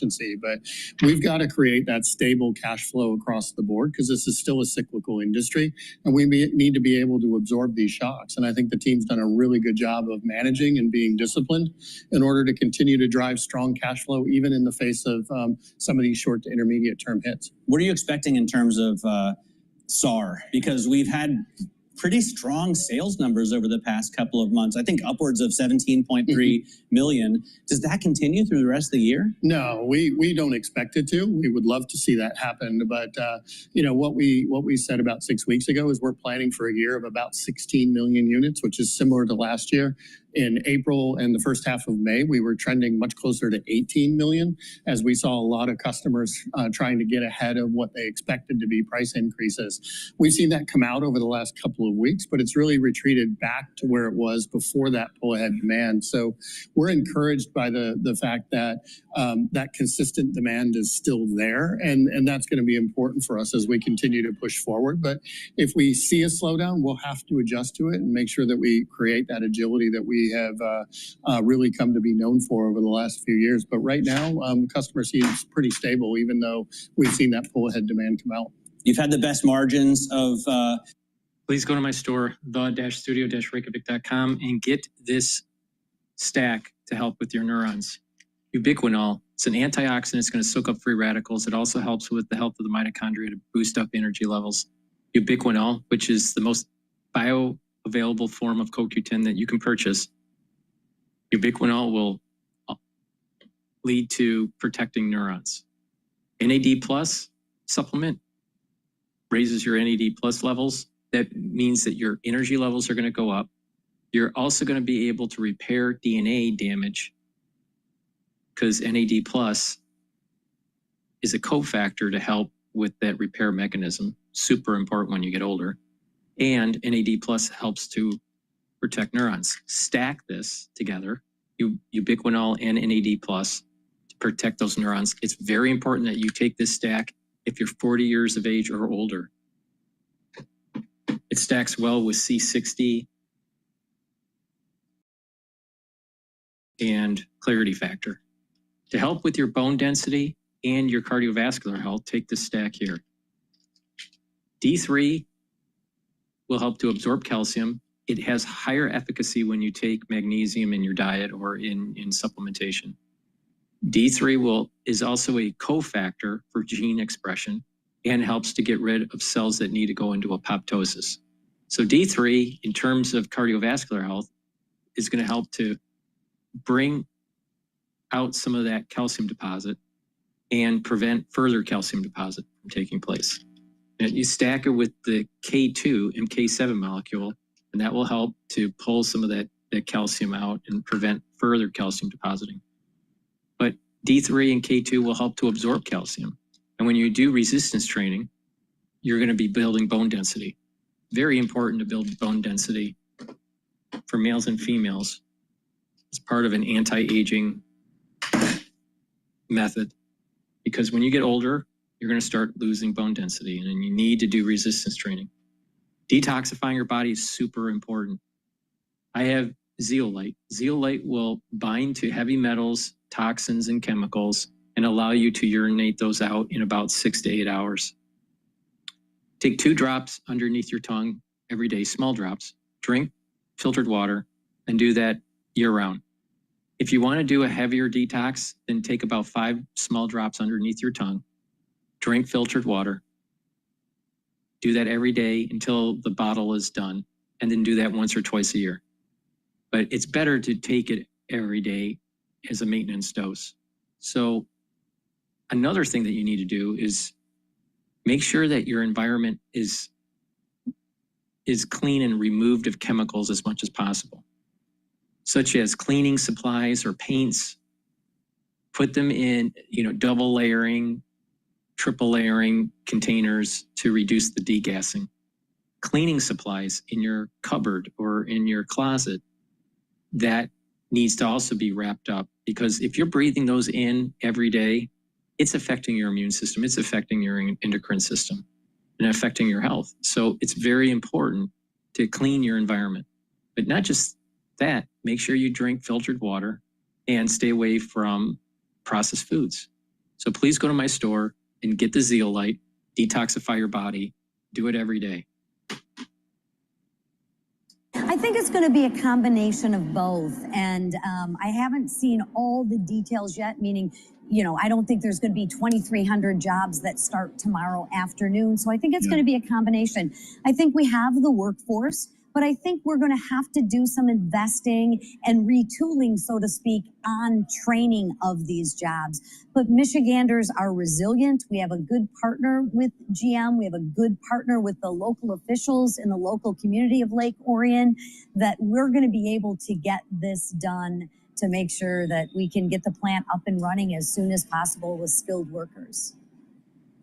Well, and for all of the economic benefit that you are expecting from this investment, of course, part of the reason companies like GM are looking at more onshoring is because of the tariff regime the president has put into place. To what extent do you expect the positive economic effects of that might be offset by higher negotiate our trade deals and bring manufacturing and jobs back to America? So I don't know what the effect is going to be. I believe that there could be a possibility that we see a reduction in the tariffs. I mean, look at the deal that the president just signed with China, not to mention the other 80 countries that have come to the table to renegotiate trade deals.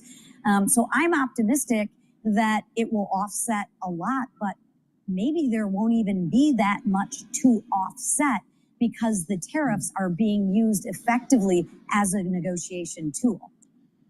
Yeah, we should note that we are waiting for that deal, the framework at least, that was announced to be formalized and approved by President Xi.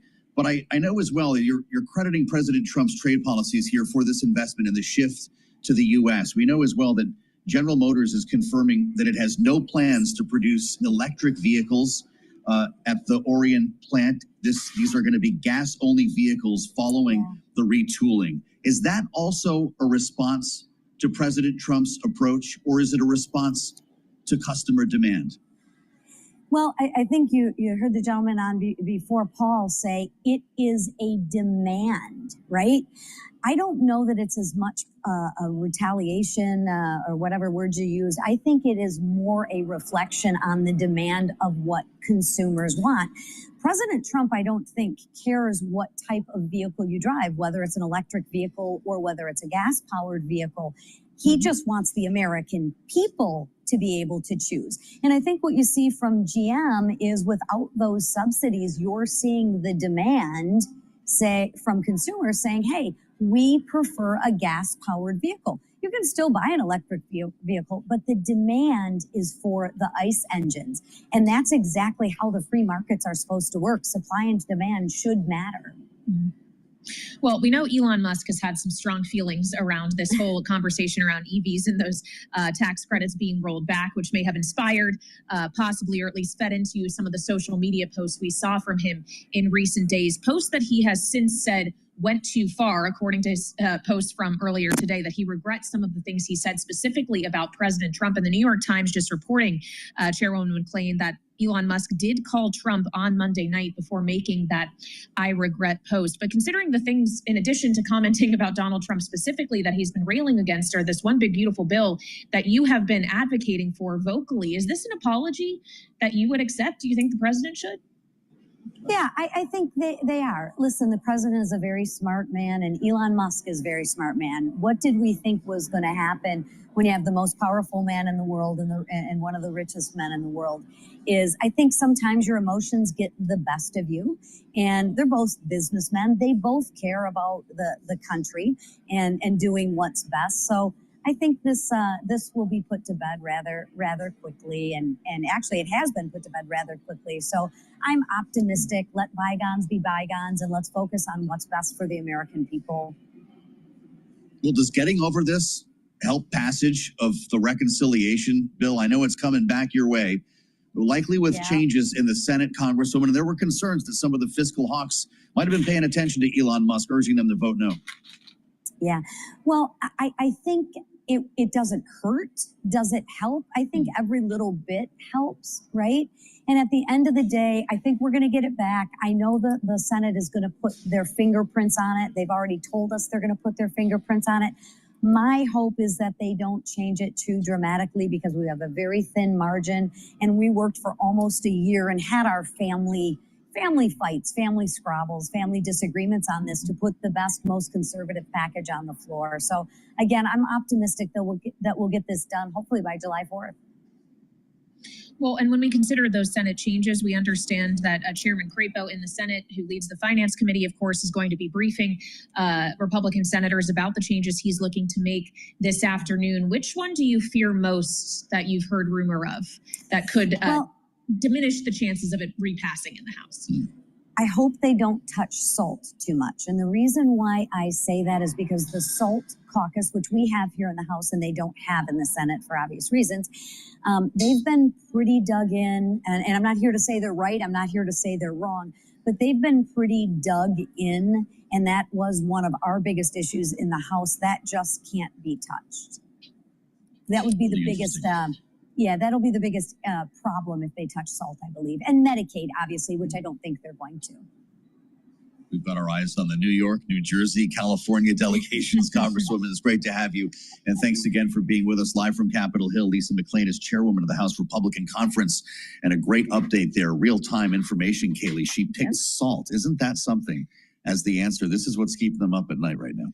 Yeah, which is why the details of whatever Chairman Crapo has to say about the changes they're looking at are so important, considering senators, including the Majority Leader John Thune, have not been shy about saying that the Senate doesn't care at all about SALT, at least on GOP side. We've come around all together again from Matt Miller. I hope that he was listening to that. With Kaylee Lyons, I'm Joe Matthew. We're going to bring in Anna Wong coming up next, but first we want to check the markets. Let's get up to speed on Wall Street right now with the help of Charlie Pellet in New York. Hi, thank you very much. Here's what's going on. CPI Wednesday, choppy trading right now. We got the Dow, the S&P, they both remain higher. NASDAQ just dipping lower right now. NASDAQ down 7, little change there, down under 0.1%. The S&P 500 index holding on to a 4.5% point gain right now. The S&P up under 0.1%. Dow Industrials up 177 on the Dow, a gain there of 0.4%. Our Mag 7 index, though, down 0.3%. 10-year 4.41%, the 2-year right now at 3.93%, a fourth month of surprisingly benign inflation driving bond yields down. Spot gold, little changed, 33.23 the ounce, down less than 0.1%, while crude is now surging 3.1%. West Texas Intermediate crude back above $67 a barrel, 67.05. Repeating an earlier headline, Elon Musk called President Trump Monday night before that regret post. That, according to the New York Times. You'll recall in that post on X, Musk expressed regret over his recent post about President Trump, saying, quote, "They went too far." And just getting word that the U.S. Embassy in Iraq is preparing for an ordered departure. This is according to Reuters, which says the embassy in Iraq is facing heightened security risks. Again, developing story that we are keeping an eye on. Recapping, S&P up now by 1 point. Balance of power continues now. Back we go to Washington. Once again, your hosts, Joe Matthew and Kaylee Lyons. All right, Charlie Pellet in New York, looking at the market reaction to today's CPI data. Thank you so much. That data, of course, coming in cool. For the fourth consecutive month, with underlying U.S. inflation rising just 0.1% in May, that was less than estimates as we look at that data at 8:30 a.m. and then the testimony that began at 10 a.m. and by the way, is still going with the Treasury Secretary Scott Bessent. This is something he seems to be pretty proud of today. He called this data specifically fantastic. So this isn't Biden data anymore. I guess not. I guess that's right, though. He had the wind at his back when he walked into the Ways and Means committee room. A good story to tell from the White House. Let's see if Anna Wong agrees. Bloomberg Economics chief U.S. economist joins us now live. Anna, is that the full story? Because the headline reads pretty well for this White House. Well, so I think you can certainly see it glass half full like Bessent does. But what the signal is telling us from today's report is that consumers are beginning to see their income prospect dwindle. And that's why they're pulling back on traveling, on booking hotels, and on buying cars. Typically, in a economic slowdown environment, those two categories, cars and travel, are exactly the stuff that people first pull back on. So I think what this soft data is telling us that the economy is slowing. Well, so Anna, to expand on that a little further, are you suggesting basically that the data is not so much telling us that companies and businesses aren't passing on higher costs due to tariffs, but that they can't exercise that pricing power, that consumers are not going to be particularly tolerant of it? So what exactly it is what I that was saying the a couple firms weeks ago. actually have been passing main through destruction. some tariffs. We noticed that appliances and some of the more tariff-exposed categories have been seeing a pickup in inflation. But more than offsetting that is this deflation in many travels sectors, such as airfares and hotels. So I think now is a good time to travel and book hotels if one has slack in their budget. But otherwise, I think this tariff pass-through that everybody has been waiting for is actually happening. And my team does scrape online prices. And those online prices are showing that in the next couple of months, home appliances like your toasters, microwaves are going to see a significant price increase. Yeah, and people aren't going to buy it.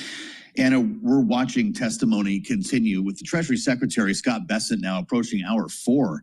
Before the House Ways and Means Committee. I don't know if this man ever sleeps. He's going to be talking later before the Senate as well. And speaking to what he has described as the economic benefits and the growth engine that would be this reconciliation bill, the president's big, beautiful bill, if passed. Listen to what he said about cutting red tape, and we'll have you weigh in. The one big, beautiful bill will also incentivize unprecedented investment in U.S. manufacturing. The legislation will provide 100% expensing for new factories, as well as existing factories that expand operations and support Made in America. It will streamline burdensome permitting processes that often stand in the way of new manufacturing projects. And when you combine the cutting of red tape, the permitting reform, along with the incentives. This is the kind of thing that the CBO, to the detriment of the White House, doesn't include in its scoring. Is he correct about what comes next? I think there are some evidence to suggest that American firms are increasingly thinking about onshoring some manufacturing activities. ISM Manufacturing releases survey results twice every year, and it shows that many of the metallic firms and even apparel firms are thinking about increasing operations in the U.S. So surely there are some evidence pointing to that, and also the deregulation on energy prices will lower costs. But at the same time, we're seeing 50% tariffs on steel and aluminum, which are key inputs in building factories in the U.S. So what is the net impact? I think that's harder to quantify. Well, and finally, Anna, I would like to ask you about the Fed, because of course, President Trump had some thoughts about what the Fed should do in the aftermath of this data today. He posted on Truth Social, CPI just out, great numbers, and reiterates his call for the Fed to lower 1 full point. I know you aren't in the camp that the Fed's getting ready to move 100 basis points, but does the data today make it potentially more likely we see a 25 basis point cut sooner than expected? I don't think so, because what this data shows you is still the impact, net negative impact from the April Liberation Day tariffs. And the paradox of tariffs is that if they go really, really high, they could be deflationary because the pullback in income expectations is just so steep. And that's what we're seeing today. But the de-escalation in Geneva and thereafter has really bolstered the stock market. And we expect that in July CPI print, we're going to see a boost from financial easing of financial conditions, as well as those home appliances price increase that I was just telling you about. All right, Anna Wong, we appreciate it. As always, our chief U.S. economist for Bloomberg Economics joining us here on Balance of Power. Thank you so much. And Joe, as we wrap up this hour of Balance of Power, we should note the Treasury Secretary is still going at it in the House Ways and Means Committee, about to hit 4 hours after his late night, early morning trip back from London, trade negotiations. And when we come back to air later today at 5 p.m., he's still going to be testifying just in the other chamber because he has the Senate next. Yeah, you'd think maybe they'd give him like a day off or something after that, but he had to leave the talks last evening to get on a plane. He said goodbye to Anne-Marie Hordern in London and showed up this morning in Washington. So we'll keep tabs if he makes more news on this. Of course, President is watching as well here, and we'll have more on the late edition. That starts at 5 p.m. Eastern. Yep, we'll get more takes on this economic data from the White House with Stephen Myron of the Council of Economic Advisors. And the Energy Secretary, Chris Wright, will weigh in on oil prices as well. We have a big show coming up. So we'll see you then when we reconvene at 5 p.m. In the meantime, Bloomberg Business Week Daily is straight ahead right here on Bloomberg TV. Please go to my store, the-studio-reykjavik.com, and get the great supplements that I have. But before we start talking about those great supplements, let's discuss the update in the market. The S&P 500 is at 6,038. VIX is trading at 1647. Euro is trading at 140. I'm sorry. Euro is trading at 1.14. The Japanese yen is trading at 144.54. BITO is trading at 21.88. Oil is trading at 67.28. And natural gas is trading at 3.5. All right, let me give you my take on what's going on with oil right now.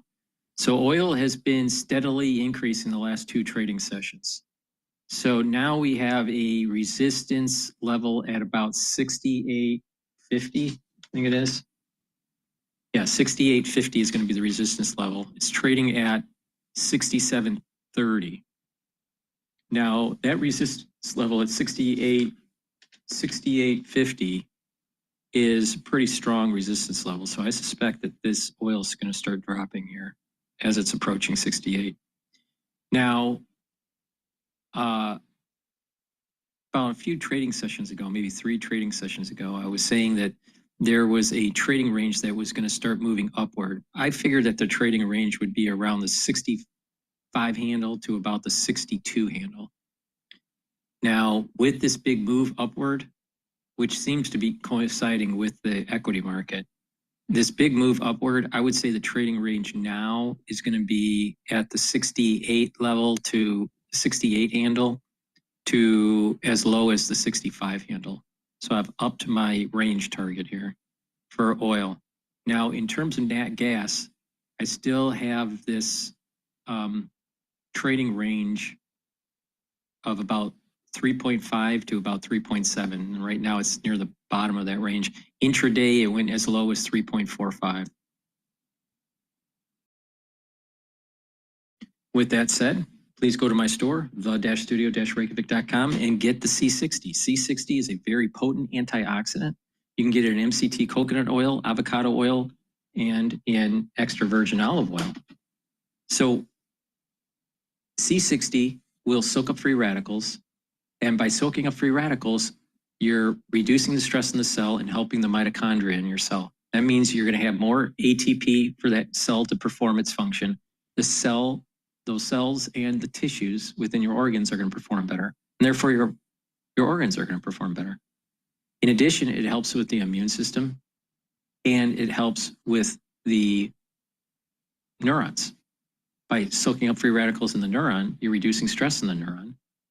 The neuron will be healthier. It'll have more energy because it has more ATP and that the mitochondria is healthier. So it'll be able to create the neurotransmitters for the electric feed to other neurons takes place. When cells are stressed, sometimes the myelin sheath will start to degrade. That's bad for neurons, and then your thinking starts to decline. The actual electrical signal starts to decline. But if you have healthy neurons, have lots of ATP, lots of neurotransmitters, and the myelin sheath is healthy, then the neurons are going to fire properly, and you'll think quicker.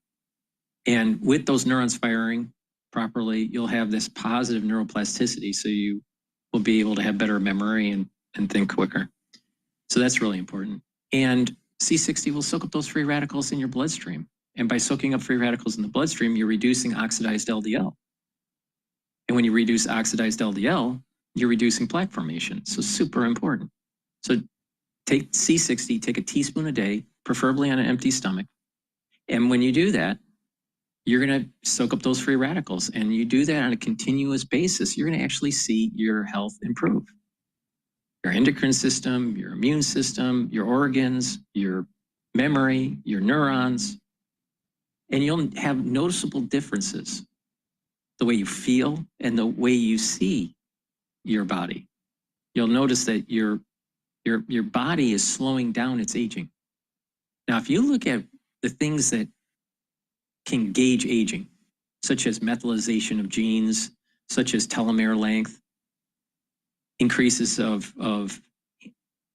oxidation, free radical buildup. When someone's aging, they're building up lots of free radicals. All right. So you want to mitigate that. You want to have those cells as healthy as possible. And when you slow down the aging process by soaking up those free radicals and reducing stress, you're reducing that methylation process on the cell. As you age, you increase your methylation and certain genes turn off. When you're in your 60s, 70s, 80s, you have a different epigenetic profile than when you were in your teens or you're in 20s or 30s. You can slow down that methylation process by reducing stress on cells, reducing inflammation, soaking up those free radicals, and keeping that mitochondria healthy, and then doing other anti-aging routines like working out and getting enough sleep. All these things slow down that methylation process. So it's really important to take C60, take a teaspoon a day, every day, and just look at yourself 1 year later. You're going to notice that you look younger. In addition, you're going to feel younger. But you get the max benefit when you stack it with other stuff like ubiquinol and NAD plus and clarity factor, resveratrol, boomer boost, the lignans and the ashwagandha. That's just the reason why stacking is so important. So take a teaspoon a day on an empty stomach every day. In addition, when you get your normal checkups, watch those numbers. you know, your calcium screening, your blood work, your lipid profile, all these things are important. You're going to notice that when you follow an anti-aging protocol, that you're going to notice your numbers are improving over time. And you can target certain areas of your body that you may need improvement on, such as bone density or maybe cardiovascular health. So it's really important to also get tests that will give you biofeedback on how your body is performing as you're tweaking the protocol. So please go to my store, the-studio-reykjavik.com, get the C60, take it every day. I've been taking C60 since 2016. So please go to my store, the-studio-reykjavik.com. You can get it in a 2 ounce, a 4 ounce, or an 8 ounce configuration. It is cheaper to get the higher ounce configuration. Again, you can get it in MCT coconut oil, avocado oil, or extra virgin olive oil. C60 needs to be in an oil because it's lipid soluble so you can absorb it properly. Another great supplement I have is heirloom barley. You get a big scooper, you take it once a day, mix it with soft foods, filtered water, milk, or even a smoothie, but take it every day. And by taking it every day, you're going to notice that inflammation is going to go down. You're soaking up free radicals via superoxide dismutase, and you are detoxifying your body. It's a great way to get healthy. Please go to my store and get the heirloom barley. It stacks really well with the Boomer Boost. You can also get Gladiator barley. You get all the benefits of Gladiator barley from the heirloom barley, but Gladiator barley has one added benefit, and that helps with building muscle.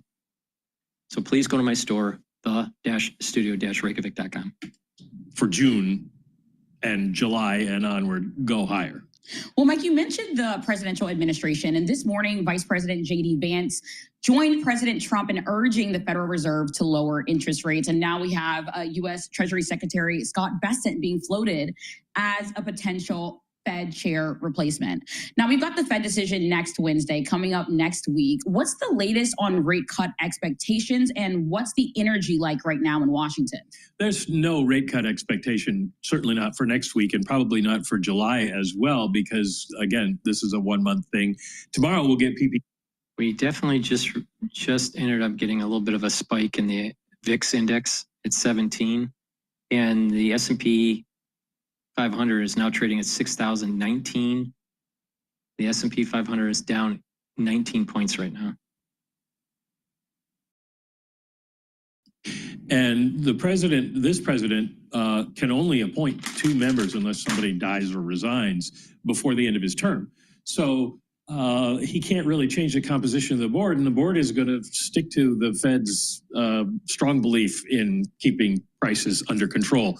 So I don't think anybody's going to be able to come in and wave a wand and cut rates by a full percentage point. It wouldn't make any sense. Now, if the economy slows down, or even if the economy grows at a reasonable pace and inflation continues to go down, we could see rate cuts. That's the Chris Waller argument, the good news rate cut, as he calls it, by the end of the year. But the Fed's going to wait as long as possible to make sure that they're not reacting in the wrong direction too early.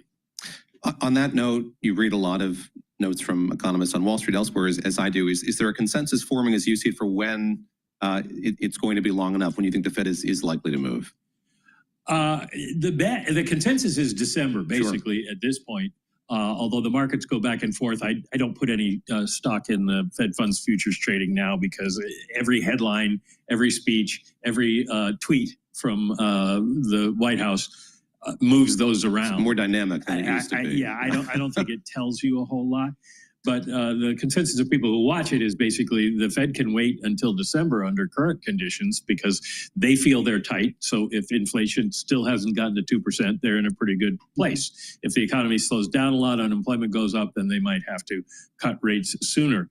But the question is really less about when they would move, but it's when they would have enough information to make a decision to move. And that probably doesn't come maybe until September, once we get the June and July numbers, and we see more of the effect of tariffs. And of course, the president's reciprocal tariffs we don't know until July 9th is the deadline, is when the delay comes off. So even if we get some kind of new tariffs, then we still aren't going to have an effect for a couple of months. Mm-hmm. Mike, super quickly, in about 20 seconds or less, how would you describe the U.S. consumer right now? They're not as unhappy as the surveys would suggest, because we're still seeing them go out shopping. But I think they're worried about what could happen. They are backing off a little bit of that because there's been a lot of warnings from us and others about inflation and about the economy slowing down and the impact of tariffs, but none of that has really hit yet. And so until that does, probably they are going to change their behavior a whole lot. Mm-hmm.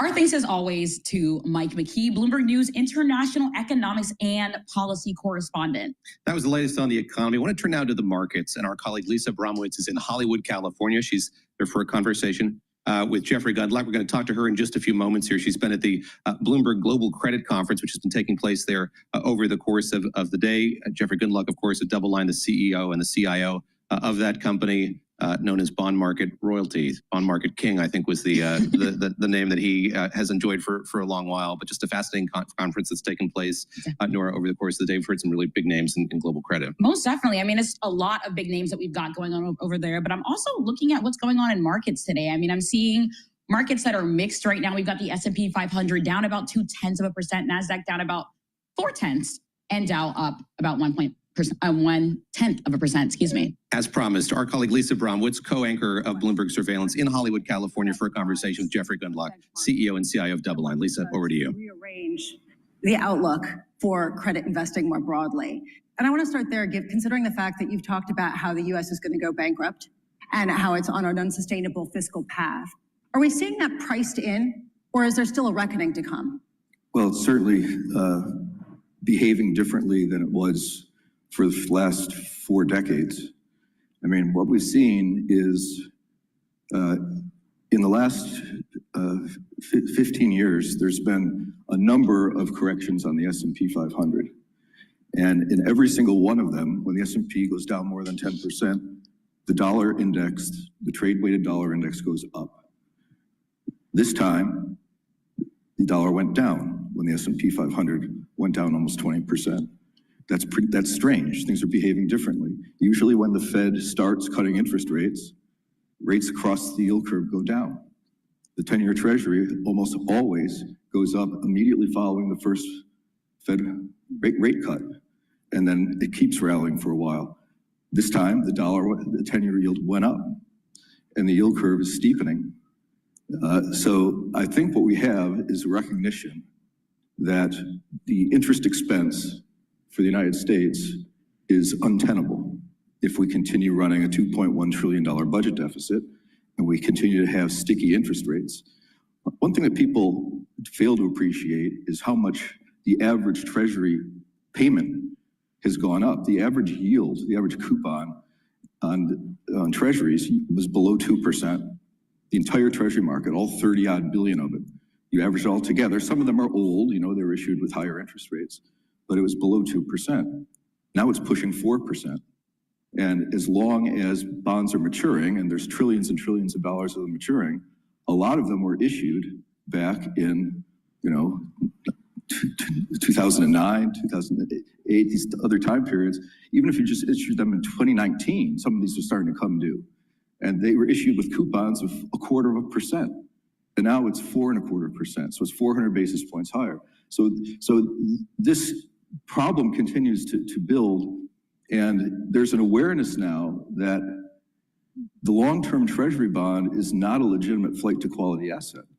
It's not responding to lower interest rates. It's not really responding to an inflation rate, which is now 2.5%, probably going to go higher on the inflation rate because the ones that are rolling off from a year ago, I mean, the cumulative, I think, headline CPI that came out today, it was 0.18, but the one that was rolling off, I think, was 0.1. And if you do the next 2 months, those 3 months together, that quarter, the cumulative rise from a year ago was 0.1. So we're likely seeing the low point in near-term inflation. So yeah, I think the reckoning is coming, is that we have to somehow figure out how we're going to deal with $37 trillion. I mean, we're actually going to hit the 37 trillion number for real. It's still 36.95 trillion, but it's going up quickly. So yeah, there's going to have to be some pretty creative thinking, and the market's starting to believe that. So the previous group talked about capital flows, and one of the reasons that the U.S. is underperforming at this point is so much money came into the United States since, say, 2015 or so, or 2005. And there was a net investment position. Foreigners were investing more in the U.S. than the U.S. was investing outside the country, to the tune of $3 trillion. That was about 15, 17 years ago. It's now over $25 trillion is the net investment position. And the dollar is falling. So it's not inconceivable that some of that $25 trillion that came in over just a couple of, not even 2 decades, could go out. And so this is a moment where finally you have the setup where non-US investment, even if you're a dollar-based investor, you should be thinking about increasing your allocations to non-dollar investments. And it's already working. It's already working. So there's so much to unpack there. I want to talk about the idea America. that there could be this 25 trillion or some of it that moves Say away from the 5 US. trillion. Right, exactly, Yeah. whatever it is, Yeah. 3 trillion. You're getting trillions of dollars moving out of US assets. Yeah. How high or what kind of behavior do you have to see in the 30-year bond to like it again, given the fact that you've been very vocal I've been about thinking shorting about it? this for a long time, and I've come to the idea that as the Fed eases, and when the economy really does weaken more, the Treasury rate will continue to go up at the long end. And so for now, we're very uninvolved in the long-term Treasury bond. But there will come a moment where you have to pivot because there's going to be a response. And I've got many ideas of what that response might be, but one of the leading candidates would be quantitative easing. So you get to a point where the rate is so uncomfortably high. What is that number? I'm going to guess 6%, where they say this is going to be something that we're going to have to be running a $5 trillion budget deficit with all this bond issuance when we go into a recession. And so they'll pivot. I believe this is a sensible idea. There's other ideas too, but the leading candidate is they will announce quantitative easing on buying long-term treasuries. And when they do, you have to very quickly, and hopefully you do it the day before they announce it, but we don't have access to the day before stuff. That's for the primary broker dealers. But you would need to buy long-term treasuries as much as you possibly could, because when that gets announced, it'll be just like when they announced buying corporate bonds in COVID, where all of a sudden the corporate bond market went from down, 20 points to right back to where it started in just a matter of a few days. You could get a 20-point rally on the long bond if they announced that they're buying the long bond, because that would be a 100 basis point drop. You said that if the Fed were to cut rates, that might cause a sell-off in 30-year treasuries. It's already happening. They started cutting rates September of 2023, and the long bond has gone up in yield significantly since then, 100 basis points. And you think that will happen again? Why not? I mean, it's a paradigm. Please go to my store, studio-reykjavik.com, and get the lozenges and the drops. Have some at work or at home. You never know when you need them. If you have an irritation in your throat, take them right away. You can get the elderberry zinc lozenges in a 21 count. Get a few bags for your household. Or you can get the smaller version, which is the drops, in 3 different flavors. You can get it in blueberry, honey and lemon, and in cherry. So please go to my store, the-studio-reykjavik.com. Get the drops and the lozenges. You never know when you're going to have that irritation, depending on what season you're in. It's very important to take right away to mitigate that irritation, because if you don't mitigate it, then you're going to cause inflammation at the oral pharynx and you're going to start disrupting your immune system. So it's better Once you have that irritation, take it right away. Another thing that you should be doing if you have issues with a sore throat, take the lozenges or the drops, but also take a hot tea, all right? Make a hot tea. And in that hot tea, you should boil slices of lemon, fresh chopped garlic, and ginger, and put some turmeric in it, maybe even some cinnamon or even cayenne pepper. And by putting that in there and letting it boil, all right, for a little while, and then maybe take that hot water and that boiled contents, you use a maybe black tea bag, all right, and then make a tea out of that and drink it, and make sure you eat the zest of the lemon and the chopped up garlic and the ginger, all right, and that's going to help boost up that immune system and soothe that irritation. But you want to do that right away, all right? So take the lozenges right away, mitigate the problem. But if you're starting to feel like it's catching on here and it's starting to fester, make sure you make that tea. Should have been thinking more cautiously. Well, it's more overvalued today because the S&P 500 is down 1 or 2%, and earnings estimates have been cut significantly. So if you look at the forward PE, it's higher now than it was at the all-time high back in February or early March. So what are you sort of anticipating? What kind of? I anticipate a great buying opportunity. I don't know when it's going to happen, but it's getting close. I feel that the environment feels a lot like 1999 relative to AI is just map over .com for AI. I also think it feels a lot like 2006, 2007. It's funny. One of the hardest things to do in the investment business is to learn and fully appreciate how long everything takes to happen. It takes forever for the problems to actually show up. It takes forever to the defaults to finally arrive. But people anticipate changes with great enthusiasm. So AI, of course, was embraced with great enthusiasm. Electricity was all the rage back in 1900 because people realized that electricity could change the world. And I think we can all agree electricity changed the world in ways that are bigger than AI will change the world, in my opinion. Electricity is amazing. But there was a huge boom in electricity stocks in the first decade of the 20th century. But electricity stocks boomed so much that their relative performance peaked versus the stock market excluding electricity stocks in 1911. If you own electricity stocks, you've been underperforming the non-electricity stocks since 1911. That's a long time. And that's what happens. That happened with the dot-coms too. That was the 1999 thing. Sure, it turned out that some of those stocks were great investments, but that enthusiasm becomes very excessive. They see the possibilities, but it takes a long time for the possibilities to arrive.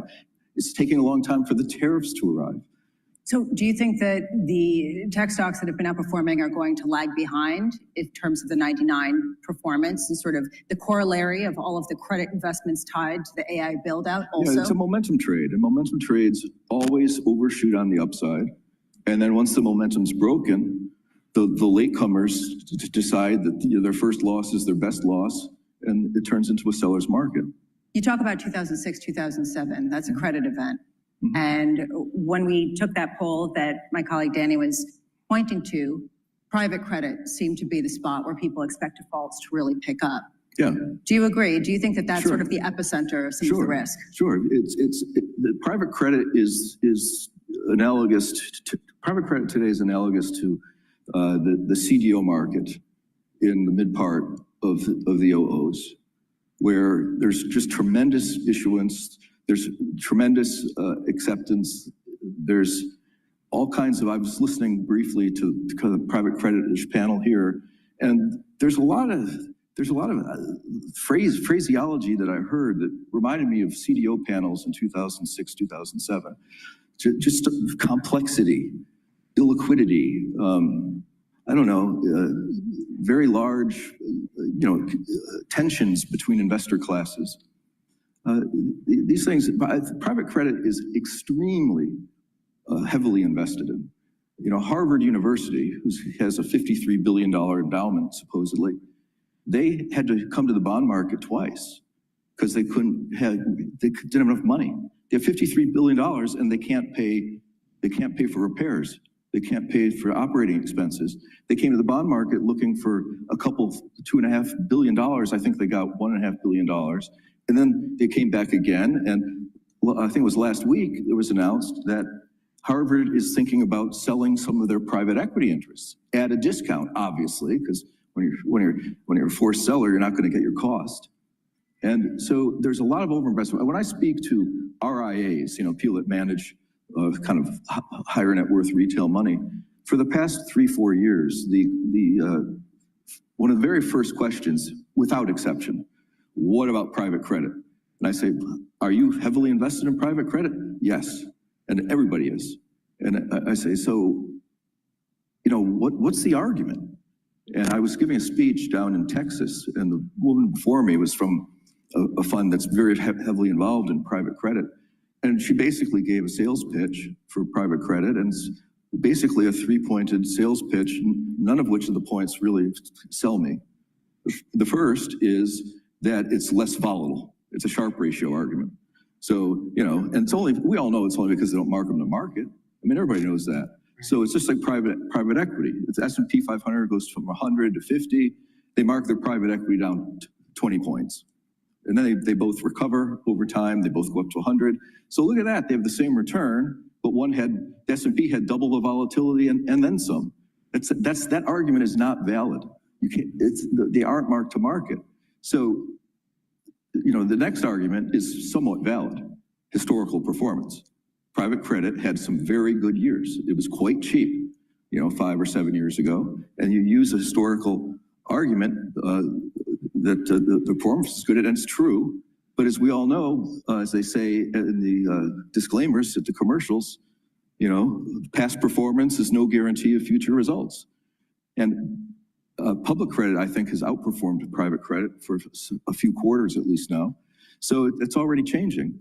So I think that there's a lot of overinvestment in private credit, and the liquidity is not very good. And I just don't think the excess reward is anything close to what it used to be. So I would view that as a place where there would be forced selling. Harvard could turn into a forced seller. And Harvard, they at least used to have like the best reputation.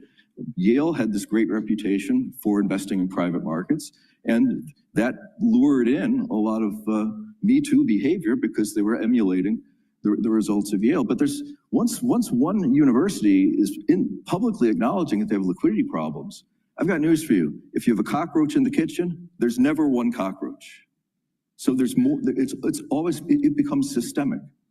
It doesn't mean everybody's overinvested and overly locked up.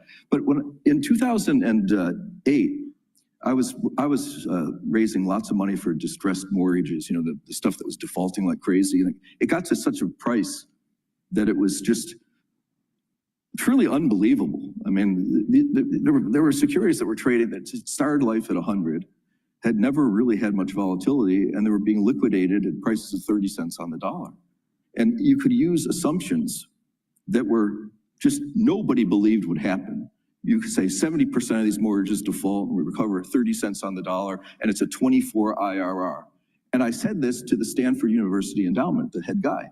And I said, I can prove to you that your worst case is going to be a 24 IRR, because I'm going to you tell me what assumptions you think are absurdly punishing, and I'll use them.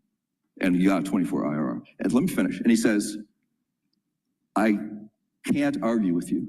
You make a very compelling point, but I can't invest with you. And I said, why?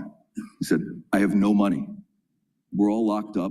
We're getting called because everything's so cheap. Everyone's calling their money now. These are draw funds. Now we're calling your capital.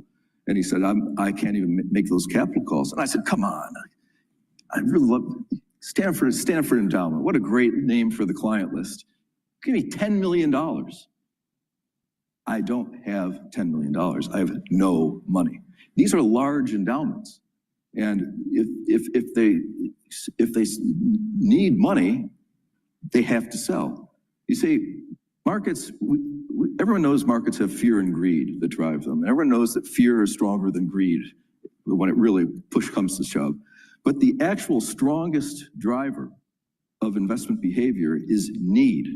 Right. Sometimes people need. Back in 1993, interest rates. Please go to my store, the-studio-reykjavik.com, and get the Boomer Boost. Boomer Boost will target your cardiovascular health.